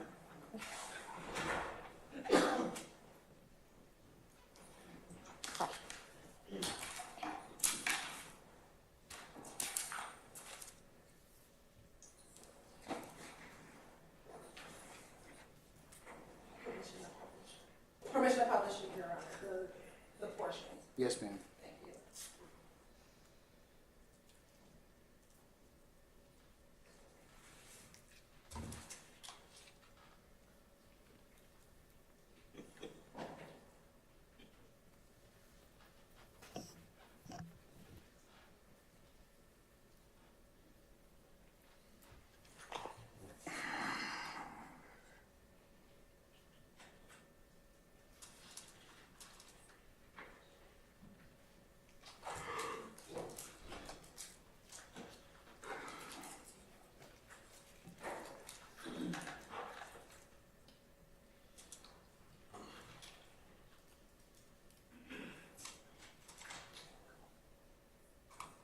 Then we're speaking of happened April 12th, 2015, at 2110 Browns Mill Road, in reference to APD. Okay, whose vehicle?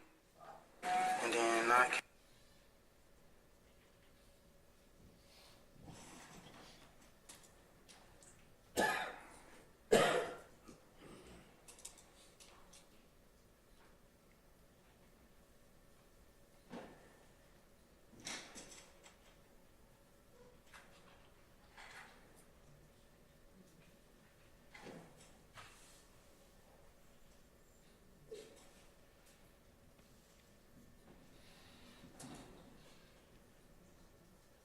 Incident we're speaking of happened April 12th, 2015, at 2110 Browns Mill Road, in reference to APD case number 15102-2458.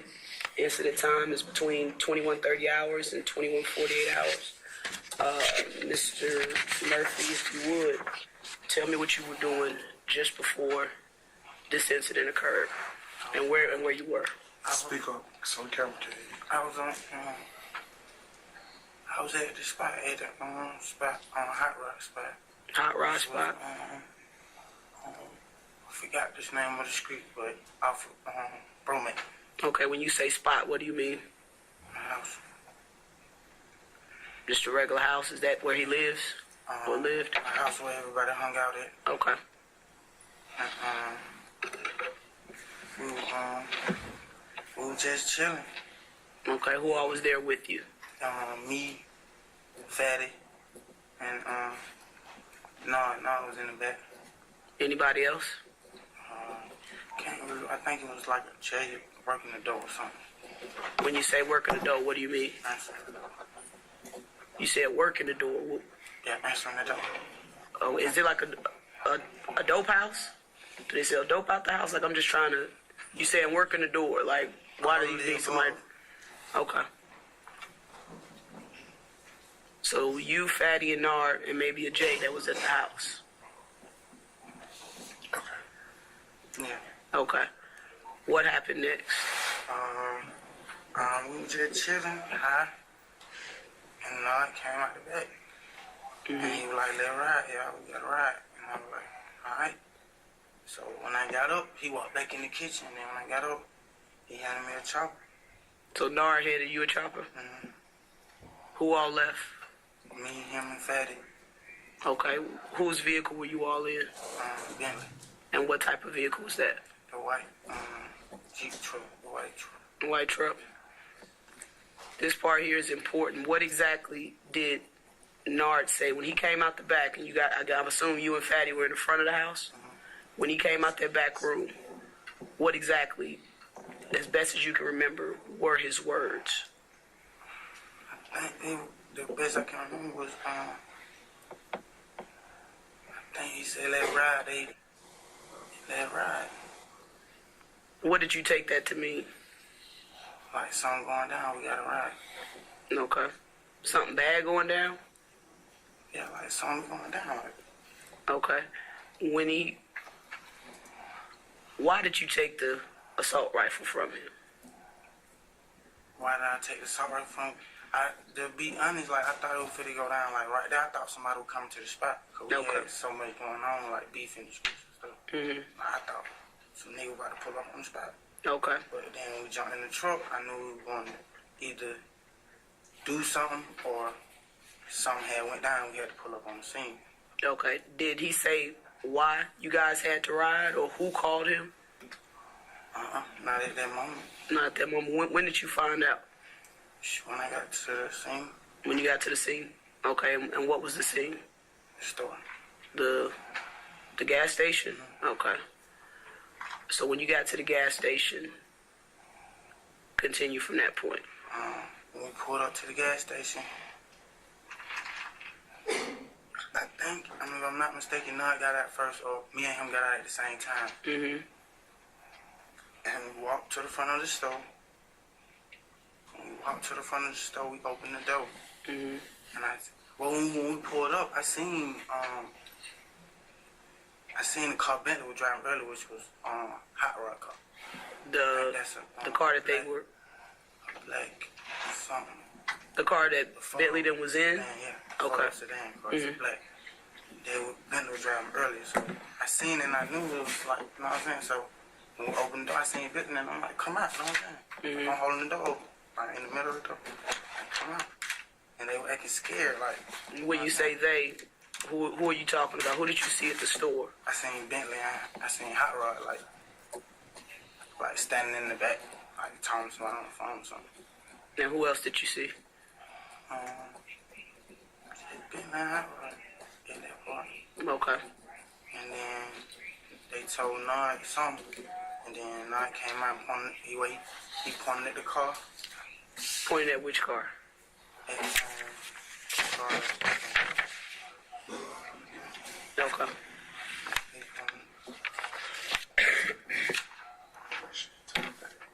He pointed at the car of the victim, and then that's when I ran up to it.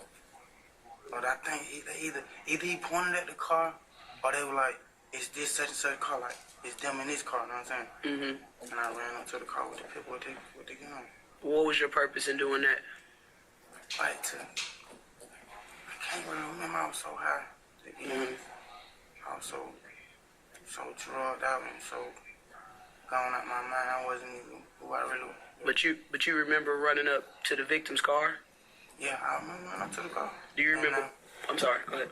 I remember running up to the car, and then, like, I could see movement in the car, and then the window came down. Mm-hmm. So I backed up. Did you at any time point that chopper at their vehicle? It was already pointed at their car? Okay, when you say Bentley, what other name do you know him as? Or do you know his real name? Bentley. You don't know his real name? What about Hot Rod? Hot Rod. But you don't know a real name for them? What about Fatty? I know your last name's weird, John, but I like that. Weird, like what? Kirkendall. Okay. What about Nard? Do you know his real name? I think his real name Kennard. Bernard. Bernard? Okay. So what was the conversation from after you pointed the assault rifle at the victim's car? What did you do after that? At that point, I seen movement in the car and the window came down, and I backed off the car. And then what? And then I think I walked back to the store, the door of the store, or the front entrance of the store, where everybody was standing. And then the car spurred off. They pulled off, and then we were like, let ride, everybody, let ride. And we jumped, they jumped in the car, and we jumped in the car. Okay, what was the conversation in the car? Really no conversation, it was just no conversation. Everybody was high. And before, let me ask you something real quick. You say that you can't remember some of these things because you were so high. What were you high on? Is it just marijuana or what? Molly. Molly. And how? Molly, Percocet. Do you remember about how much you took? Probably 3 grams, 4 grams. Of what? Molly. Plus the Percocet. Plus Percocet. How many pills of Percocet? Probably 2 or 3.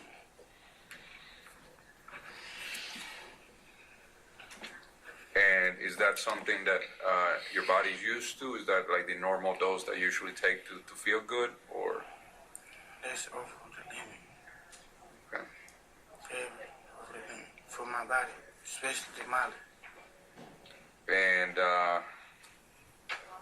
how often do you use Molly? Probably like 4 times a week. Okay. 4 days a week. 4 days. 4 times, 4 days a week. And about how much do you take when you usually take Molly? Probably like a gram. Okay. A gram and a half on a good night. All right. So, go on. Okay. So when you guys pulled out the service station, what happened at that point? We pulled out the service station, and I think we pulled out in front of them. But when the car pulled out, they spurred off. The victim's car? Yeah, they went down Johnville Road. Mm-hmm. And then we went down Brownville. Okay. But I think they was behind us first. Bentley. Okay. I think they was behind us first. And then once we came to the street, where Dobbs Elementary, Harper Road. and then I seen the car again. And he like, these niggas think, I think he said like, these niggas think I'm playing.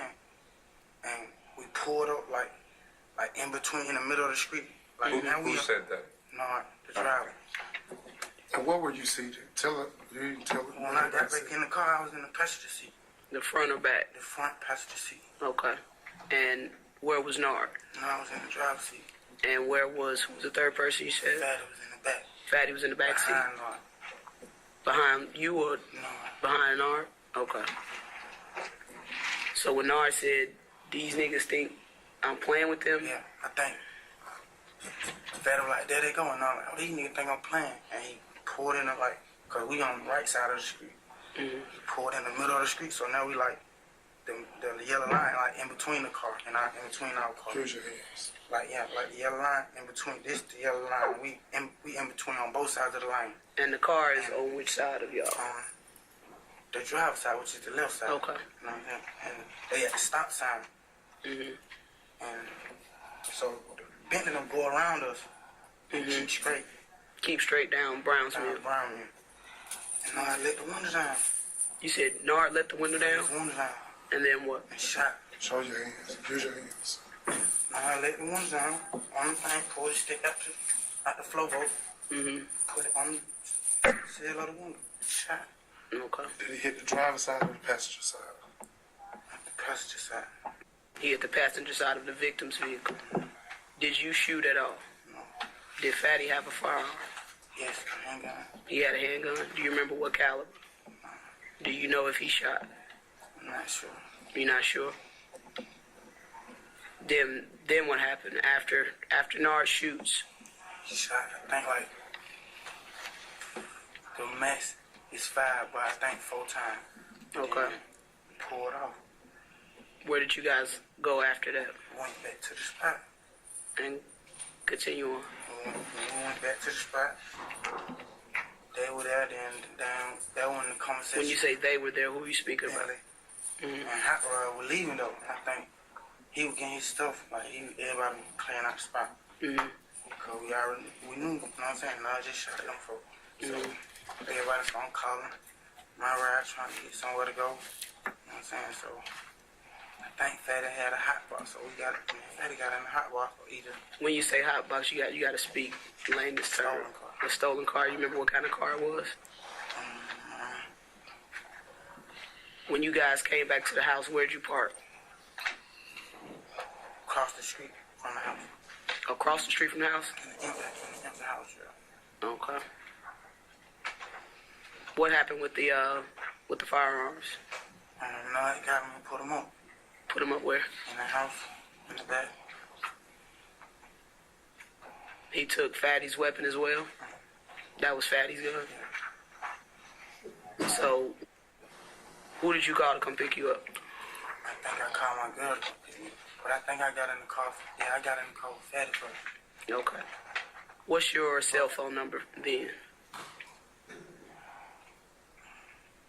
I had a phone. Well, how did you call your girl to come pick you up? I used somebody else's phone. Whose phone did you use? I can't recall whose phone I used. Well, who all was at the house when you got back?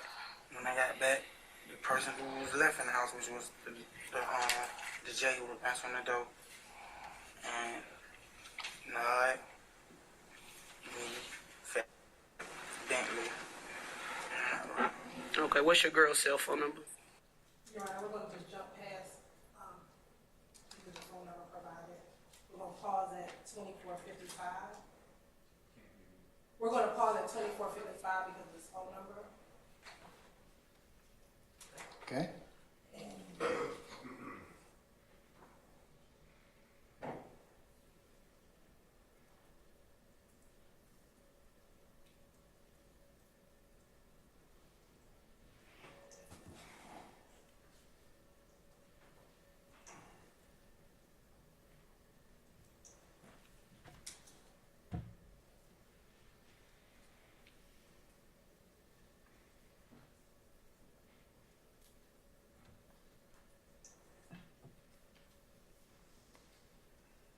We're going to do a 2502.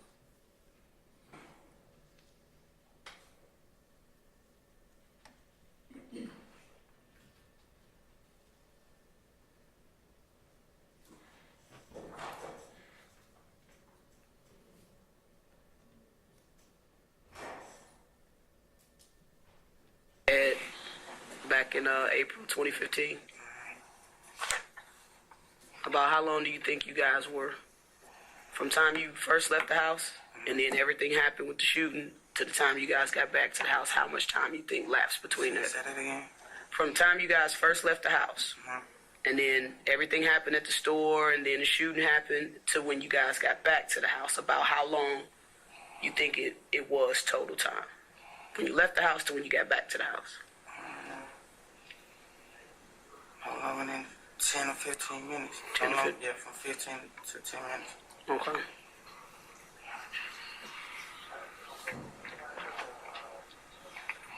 So, your girl comes and I'm sorry, you said you left in the car with who? Fatty. With Fatty. Who was driving that car? Fatty. Where did you go to? I think he dropped me off on the street Up the street where? at my partner boot house. Boo? Book. Book house?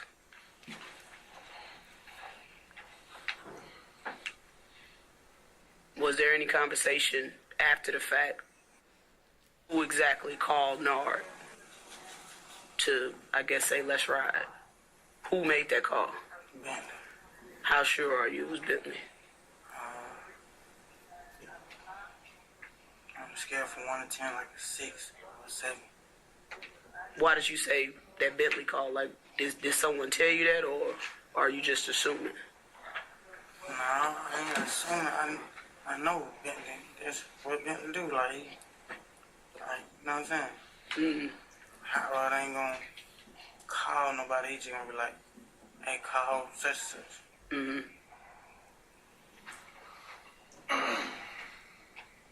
So Bentley made the call to Nard, and Nard basically told you guys, let's ride.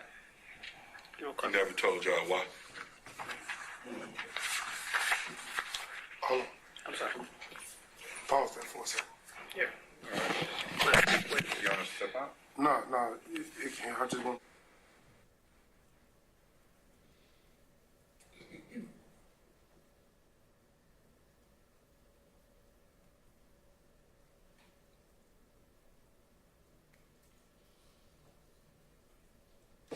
It is 11:42 a.m. We're back recording. Mr. Hudson had a chance to talk briefly with his client, and we're going to continue with the proffer. Okay. We still been kind of working the case since the last time we spoke, and we reviewed the video again and again and showed a couple people the video and, the still shots and all of that. And Fatty's name has been only used by you as being involved. And that's really our major objective, is to get everybody, involved.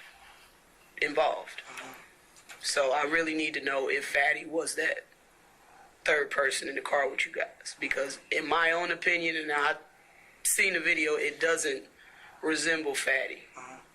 So I really need to know if that was Fatty.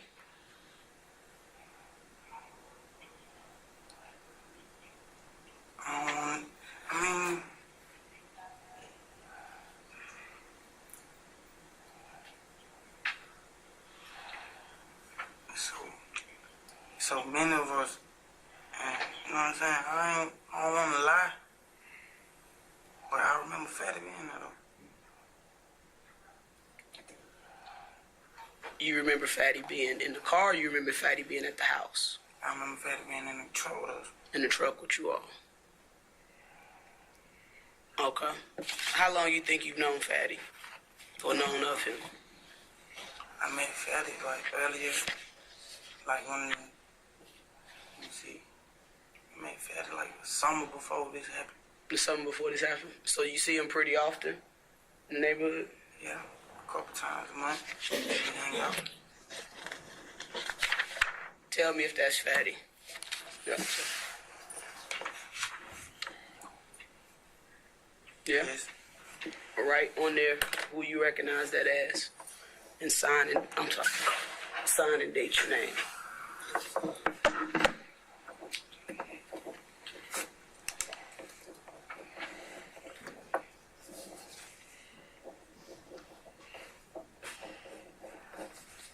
Today's date is 2/16/2016.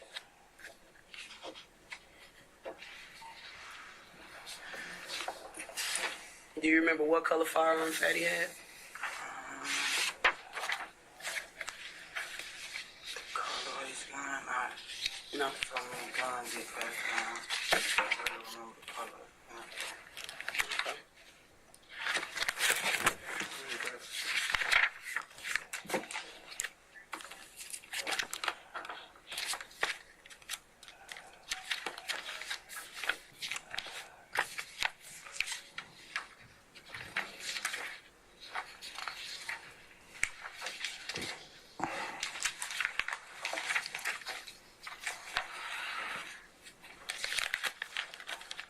And if you have any other questions. No, I can't.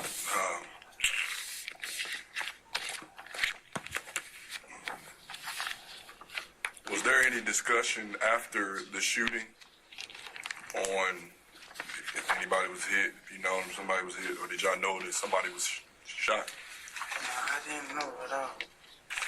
Was there any discussion the next day, week after? Did y'all realize somebody was hit? Actually, to be honest, after I came down that high, and I realized what I had been through all that day, I ain't see them for another probably a month or something. Was that by choice, or was it lay low, or what was it? That choice, I got too high that night. I ain't trying to be around, you know what I'm saying? Now, let me just clarify one thing. When you pulled up on the car and you're saying that Nard pulled the window up and he got to stick at the window and then he shot maybe a maximum of 4 times. The victim's car, was it facing you? Were y'all facing each other, or was the victim's car going in the same direction as your car? Can I show him the victim's car? You can draw it out if you want.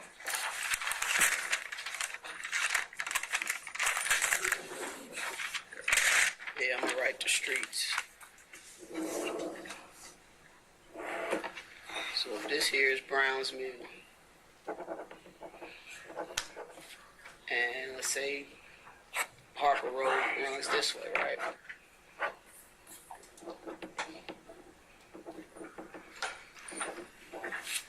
Draw on there the positions of you guys' car.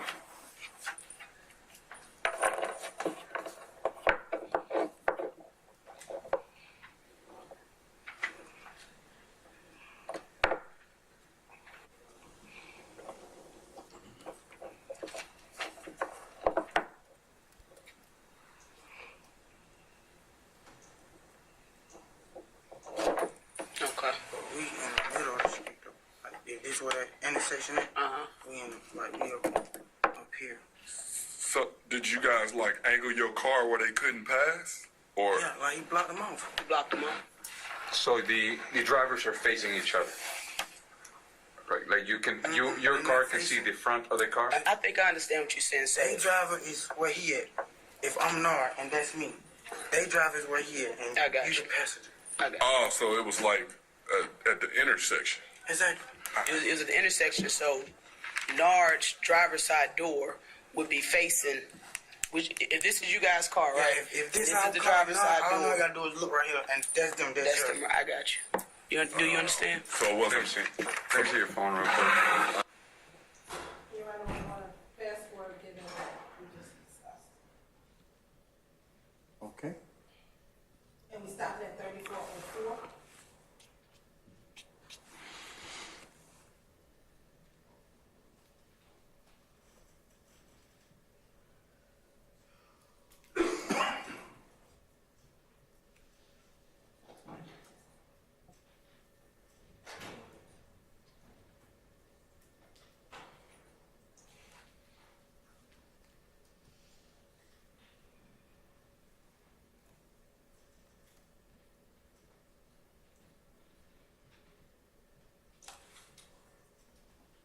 And we're going to resume at 3450.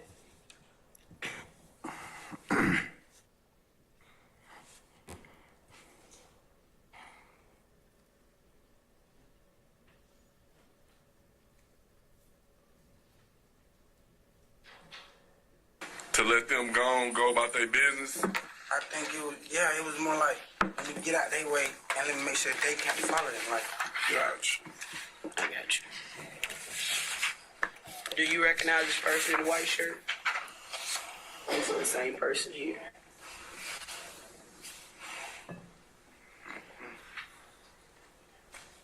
I don't recognize him.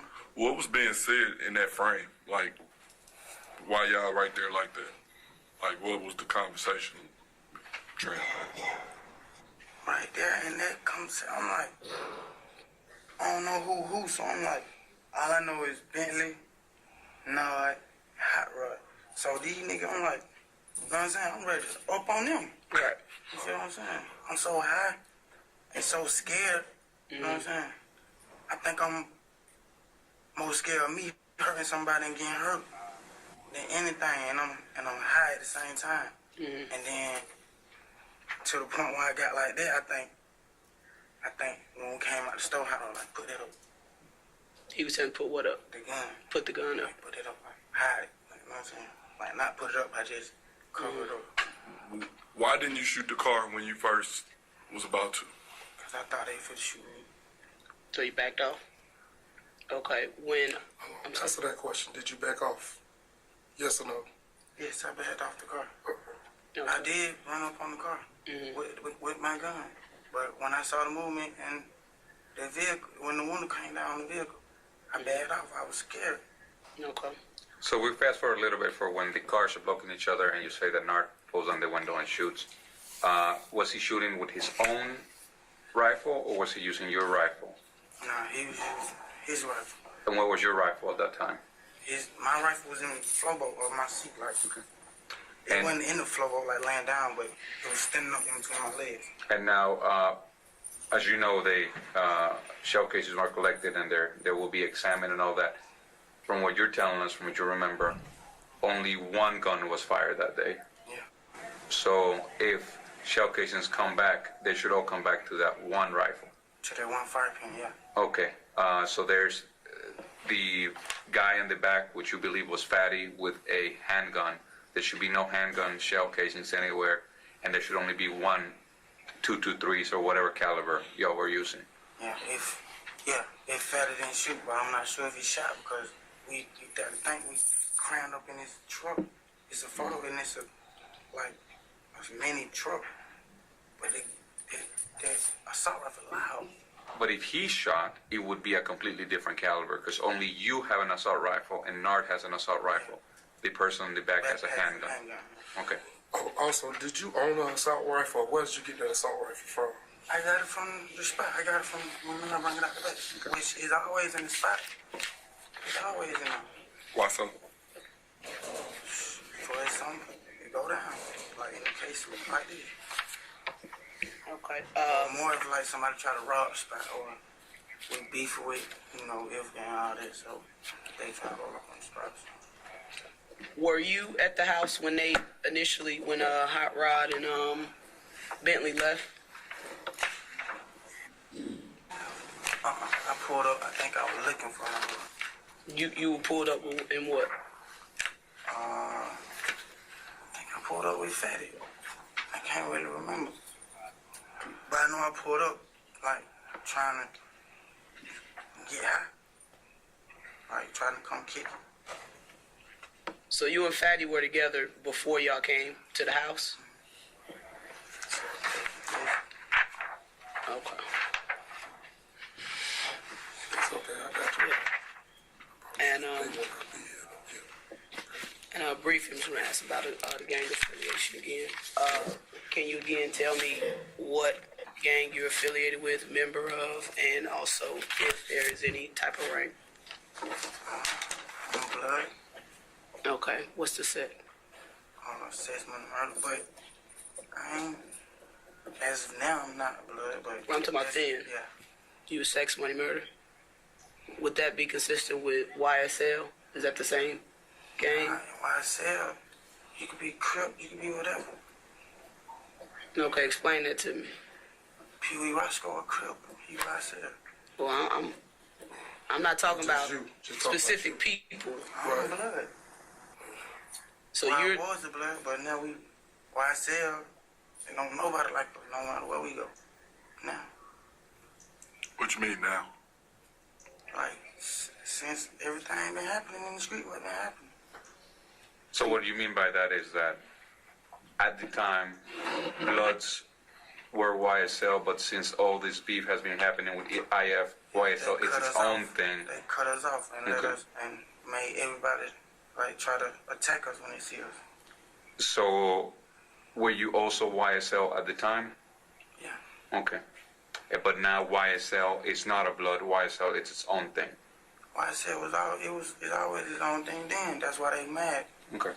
Cause they saying, how you gonna be YSL and it's Bloods and Crips and niggas who ain't nothing, niggas who, you know what I'm saying? Niggas everywhere now from YSL all around the world. okay.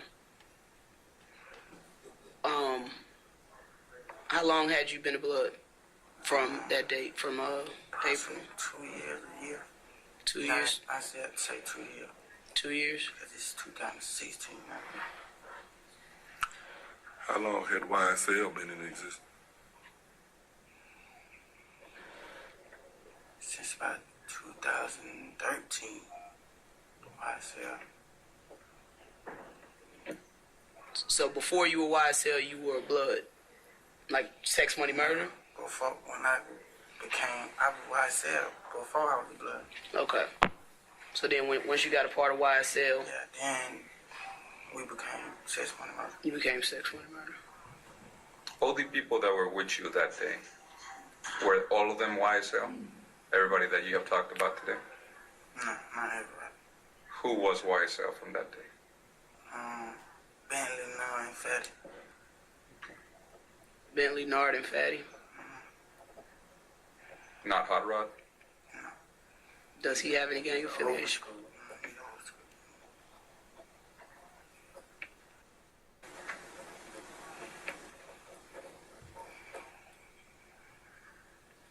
What is Bentley to you? How do you know him? I just met him on the streets. Do you know what he does? Like, what's his job? He used to work for Doug. He was his, I think his manager for a minute. And then he started stealing, got fired. And then after that, he just went back to, I guess, whatever he was doing, selling dope. Did he grow up with y'all? Did he do what? Where did he grow up at? I think he grew up on Jungle Road.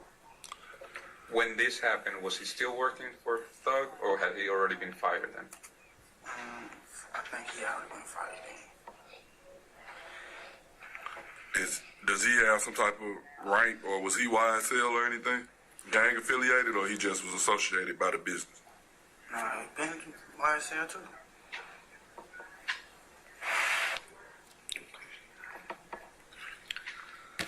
I think I'm done with my line of questioning. Did you have any more? Did you have anything, Dennis? In your role, you're having talked to us about going to the spot to get high, and also that there had been some people trying to get to you guys. You mentioned IF gang. That's probably why you needed to tool up that day.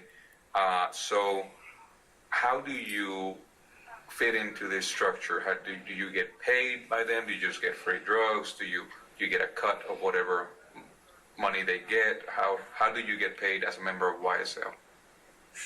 You don't get paid. You just get how you live, man. Do you need to? You gotta get it on your own. Do you need to pay some taxes? Whatever you get, do you need to share it with the crew? Nah, the home niggas who in prison. So how did you make your money at that time? I was robbing, stealing, whatever I had to do. So when you steal something, say you steal $1,000, is all of that yours, or do you need to give some back to YSL? Yes, I'm back. How much do you need to give back? At least $150. Okay, so every time you have a lick, you have to pay $150. Who do you pay it to? Just look out, just look out for the homie called the Red Box. You just look out for whoever ain't got none. All right, so somebody that might be in custody needs some money on their books, but who do you tell? How do they know that you are doing your part? How do they keep track of you actually paying your dues? Cause if I did it, they like something to brag about. And a nigga gonna check and see if you did it.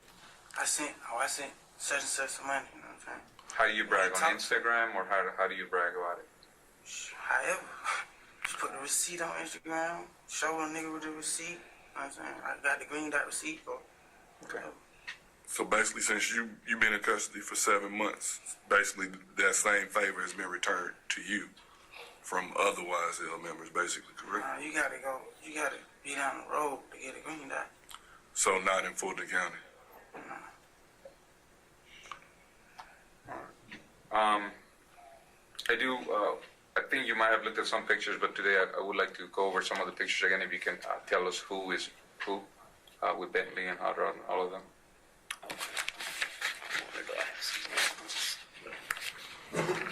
You need a set of those. I think I don't have any more blanks. I got a question. Do you mind us asking about the robberies and the other incidents? We're going to stop it right here, Your Honor, at 40.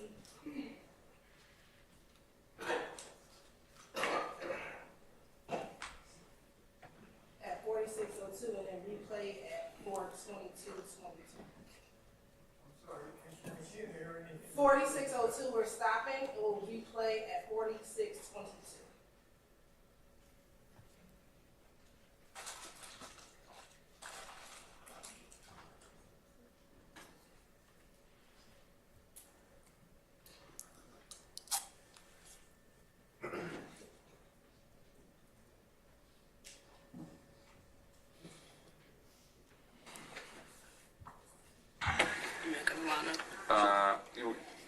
ones you want to use. I think I may have just regular pictures. So now with that said, with a very clear disclaimer from your attorney, has there been any threats made to you? About this right here. Even by who? Even me. We done about a boatload. What type of threats have been made? I mean, before Nas got in custody, you know where your girl, where your mama's like. So who do you know who's saying that? He just saying to other niggas, and then like I call home and he's like, I think you're gonna tell, bro. He's like, you know where your baby, if you tell, you know where your baby mama stay, you know where your mama stay.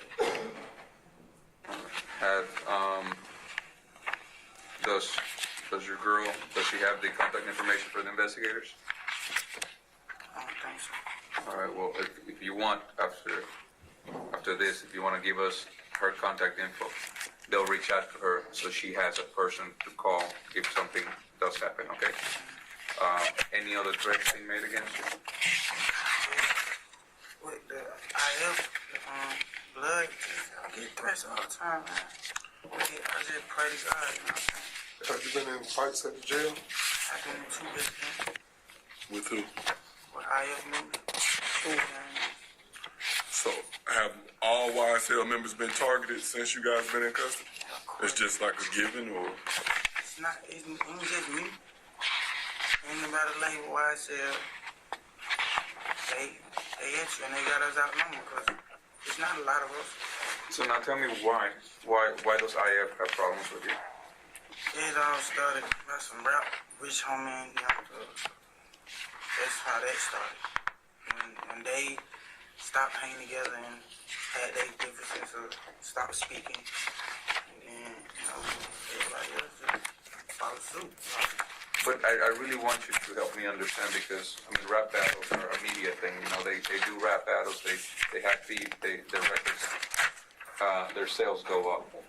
How does this transform into people shooting at you and shooting at your loved ones and then you guys having to pull up to shoot back? How did it get to this point? Got to his point. Thug and rich homie fell out, which I don't know about, but they fell out and had words and it was all on the internet and everything. And rich homie F game, like rich homie F game, he paid. He got up on the big network, you know what I'm saying? And then he got up on the young kid, and then it just went from there. Nut was sending shots at Thug in the real blood, all that. All right, we think y'all know the story. Y'all got your own investigation. He done told you enough to get you started. He's not going into no more detail.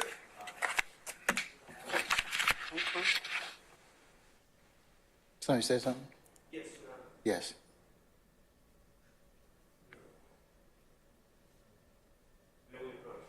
Yes, you may.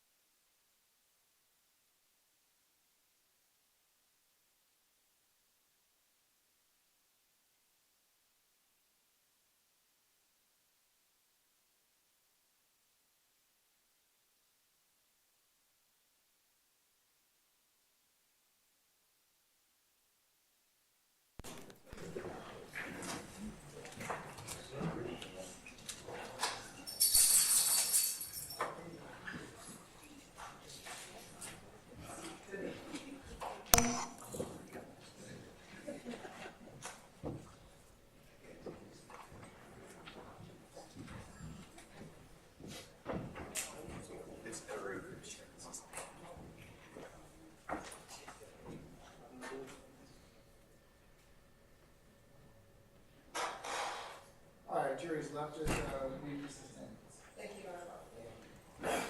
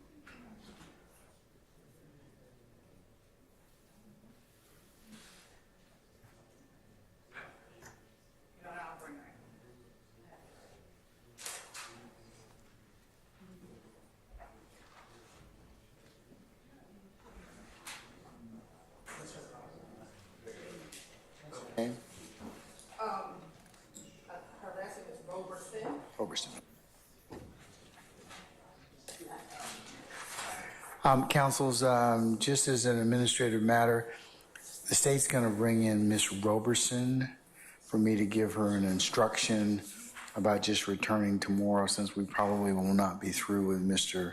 Murphy. I'm just going to ask her to come back tomorrow around 10:30. She's a crime scene technician, so we shouldn't have too much with her tomorrow.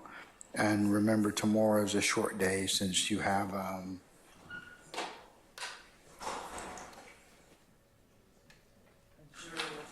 Juror 219 who has an appointment. So we're gonna start for 1000 hours promptly, and then we'll conclude somewhere around 12:15 or thereabouts.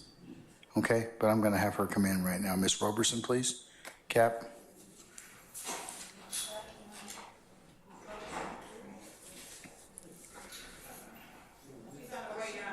Thank you.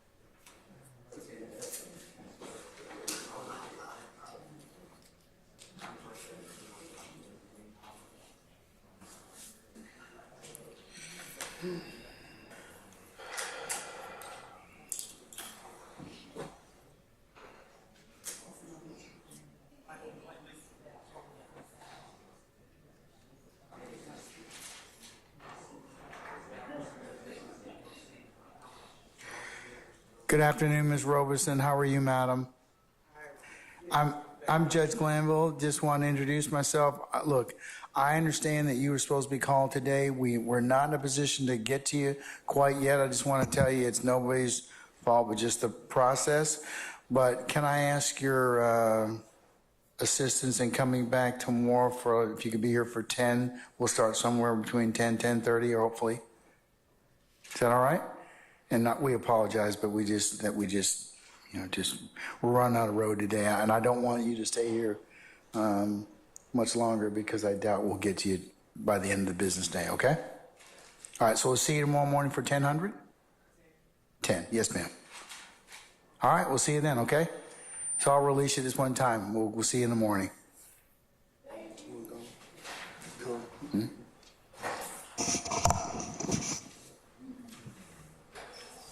You can tell her in the morning. You have to do that. Okay, all right. Very good. Good catch.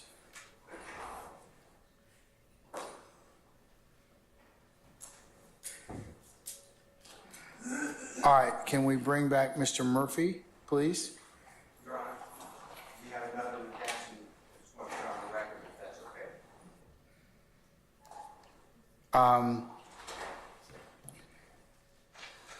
What redaction are you talking about, Mr. Steele? It's 2950 of 50, I believe. If I'm wrong, please correct me, but I think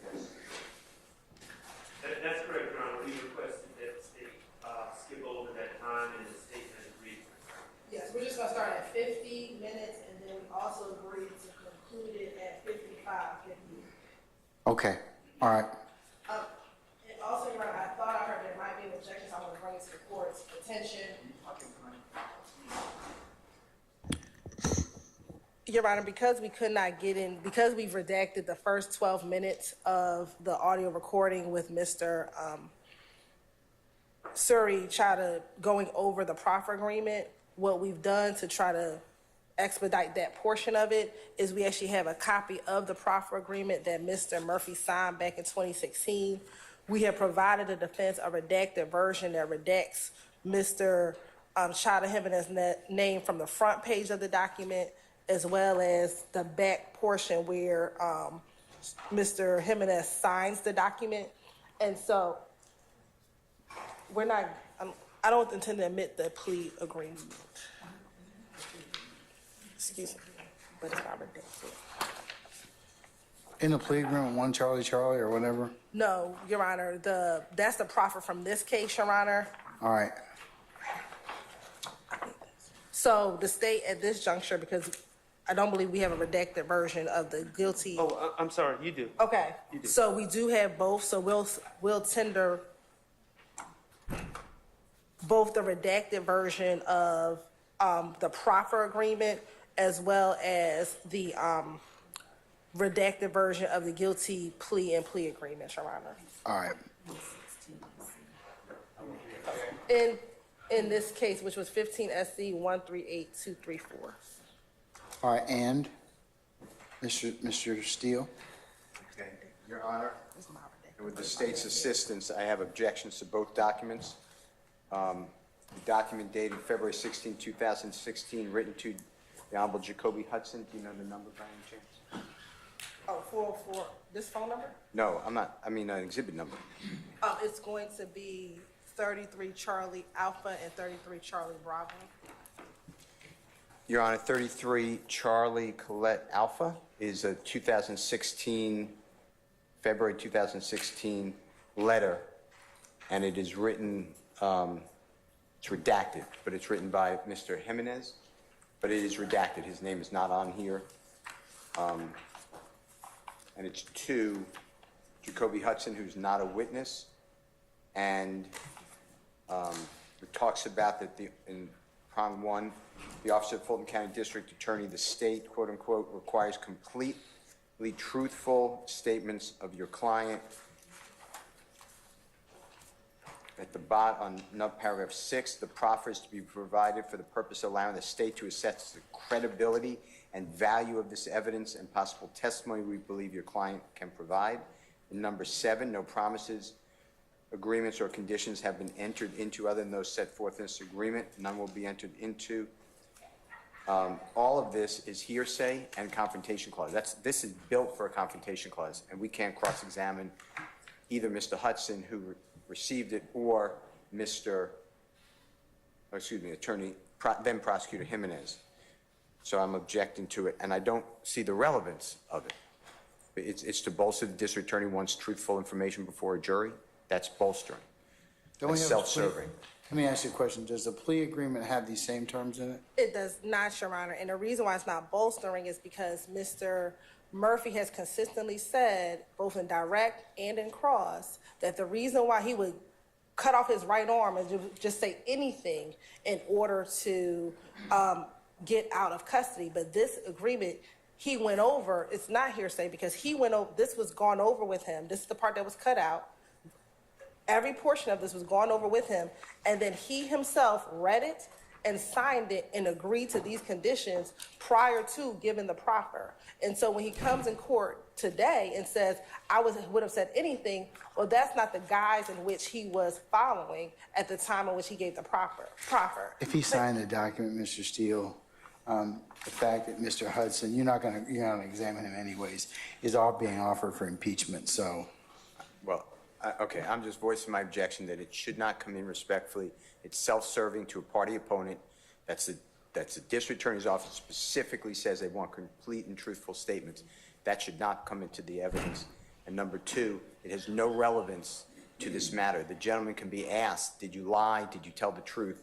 And what was the ground rules were this. You don't need a document. And I'd be objecting. I know you always tell us you'll decide that later about the continuing witness rule, but clearly it would be. Anyway, hearsay, confrontation clause.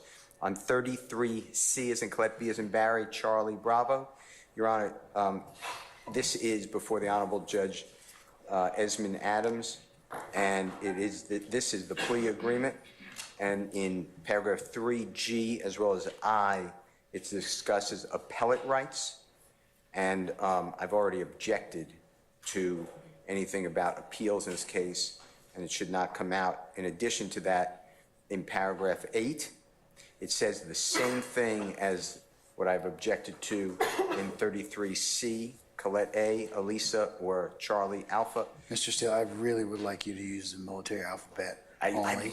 You gotta love these people. Yes, no, no. Your bride is a very nice lady, but I would like you to use the military alphabet, okay? I don't need duplication, just makes it simpler for us to kind of go through. All right? So please. In paragraph 8, though, Okay. it says on the first 2 lines, the following, the defendant, who would be Mr. Murphy, agrees to cooperate truthfully and completely with the state, including being debriefed and providing truthful testimony at any proceeding. So why do we need twice? Why do we need a letter from an unwritten person, because the prosecutor's name is erased, to a lawyer who's not testifying, when in 8, the first 2 lines, if you let it in, says the exact same thing? But it doesn't have anything to do with the lawyers. It has something to do with Mr. Murphy and his testimony.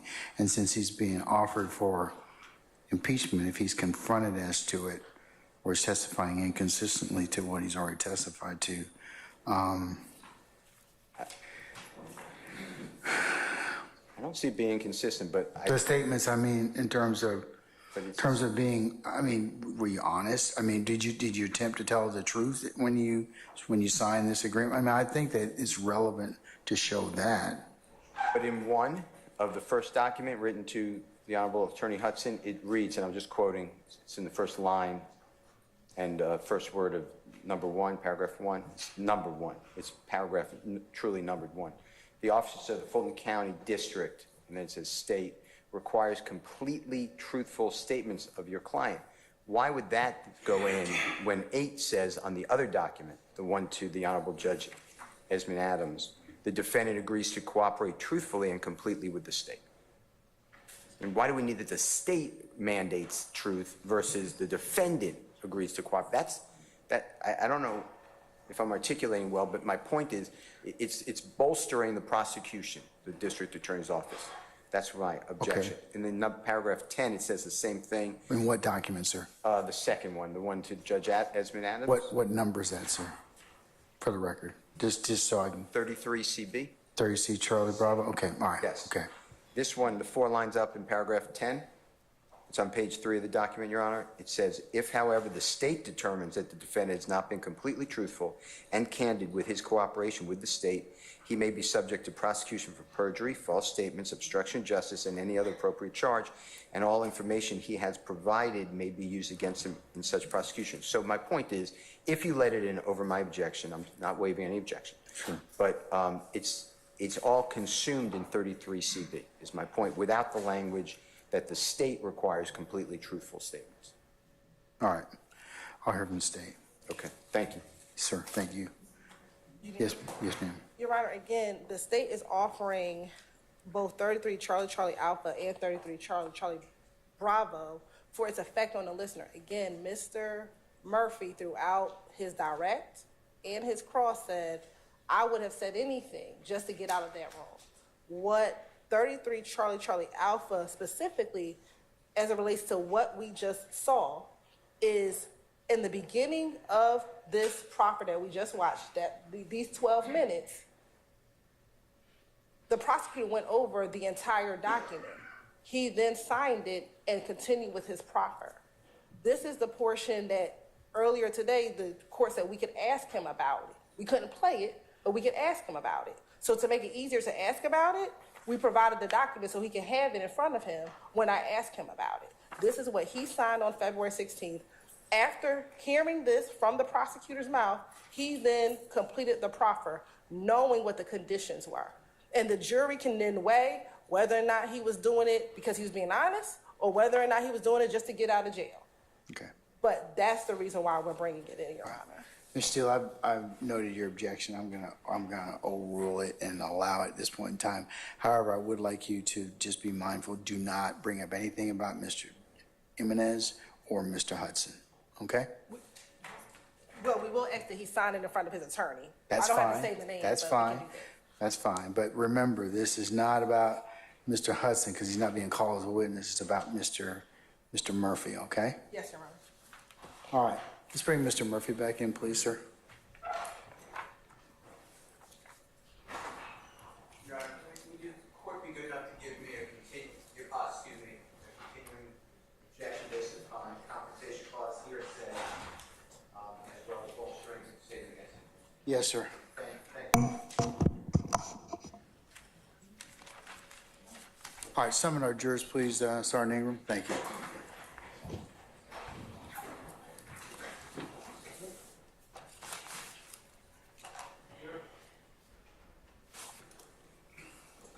Your Honor, I'm sorry.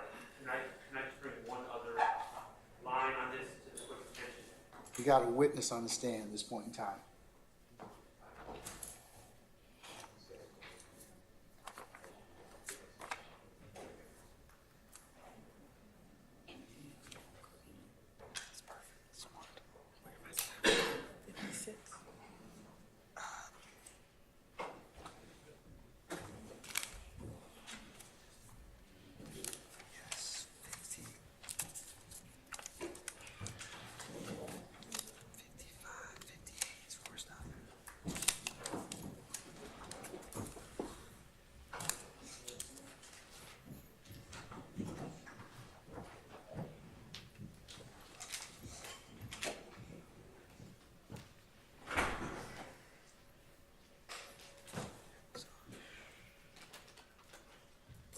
All right, ladies and gentlemen, please be seated. Oh, we're still missing somebody.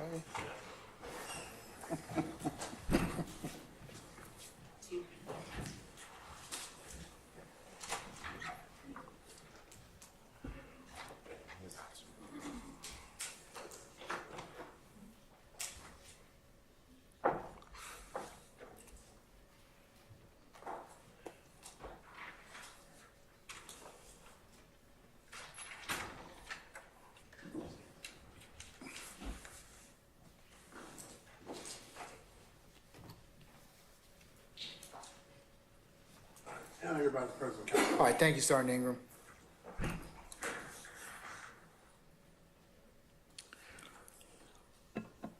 All right,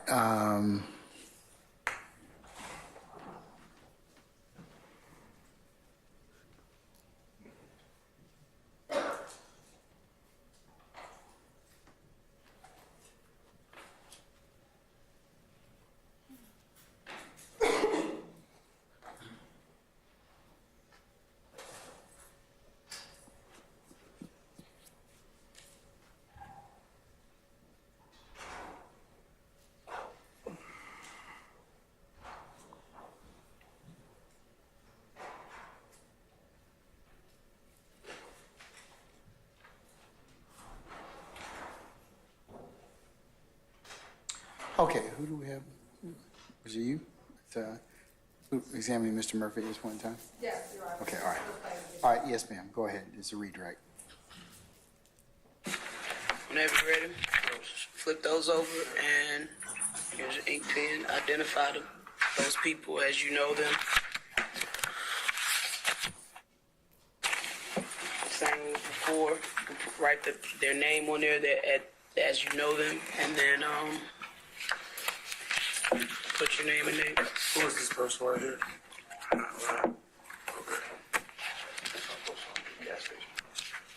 Okay. Post on the gas station. So,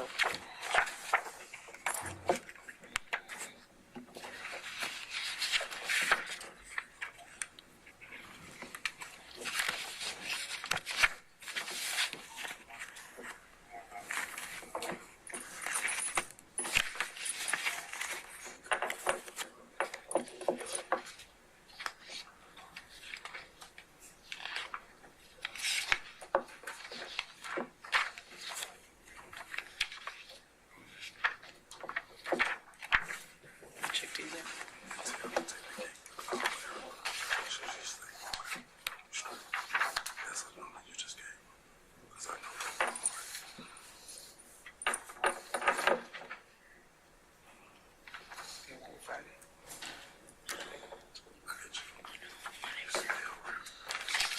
You can't see the face anymore. It's just.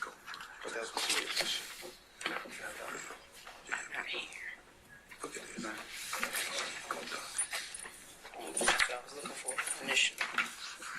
Yeah.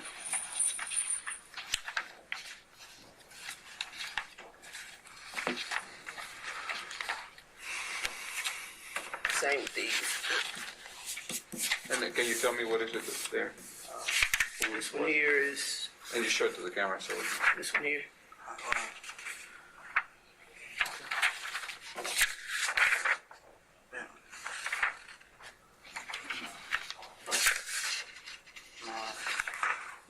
what is Hot Rod's role in everything?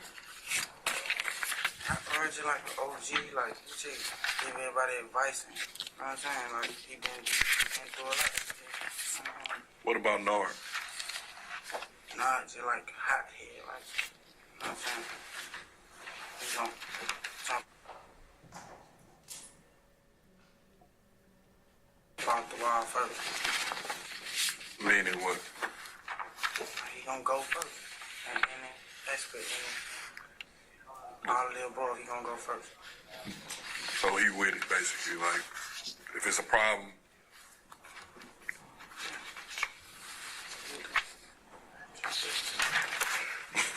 From this still photo, what do you recognize it as? Right here. Right on there, who you know that as? Probably somewhere on the white car. Right? So we can see it.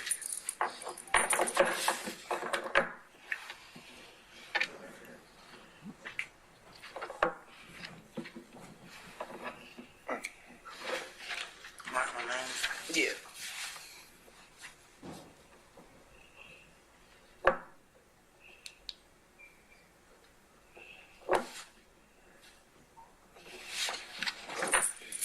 Same with this one. Who do you recognize? This next one. Okay. Same thing.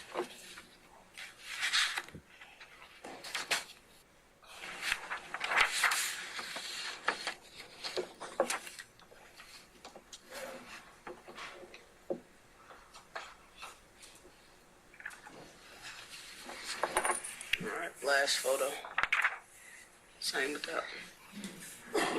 If you need to draw arrows, I know it's darker on the outside. If you need to write the name, then draw an arrow to that person, you can do that.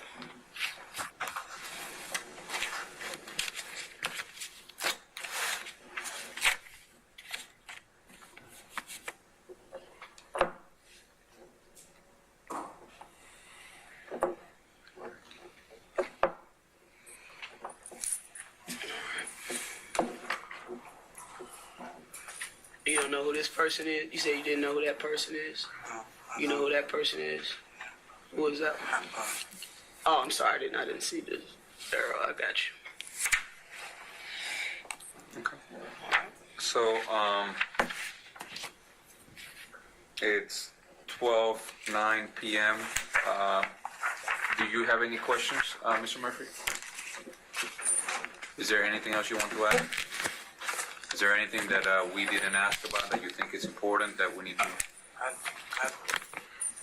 Besides everything that happened that night, I do feel for the victim parts. Because there's somebody's life that's priceless. You can't get that back. And then I'm regretting every second, every moment of it. I got a son, I just want to give back to my family. I'm incarcerated. I'm just praising my higher power and trying to learn something new every day so I can teach my son. And your two daughters. And my two daughters how not to go through what I had to go through. I appreciate that, and we'll let them know, and hopefully we can work something out fairly soon. Anything you'd like to add, Yes. Mr. Hudson? I would like, And we're going to stop at around at 55. All right.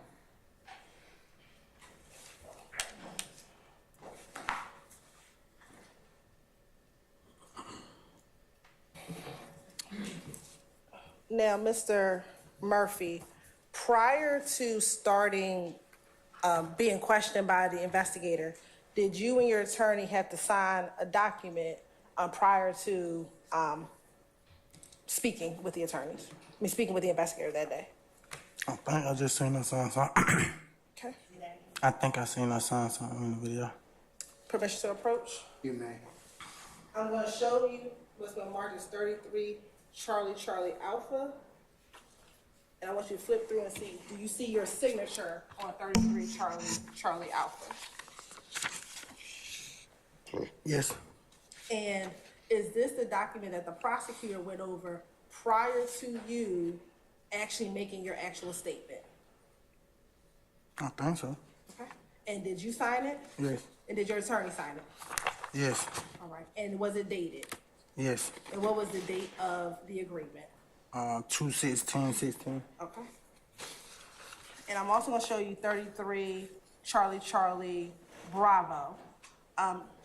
When you took your plea, do you recall going over this document with your attorney when you took the plea in this case, which is indictment 15 SC 138234?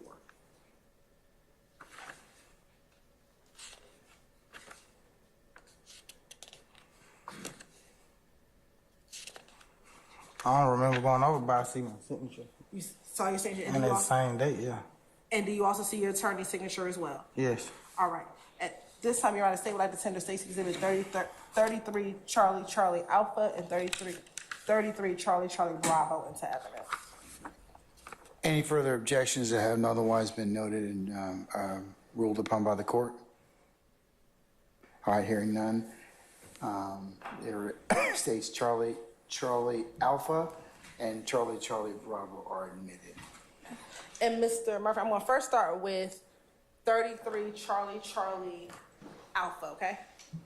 Okay. All right. And you're going to probably need to grab it so you can see what I'm asking you. In the beginning of the proffer, did the prosecutor go over this document and tell you that the Office of the Fulton County District requires completely truthful statements of your client? Anything related to the state by you or your client during the proffer cannot and will not be used against your client in the grand jury or in the state's case in chief?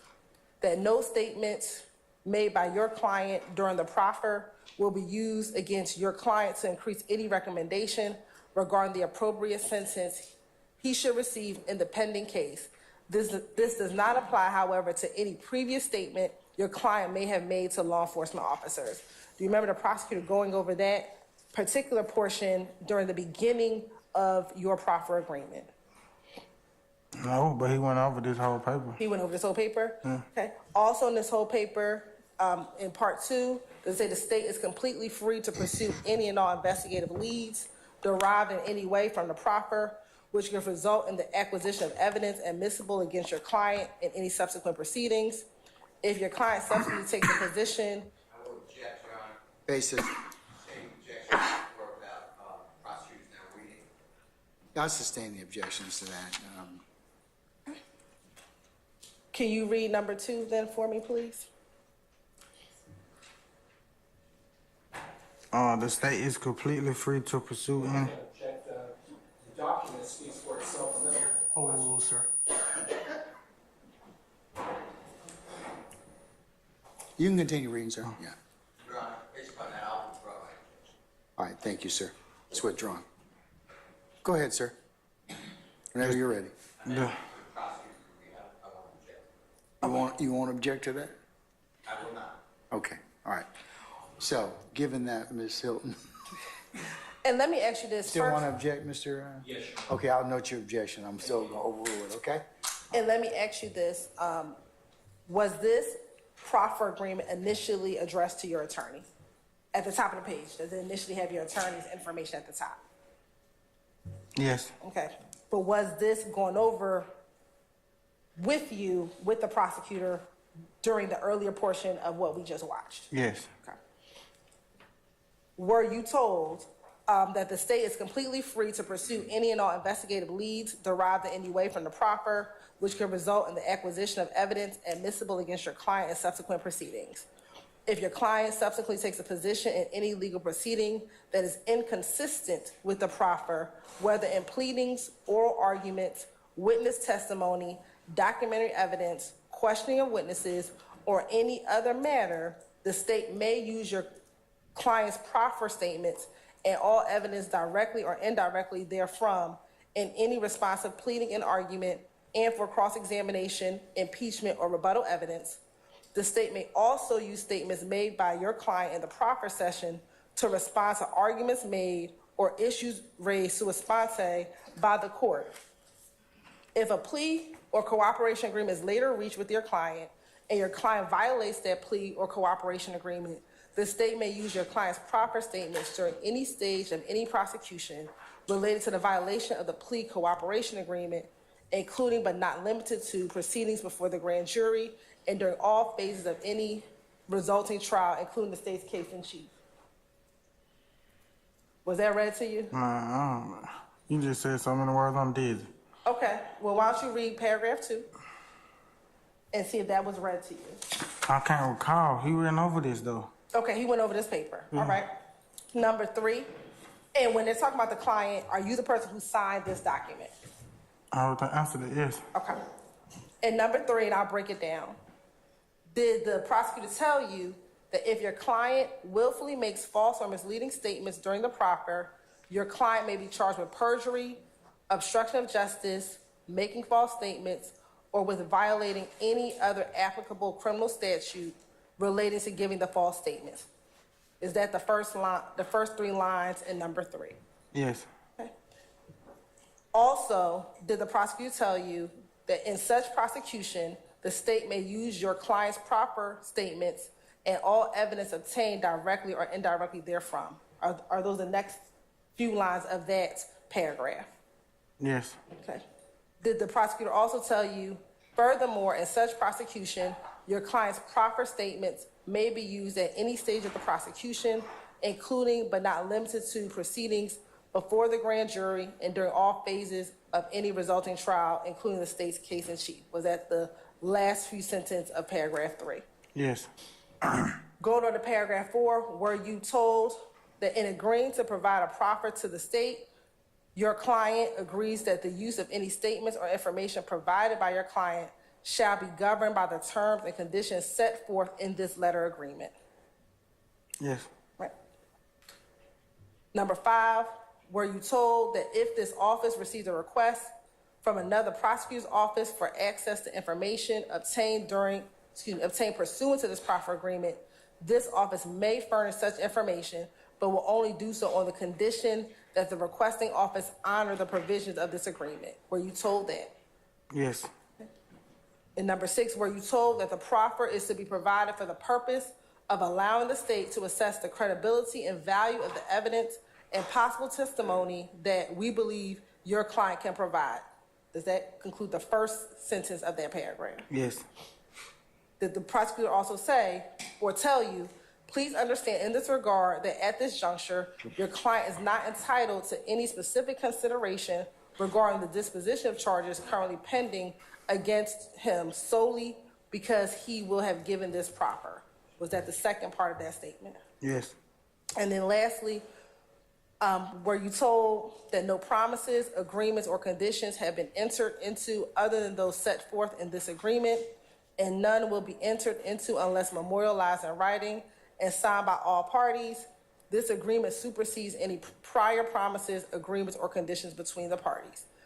Is that what the last paragraph said? Yes. And was it then signed, or is the prosecutor's name still on the bottom of that paper?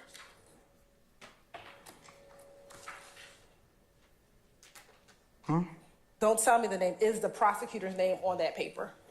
I don't see no name. It just say assistant. It just says Assistant District Attorney? Yeah. Right? And then on the next page, is that where you signed it? Yes. And when you signed, does it says, I have read this proffer agreement carefully and have reviewed it with my attorney, Mr. Jacoby Hudson Esquire. I understand the proffer agreement and I freely and voluntarily agree to it. And did you sign it and date it February 16, 2016? Yes. And did your attorney also sign it as well? Yes. On that same date, February 16, 2016? Yes. And then are there 2 additional signatures for the witnesses that were present in the room, Investigator Gaither and Investigator Dennis? Yes. Also signed on that same date? Yes. Okay. And did you give that proffer that we just watched after this was read to you? Yes. Yes. Yes. And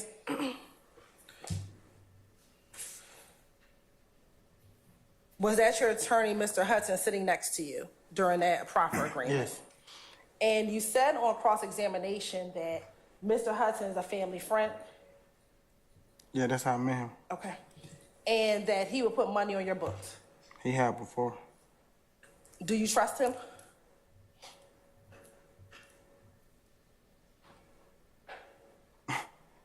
Okay. No? Yes? Yes, to an extent. All right. Did you do what he advised you to do in giving this Proffer statement? Objection, that would call and invade the attorney-client privilege. I sustain the objection. In reading and having this Proffer, were you attempting to be as completely honest and as truthful as you could be when you spoke during this Proffer? Overruled. I remember hearing him ask me that. I'm asking you that. Were you trying to be completely honest and truthful? I can't remember what I was doing. I was trying to get home. I was high. Okay. You were high during the Proffer, or you were high when this occurred in April 12th of 2015? Both. So before you went into court, you were high? I was high all the time at Rush Street, so yeah. Did you being high affect your memory? It didn't have to. I already suffered from, I couldn't retain information and I had memory loss. That's why I got kept back in school. That was already a problem for me. But were you able to tell them what occurred on April 12, 2015, and also were you able to tell them about YSL and If Gang? To my knowledge, today. Permission to approach? You may. Shown this to defense counsel already? Yes, yesterday. I'm going to show you again what I showed you the other day at State's Exhibit 20, 21, and 22, Charlie. I believe you told me earlier when I first asked you about it, you did not recognize those images.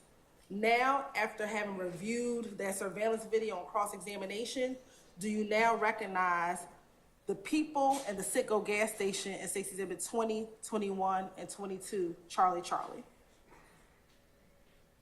Yes. Okay.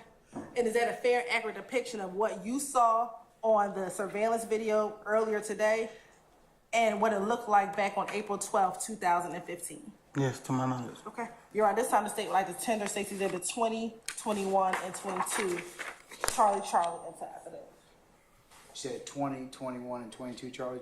Yes. All right, any objection to the aforementioned exhibits, counsels? Court is indulgent. All right, hearing none, states 20, Charlie, 21, Charlie, and 22, Charlie are admitted and may be published as you see fit.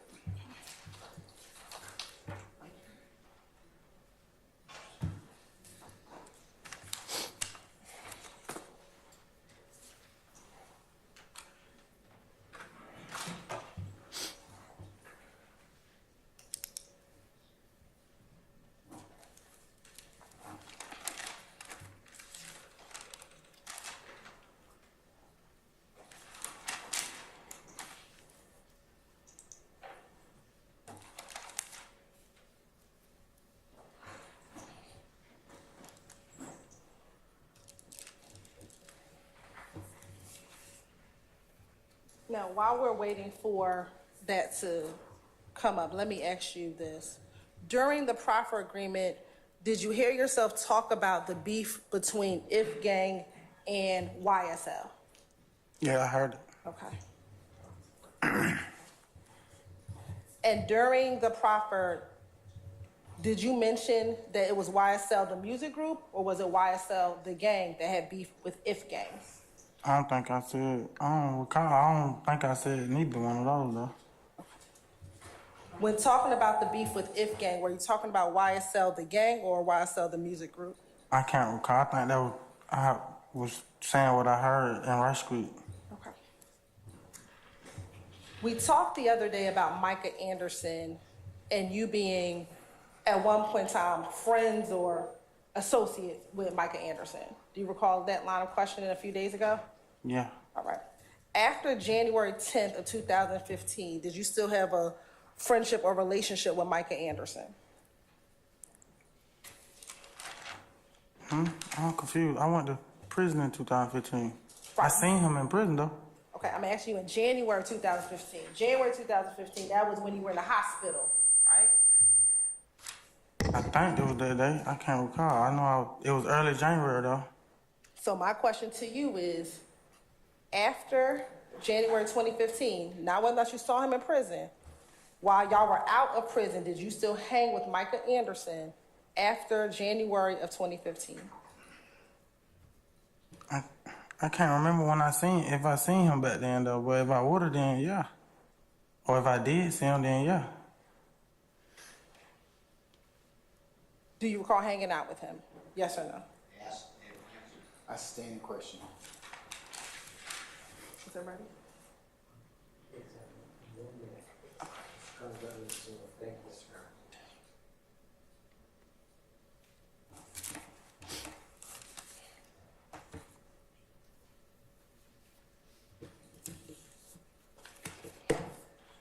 Now, during cross-examination,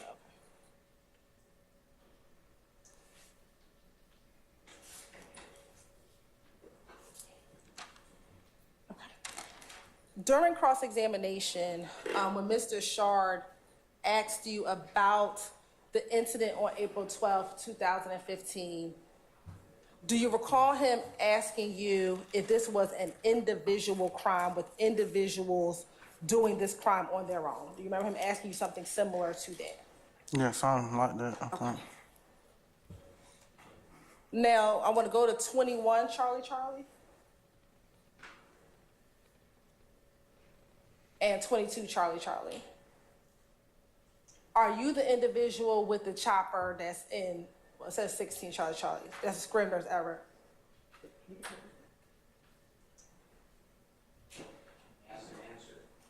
You're right.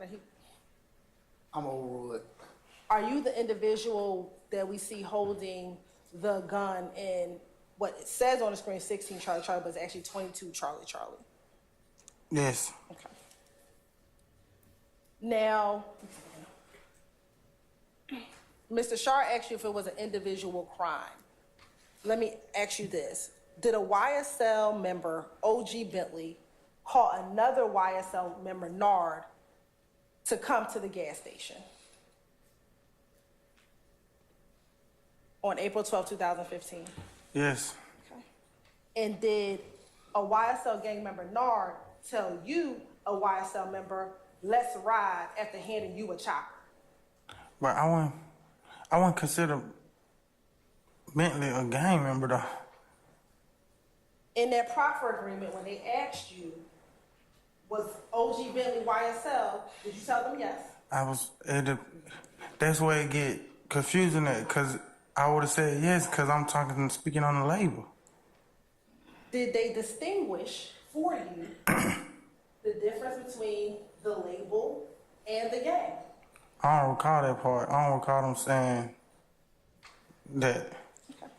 Well, let me continue. Did Nard, a YSL gang member, tell you, another YSL gang member, let's ride, and y'all both went, along with Fatty, another YSL gang member, to the gas station?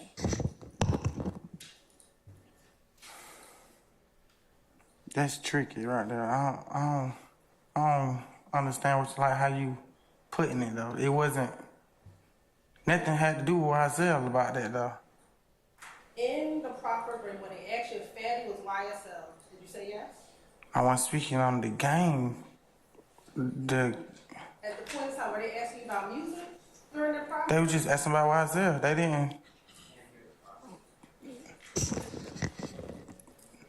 At any point, when you were talking about shooting, were they talking about music at all? Objection calls for speculation. I stand question. In the proffer agreement, did you see them when you were talking about this shooting? Did they ask you at any point, while you're talking about the shooting, about the music group YSL? No. Okay. So I ask you again, did Nard, a YSL member, tell you, another YSL member, let's ride? Yeah. Okay. And did you Nar and Fatty, all YSL members, get in the truck to go ride. Yes. Okay. And in the August 2015 interview, did you tell the detectives, I didn't know if it was for a lick or what we were going for, I just knew to ride? Yes. Okay. And did you all, the three of you, go up to protect and make sure another YSL gang member, OG Bentley, and Hot Rod, who you said wasn't YSL, make sure that they were protected? I would have did that for anybody, though. Okay. But on this day, you were doing it for Bentley when he called you all to come. Objection, leading. I stand. Oh.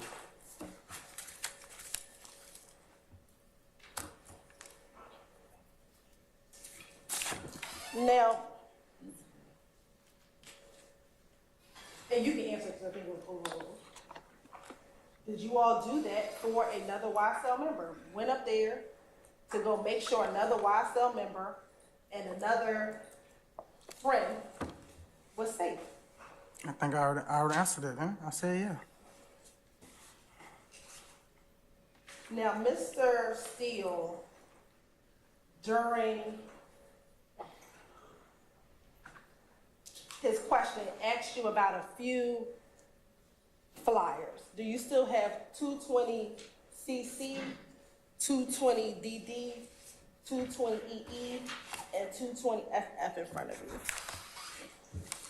I don't think I got it. I think it's underneath that package. They're not numbered.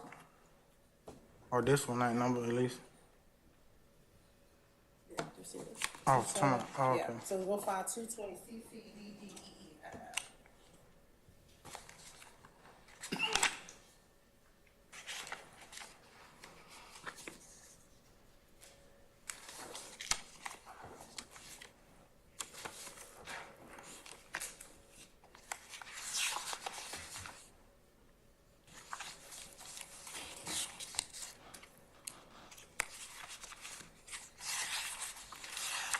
Say it again. What one? 220cc, DD, EE, and FF. I got it. Okay. Were you present at the concert on on Friday, December 19th, 2014? I can't recall. I went to a whole lot of concerts back then. Do you recall when you had your car accident? January, I think. The early, like, right after New Year's. Let me ask you about these flyers, promotion flyers. Are they created in advance or prior to the event? The promotional flyers, are they created prior to the event happening? You mean before? Yes. They would have to be. They can't, if they did it after. Okay. So just because they're on the flyer, does it always mean that all of the artists show up at the event? Unless it's a mishap, but they be paid by the time they put the promotion out, because then that'll be fake promotion. Okay. But do they always show up? It depends on what the circumstances is. Okay. And so there are times where artists may be on a flyer, but they don't show up to the event. Are there times when artists... Are there times... Standing objections to form. You can rephrase. Are there times when artists are on flyers, but they do not show up to the event? I've seen it happen. That would be the third time the judge would be asked Has to ask and answer. Going to the flyer on 220FF, which is the flyer from January 18th, 2015, were you present at that concert? I don't recall if I was there. Okay. But you said you got to your car accident in January of 2015. Like the first week of January. Okay. So you would, so it's January 18th, a few weeks after the first week of January? Yes. So would it be safe to say that you were not at that concert? I went to concerts right after my accident. Do you remember earlier that you said you were in the hospital till maybe about February of 2015? I don't recall when I went. I know when I got out the hospital, I went to tours and shows and with my back brace on. I remember being there in pain. And was that the rodeo tour that you went on? I went to concerts before we left to go to the rodeo tour too.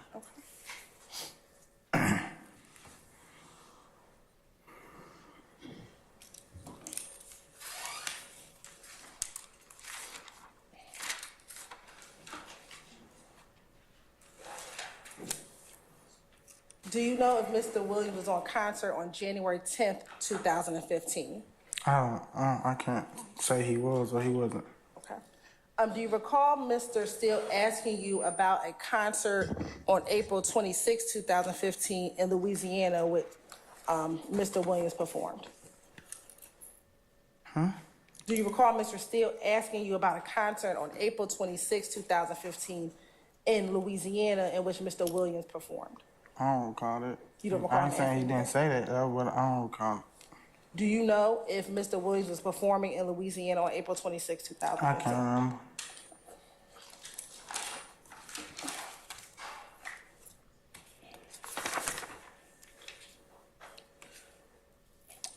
Now, Mr. Steele asked you about an event on September 11, 2013. Do you remember when he asked you about that event? That was when you got shot 2 times. In the car. Yes. Do you remember when he asked you about those events? Yes. Do you remember on direct telling me that you didn't remember anything about those events, but people told you what happened once you woke up In the hospital, yes. Right.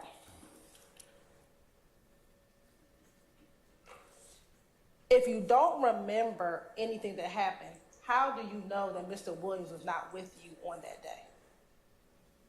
I told you I don't remember what people told me.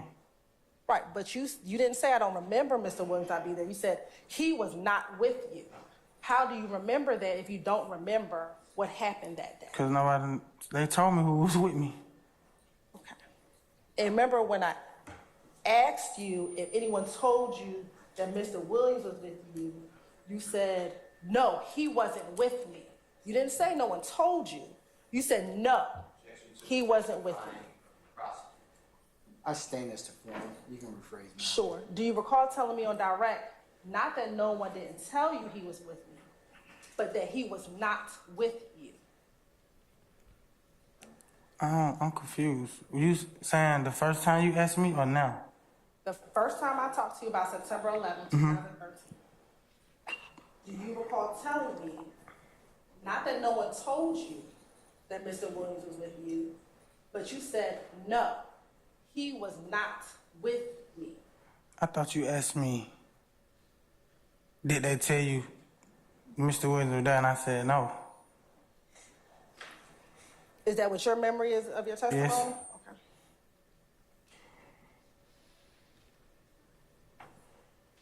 Now, also during during cross-examination with Mr. Steele, he asked you about an incident with Shay, about going to Shay's house and maybe doing drugs with Shay, and maybe Michael was there. Okay. Do you remember telling me on direct that you had never been at the home with Shay by herself smoking weed? Yeah, I never. That would be kind of. Right. And then Mr. Steele asked you, was there a time at the house that you were at the house and Buck stole some drugs from the house? Do you remember him asking you that? Yes. And that Mr. Williams ended up either paying for the drugs or giving the drugs back. Do you remember him asking you some line of questioning? That sound about right. How many times did Buck steal drugs from Miss Bennett's house in your presence? I can't remember. He stole from a lot of different women we went around her. I'm specifically asking about Miss Bennett. How many times have you been present when Buck has stolen drugs from Miss Bennett? I stand the objection.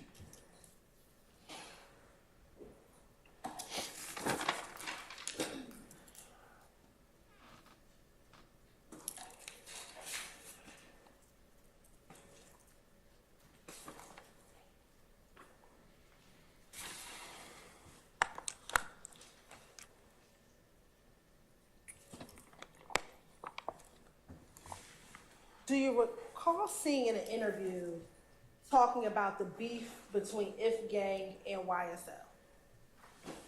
In the Proffer video? Yes. And in the video that you stated that the beef started after Rich Homie Quan and Thug, as you called him in the video, got into a beef. Do you remember that? I've seen the video, yes. Okay. Do you know if after Donovan Thomas died in January 2015, if Rich Homie Quan and Thug ever performed again? I wouldn't know. I don't remember. Did you go to any concerts? Because you said you went to a few concerts. Did you go to any concerts in which Rich Homie Quan and Thug performed after Donovan Thomas passed away? I never went to a concert with them performing together. Okay, you've never been to one with them performing together at all?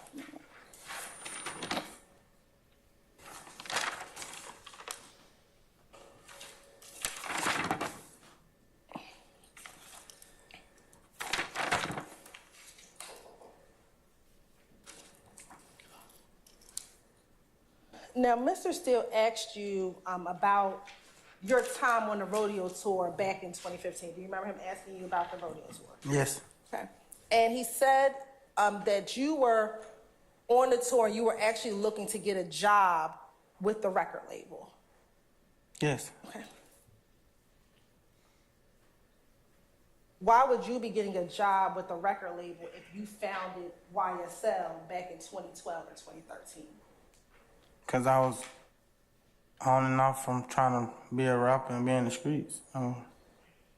But you founded YSL. I helped find what I said. I feel like me. That's my opinion. And that was you, Mondo, Thug, and Tit. It's a couple of us, yes. And that's before it was ever an actual record label. And was that before it was actually a record label? Yes. I stand objection, rephrase. Was that before it was actually a record label? Yes.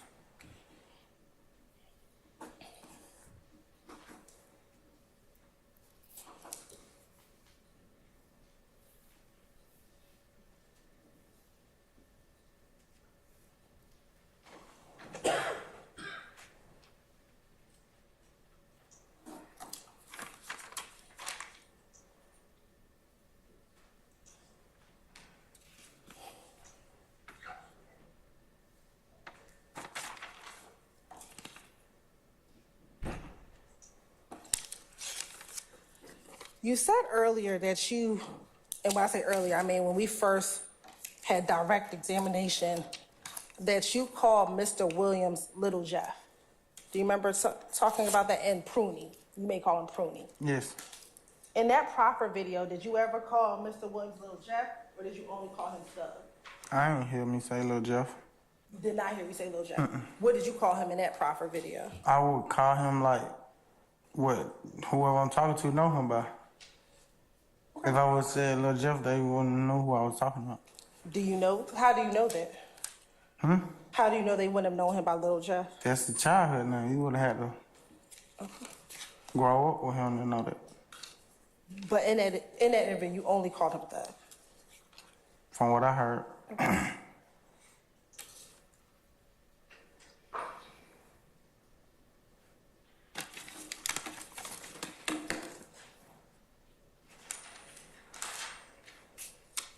Court sent those just for one moment.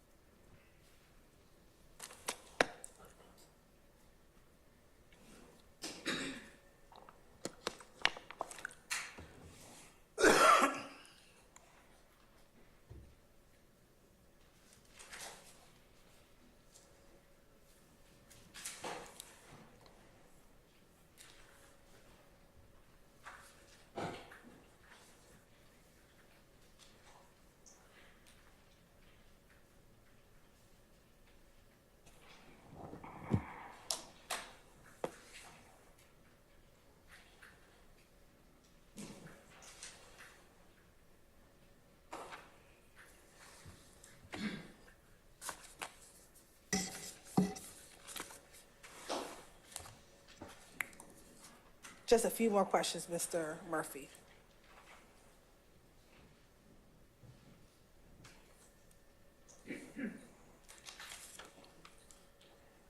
Regarding that January exhibit FF, 220 FF, Yes.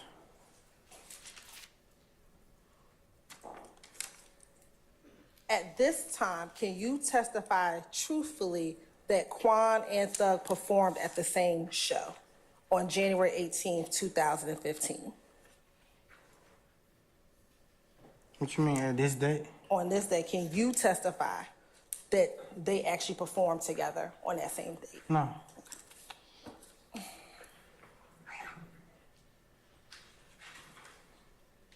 After the September 11, 2013 incident, did you ever talk with Adrian Bean? After you woke up from the hospital, did you ever talk with Adrian Bean? No. Did you ever talk with Frederick Prothrow? No. Did you ever talk to Mr. Williams afterwards?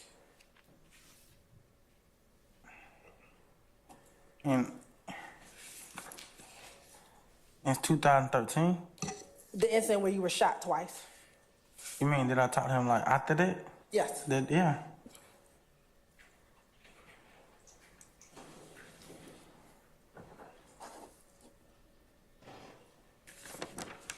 Did you talk to Buck after that?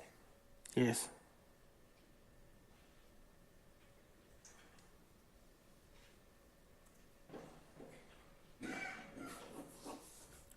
Do you know who Courtney Bean is?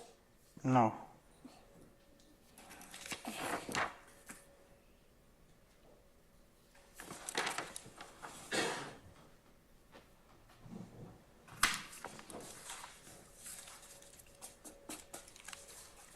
And is it your testimony today that Mr. Williams was not with you in that car on September 11, 2013? From my knowledge, no. Nobody never told me he was with me. No one ever told you. And you don't, at this time, remember who all was in the car with you? No.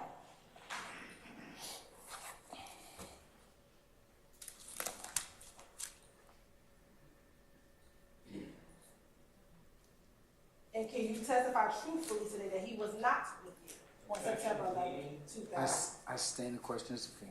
Are you able to testify truthfully today that he was not with you on September 11, 2013? I don't understand what you asked. I thought I just did that.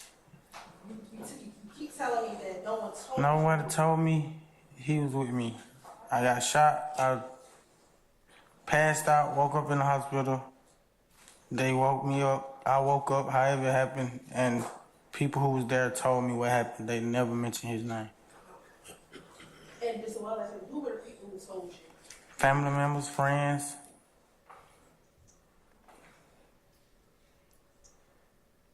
I have no further questions. Any recross? Mr. Sharp?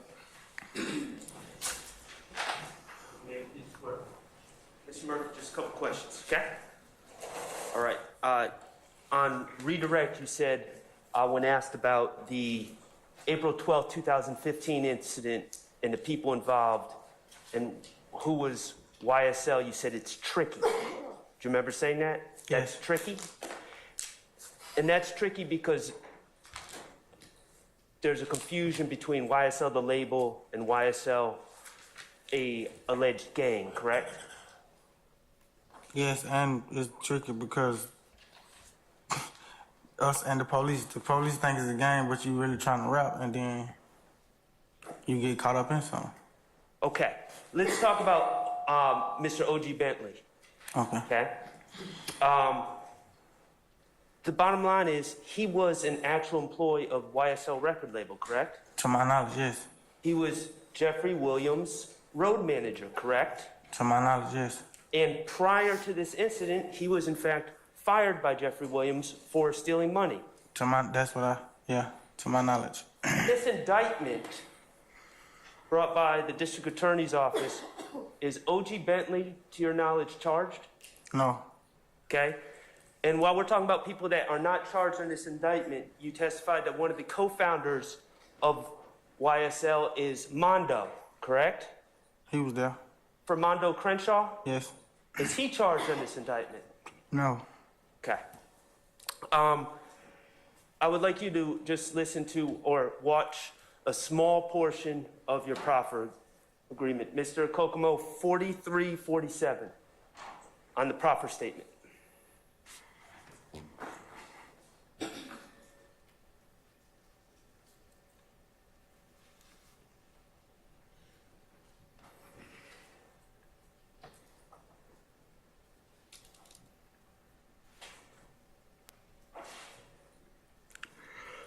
What exhibit number is that?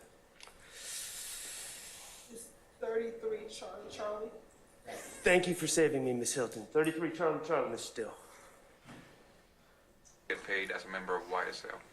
Okay, Mr. Kokomo, could you back it up and turn the volume up?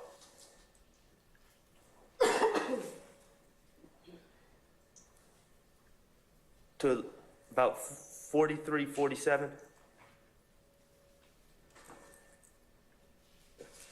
Do you just get free drugs? Do you get a cut of whatever money they get? How do you get paid as a member of YSL?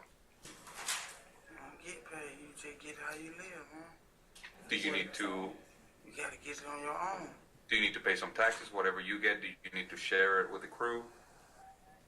Now, the home niggas were in prison. So how did you make your money at that time? I was robbing, stealing, whatever I had to do. So when you steal something, say you steal $1,000, is all of that yours, or do you need to give some back to YSL? Get something back. How much do you need to give back? At least $150. Okay, so every time you have a lick, you have to pay $150. Okay. Who do you pay it to? Now, actually, Mr. Kokomo, I'm sorry. Could you just continue to play for a few more seconds?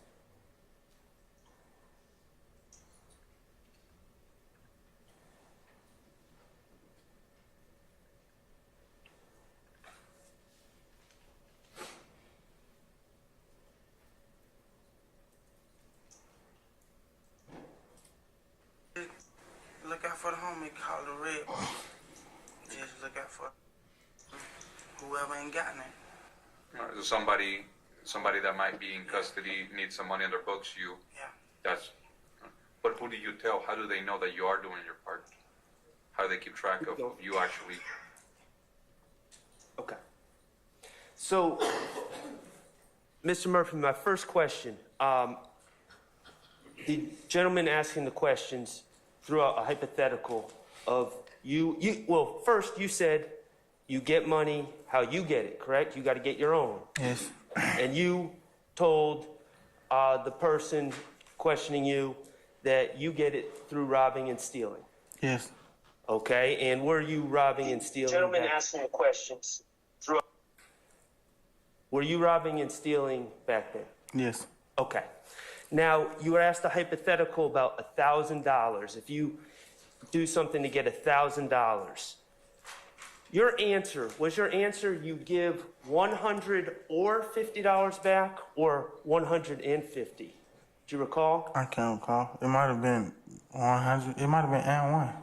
Okay, well, which one is it? Is it 100? Is it 50? Is it 150? It's not. No. It's see. That's why it's confusing too because I was speaking in our terms. I wasn't saying like everybody got to do this. I was just saying what I would do. The truth is, there's no set percentage, correct? No. Do you know what percentage 150 is to 1,000? Ask that again? Was there a set percentage? No. Okay. Were there set expectations? No.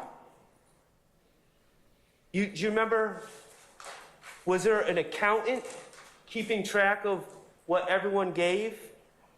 No. Were people giving to their friends? I was. Did you give to the books of people that were struggling in Rice Street and in prison? I had a couple friends in prison, so yes. Did you give to people that were struggling in Rice Street and in prison that you considered YSL? I don't even think they weren't even at home when we made it. They was already in prison. Did you give money on books to people that you considered struggling that weren't YSL? Yes. Okay. Do you remember hearing something about a red box? Yes. Where is this red box? See, that's where it's getting confusing again because that's blood terminology. That ain't had nothing to do with. Yeah. Correct. That red box that you brought up in that interview when you were trying to go home, that red box didn't have anything to do with YSL, did it? That was blood terminology. That was blood terminology. That was terminology you knew from being a blood in the past, correct? Yes. Correct? Yes. And you brought up the red box because you thought bringing that up at that time would help get you out of this jam, correct? Speculations of what he thought, why he said. I'm asking him what he thought. I sustain the questions to form. Why don't you rephrase it? The red box has nothing to do with YSL, does it? No. Thank you. No further questions. Mr. Matthews?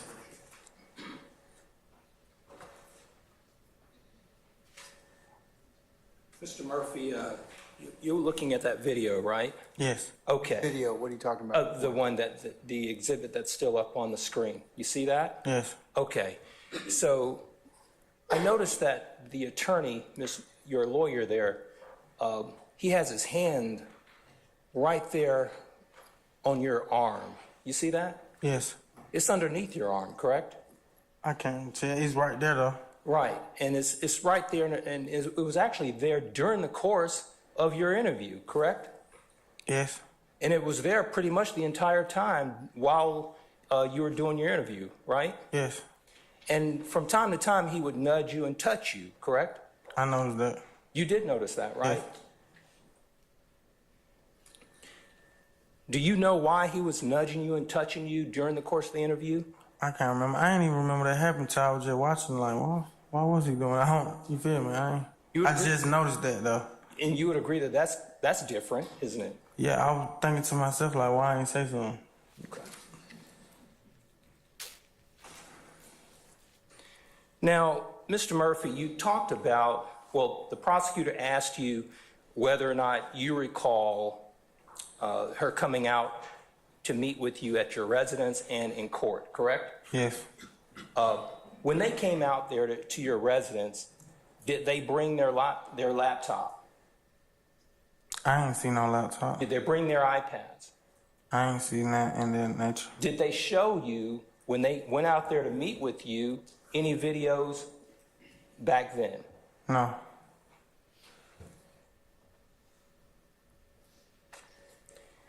You indicated that while you were actually engaged in this interview, that you were high. Is that correct? Yes.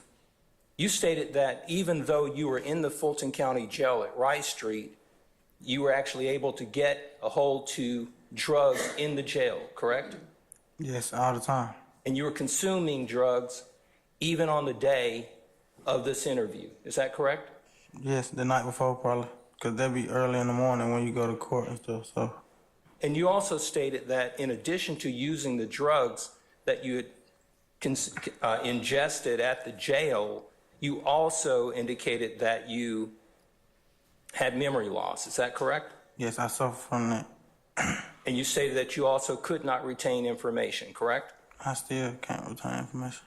And when you were sitting there in that interview, you were wanting to say the things that they wanted to hear, they being the investigator, Gaither, correct?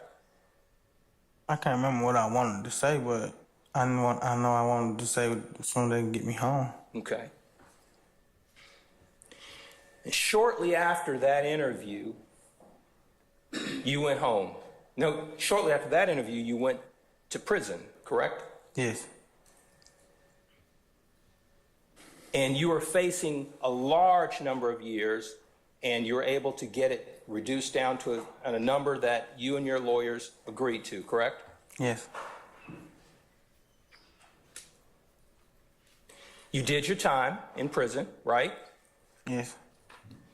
How much time did you serve? I think 7.5 years. I got out on parole. Got out on parole. Yes. How long were you out before you went back in July of 2022? Maybe 4 months. 4 months. And you went back in on this actual case right here, correct? Yes. On the RICO case, right? Yes. And you sat in jail an additional amount of time until you reached another plea agreement, correct? 7 months. And you reached it with these folks over here, the district attorney's office, right? Yes. And now you're back home, correct? Yes. Okay. Nothing further. Thank you. Anybody else?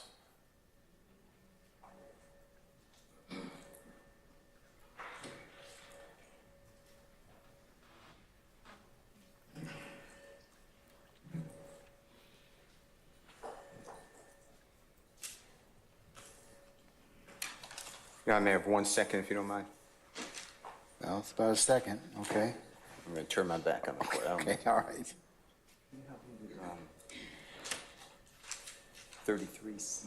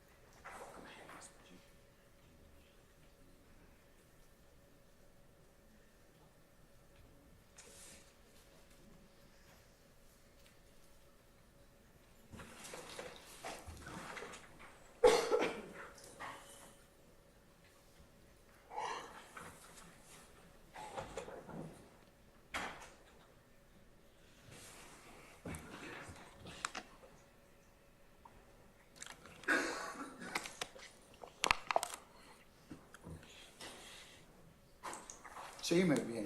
Thank you. Go ahead. I'd like to ask you a question that, to continue what the Honorable Attorney Matthews just asked you, okay? Okay. When you were released from prison in the beginning of 2022, you then learned that you were wanted on this indictment and you turned yourself in voluntarily to the jail. Is that true? Yes. Okay. And you did that about, and I don't remember, June or July of 2022. Does that sound right? Yes. And when you turned yourself into the Fulton County Jail, is it fair to say that you were housed, that means living, with other people on that same area who are also in this indictment? Yes. And did any of those people in 2022 beat you? No. Did any of them threaten you? No. Okay.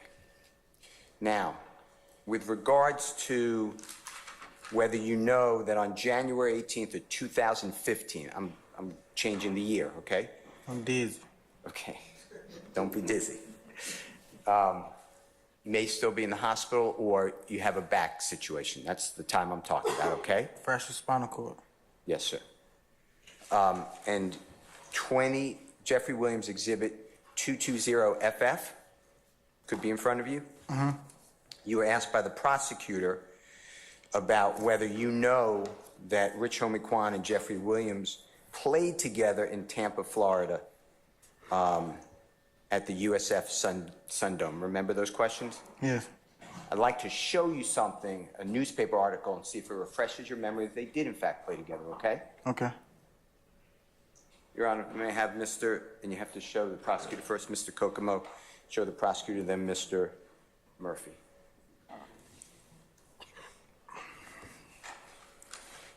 Okay, show him, and actually he's going to show a video, Your Honor. What exhibit is this? I will mark it, with the court's permission, 220 FF1.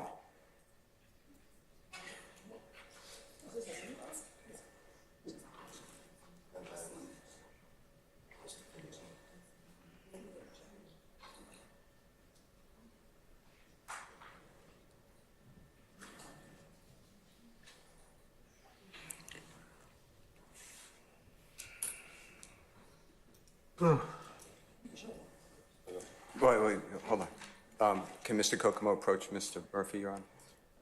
He may. Thank you. Mr. Murphy, can Mr. Kokomo approach you? Yes. Okay.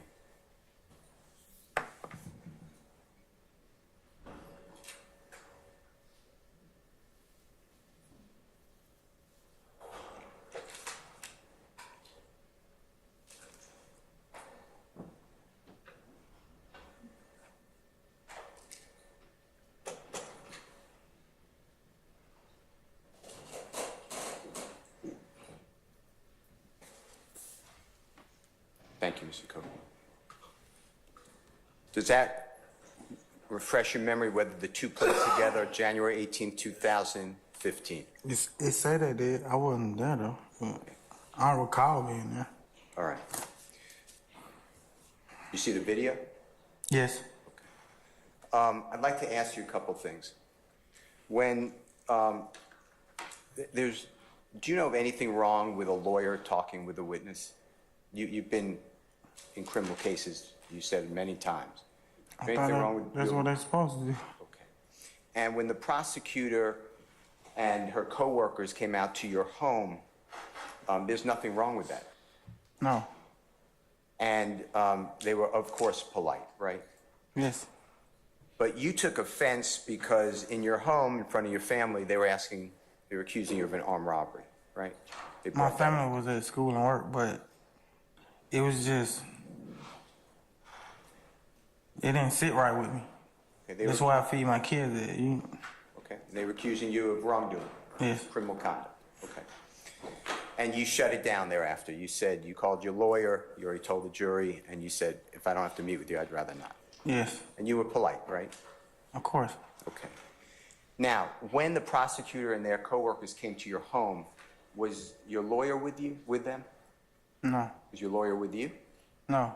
They just came out on their own? True? No. I invited them. Okay. You let them come over? Yes. Okay. Now, I met you when you were before December 22nd, 2022. That's the day, which should be in front of you, but that's the day that you came before the Honorable Judge Glanville and entered the guilty plea in this case. Do you remember that? Yes. Okay, right before Christmas was it? Yes. 2022. And before you were released, so from the time you voluntarily surrendered or turned yourself into custody in about June or July 2020 through the time you were released, I came out to the jail and met with you. Fair to say? Yes. One time. One time. And I was there with your lawyer, right? Yes. It was with your lawyer's advice and permission, right? Yes. And the Honorable Keith Adams was with us, with me and your lawyer as well, right? Yes. And we asked you, and you answered or didn't answer some questions. Is that fair to say? Yes. And we were polite, right? Of course. And then after you were released from custody and became a witness in the case, so you're no longer charged, you resolved your case. You know what I'm talking about? Yes. We met at my office. Do you remember that? Yes. And you saw Mr. Sharp walking down the hallway. Fair to say? Yes. And your lawyer was there, right? Yes. And your lawyer was with us. True? Yes. And you had to go to work, so it was a short meeting. Yes. And then, because you're working a lot, right? All the time. And we had then a Zoom meeting. Fair to say? Yes. And your lawyer was there too, right? Yes. And that's tell the jurors what I told you every time. That should be here, sir.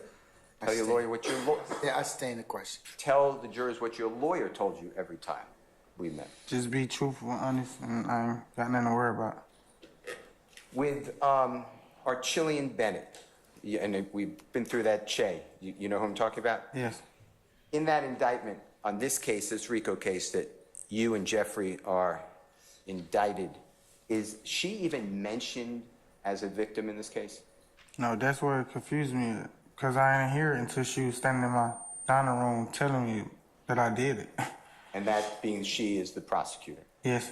All right. Your Honor,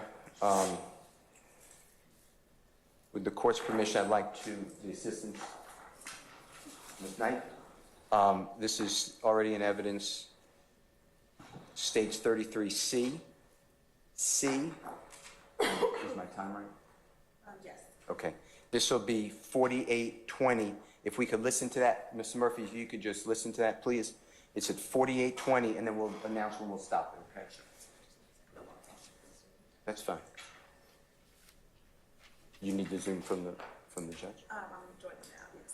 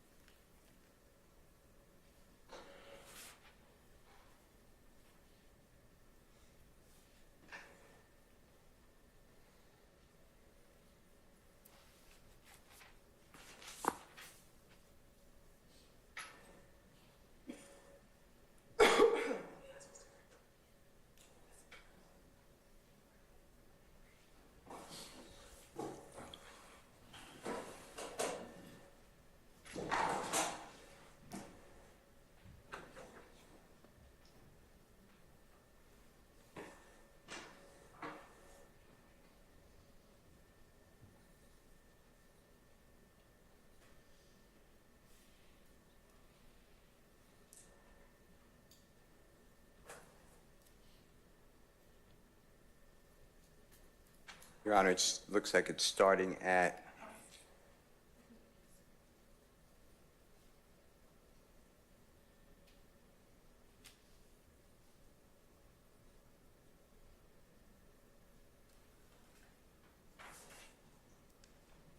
How did it get to this point? some, well, it overshot it, Your Honor. 1 second.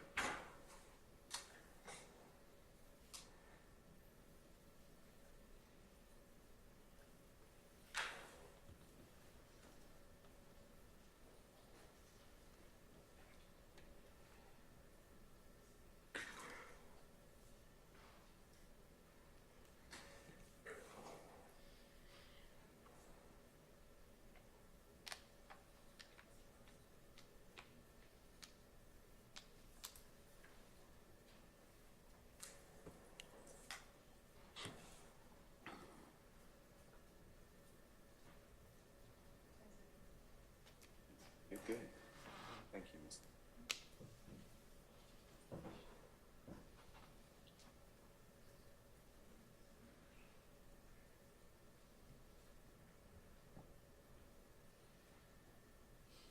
Your Honor, this is 4818, sir.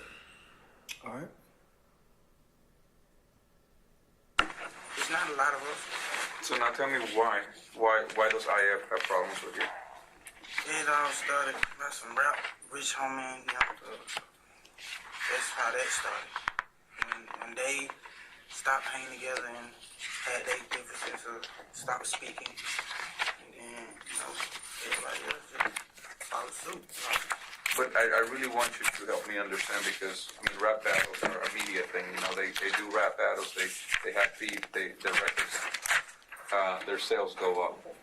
How does this transform into people shooting at you and shooting at your... Your Honor, it stopped at 48:59. Did you hear that colloquy or the conversation between you and the prosecutor asking questions? Yes. You hear the prosecutor say to you that, or ask you, rappers have rap battles and it makes their sales go up? Yes. You hear him say that? Is that something common to you? Do you know about that? Yes. Explain to the jurors what happens with a rap battle. It's just like a show or anything else. They sell tickets and publicity. It's entertainment? Yeah. And it promotes the rapper or the artist? Yes. Okay. And if you can go to 40, is it correct, 4940, is that right? That's correct. This, Your Honor, this should be 4940. Mr. Murphy, if you can help me with this too.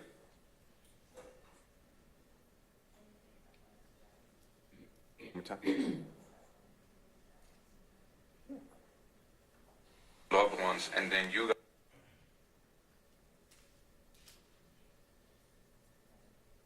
Your Honor, it's 4936. Okay. Is it one for now? Nut. I mean, not nut. Nut was sending shots at dog ain't no real blood. All that. It stopped, Your Honor, at 4948. Did you hear you say that Nut, or maybe Big Nut, that's Donovan Thomas, that's how I would know the person, Nah, right? yeah. Says that Jeffrey's not a real blood, or a thug's not a real blood. Did you hear that? Yes. That's what you said, right? Yes. All right. I don't have any other questions, Your Honor. Thank you so much. Anybody else? Any further redirect? 6 questions. Oh, we're gonna see. Number 1. Okay, all right. It better not be 10 subparts either. Earlier, Mr. Shar just asked you about a red box. You said that was blood terminology. Do you remember Yes. telling him that? So that means, are you really a fake blood if you know what the blood terminology is of a red box? Huh? Can I get one in an addendum? Nah, I understand what you're saying, but just because I know that don't determine if I'm real or fake, like a false flag, that doesn't. All right. When asked about YSL in this interview, did you ever tell the prosecutor, the investigators in the room, that when they asked you about YSL and who was in YSL, that it was tricky to determine who might have been in YSL? I didn't hear me say that. In that proffer, did you ever say to anyone in that room that YSL is not a gang? No, I don't recall saying it or hearing it.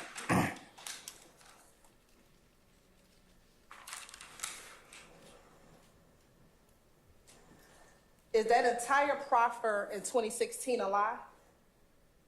I can't recall if it's the entire or half or certain parts. I will hide. In the plea agreement that you did as it relates to this case, did you lie in that plea agreement when you did all your acknowledgments? I don't recall me lying then. Okay. So in one Charlie, you didn't lie. You told them everything you knew. I stand the questions to form. You can rephrase.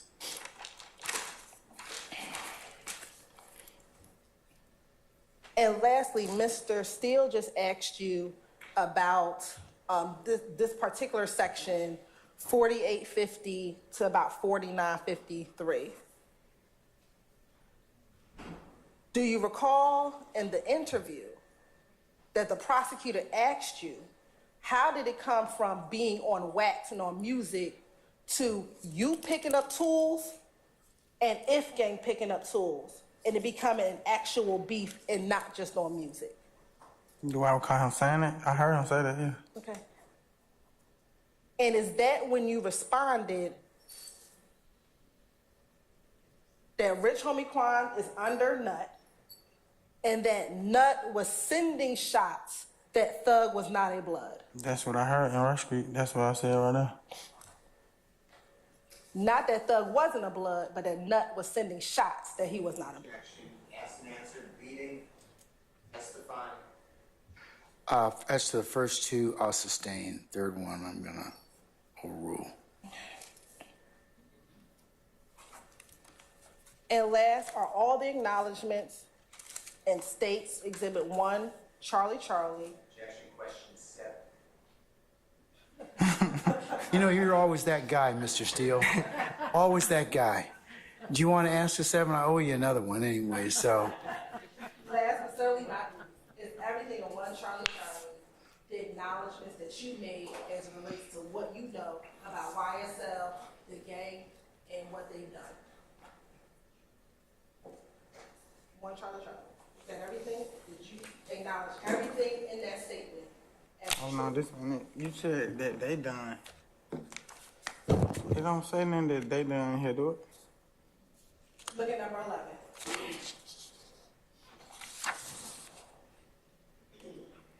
Yeah, but I told you that was that was the charges I had. Is that what that says?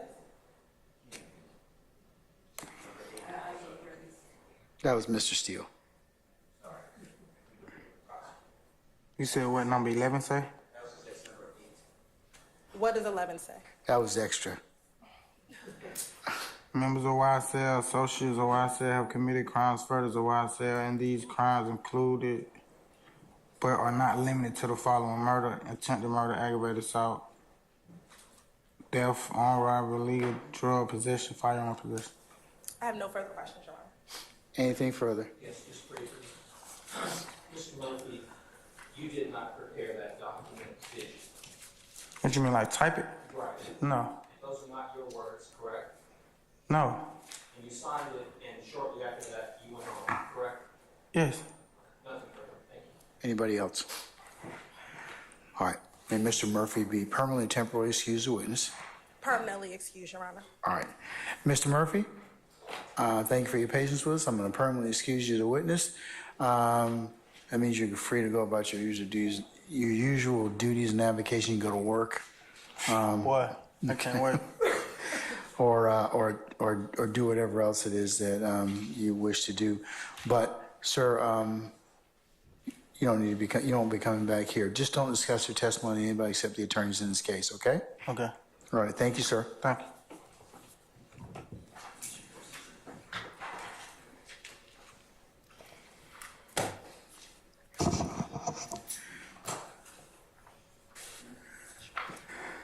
All right, ladies and gentlemen, the hour being a little after 5:30, we are going to recess for today. All right? Remember, as I mentioned to you, tomorrow's a short work day. I need you all to be here for 9:30 for a 10 o'clock start time, and we will recess somewhere around the noontime hour to allow one of your members to make it in time for a medical appointment. Okay? So that's our plan for tomorrow. What are your ministerial inquiries of me? Anyone? I was just being kind. Remember, I don't really ask him for any input, but no, go ahead, madam. Tell me what's the question? Say again? No, I was just saying on behalf of all of us here, we'd like to tell Jack happy birthday. He's kind of sort of asleep, but you're very welcome. You're very welcome. He's 3 today. That's right. Okay, all right. Anything else? That's ministerial in nature. Okay, all right. Okay, let's go ahead and go through our ad nauseum admonitions, and then we'll send you home for the evening. Please do not discuss anything that we have covered in small groups. Onesies and twosies as you're going out, no matter where you are, coming and going to the courthouse, as again, that would be a violation of the court's admonitions.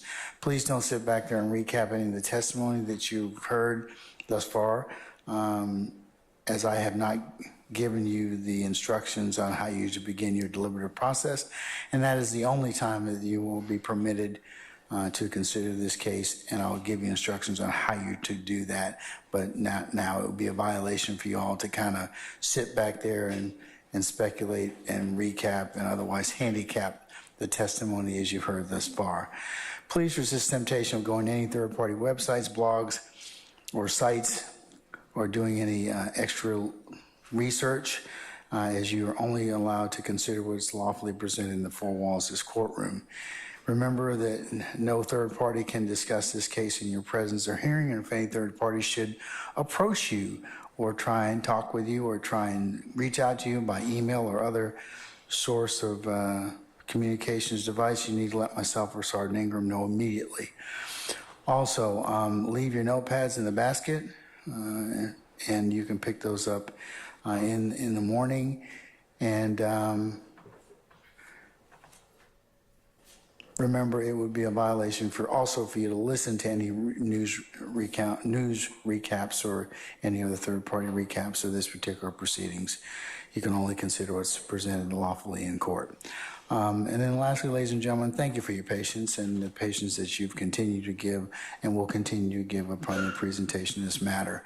So, ladies and gentlemen, unless you have any other ministerial inquiry of me, I will recess you all till tomorrow morning for if everybody could be here for 9:30 for our and anticipated 10 o'clock start time. And as I said, we'll work as close to noon as we possibly can, and then we will recess, and then I will give you all instructions for the rest of the week. I think we have another short.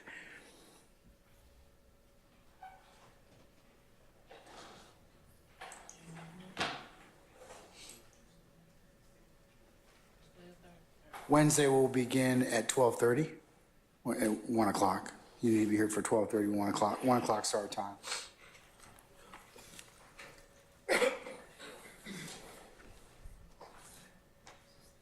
Thursday, you need to be here for 8:30. We will commence around 9 o'clock and go to about 1:40, 1:45, somewhere around there, as one of your members has an afternoon medical appointment as well.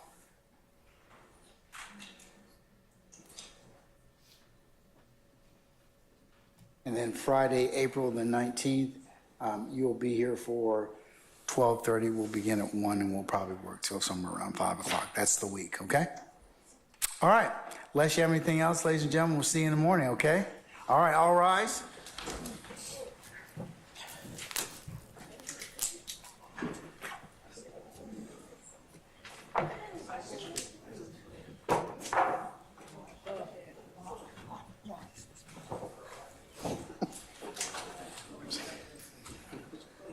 So you're really looking at me.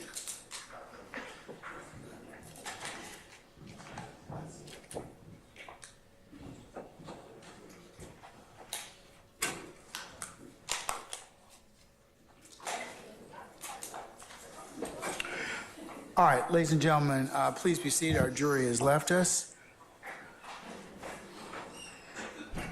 Okay, state you have your witnesses ready for tomorrow. I know we have one of your witnesses who'll be here at 10, so that should be perfect. Anybody else that we're going to call or hear from tomorrow? Yes, Your Honor. We anticipate hearing from two more, potentially Dexter, Montgomery, and Okay, all right. Well, just judge your time accordingly. Okay? All right. Anything else I need to take up before tomorrow, counsels? Mr. Steele? Can I just ask a question?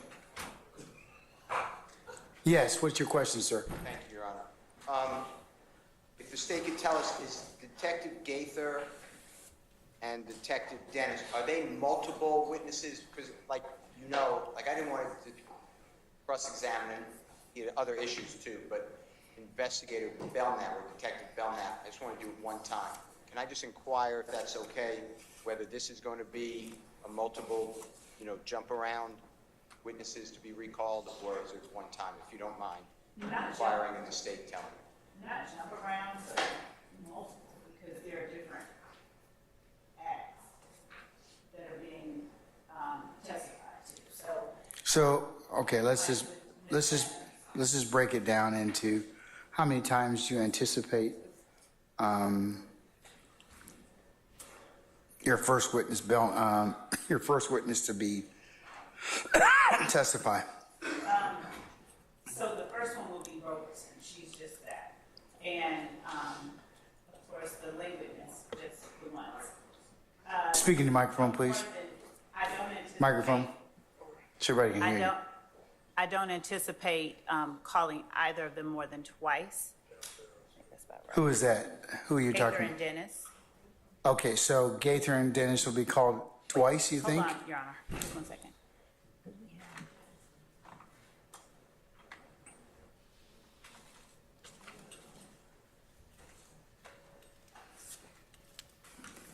So Gaither no more than twice, and Dennis, Your Honor, let me look at my order.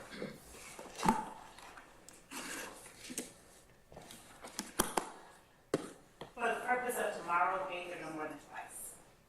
And I will let the court and Mr. Steele know, and I can speak to him offline with respect to Dennis. I believe that we, in our previous orders approved given to them as to which person would testify about what act, we have the acts that we anticipate him testifying to. So is he only going to be called once, or are you going to let me know tomorrow? No, we will let you know tomorrow, Your Honor. We have already let counsel for defendants know the acts that we anticipate that he testifying to. That's the only reason I said you can speak offline, and I can let the court know tomorrow. Okay, listen, I think Mr. Steele just wants to know whether or not you're gonna call, whether or not you're gonna, how many times you're gonna call each respective witness, so, so he can make a decision as to whether or not he wants to examine them all at one time or accordingly, okay? Yes, Your Honor. Thank All right. Okay, anybody else? Anybody else? May I inquire about this club or this Hilton? Investigator Gaither tomorrow is subject to the testimony limited to the Dexter Montgomery incident, overt act, or is there more? It would definitely be as to the Dexter Montgomery act. We won't cover another act tomorrow. So it's just the Dexter Montgomery Act, correct? So Judge,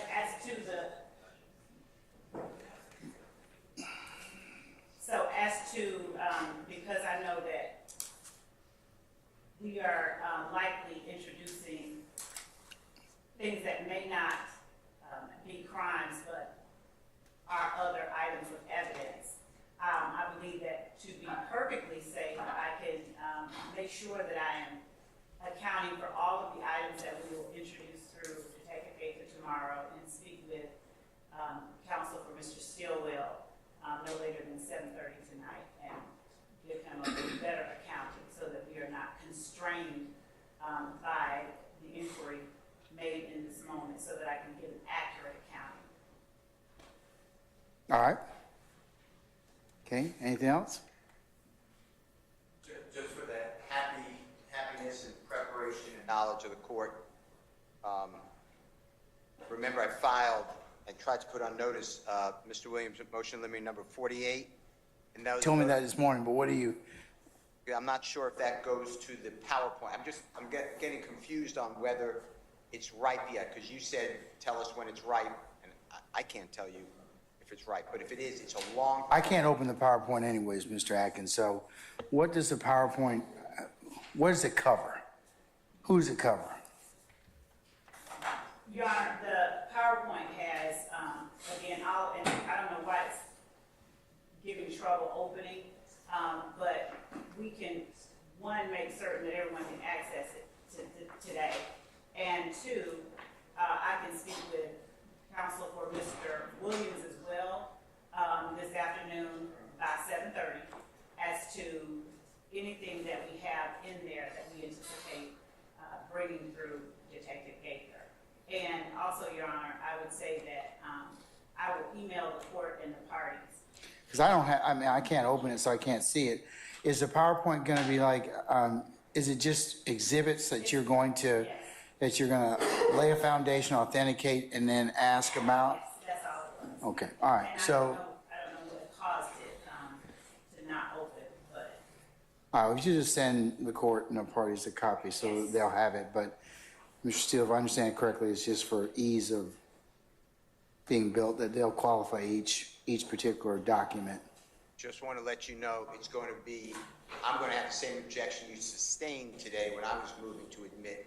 There's going to be words on a page, there's going to be vocals being said, there's going to be statements being said by non-witnesses.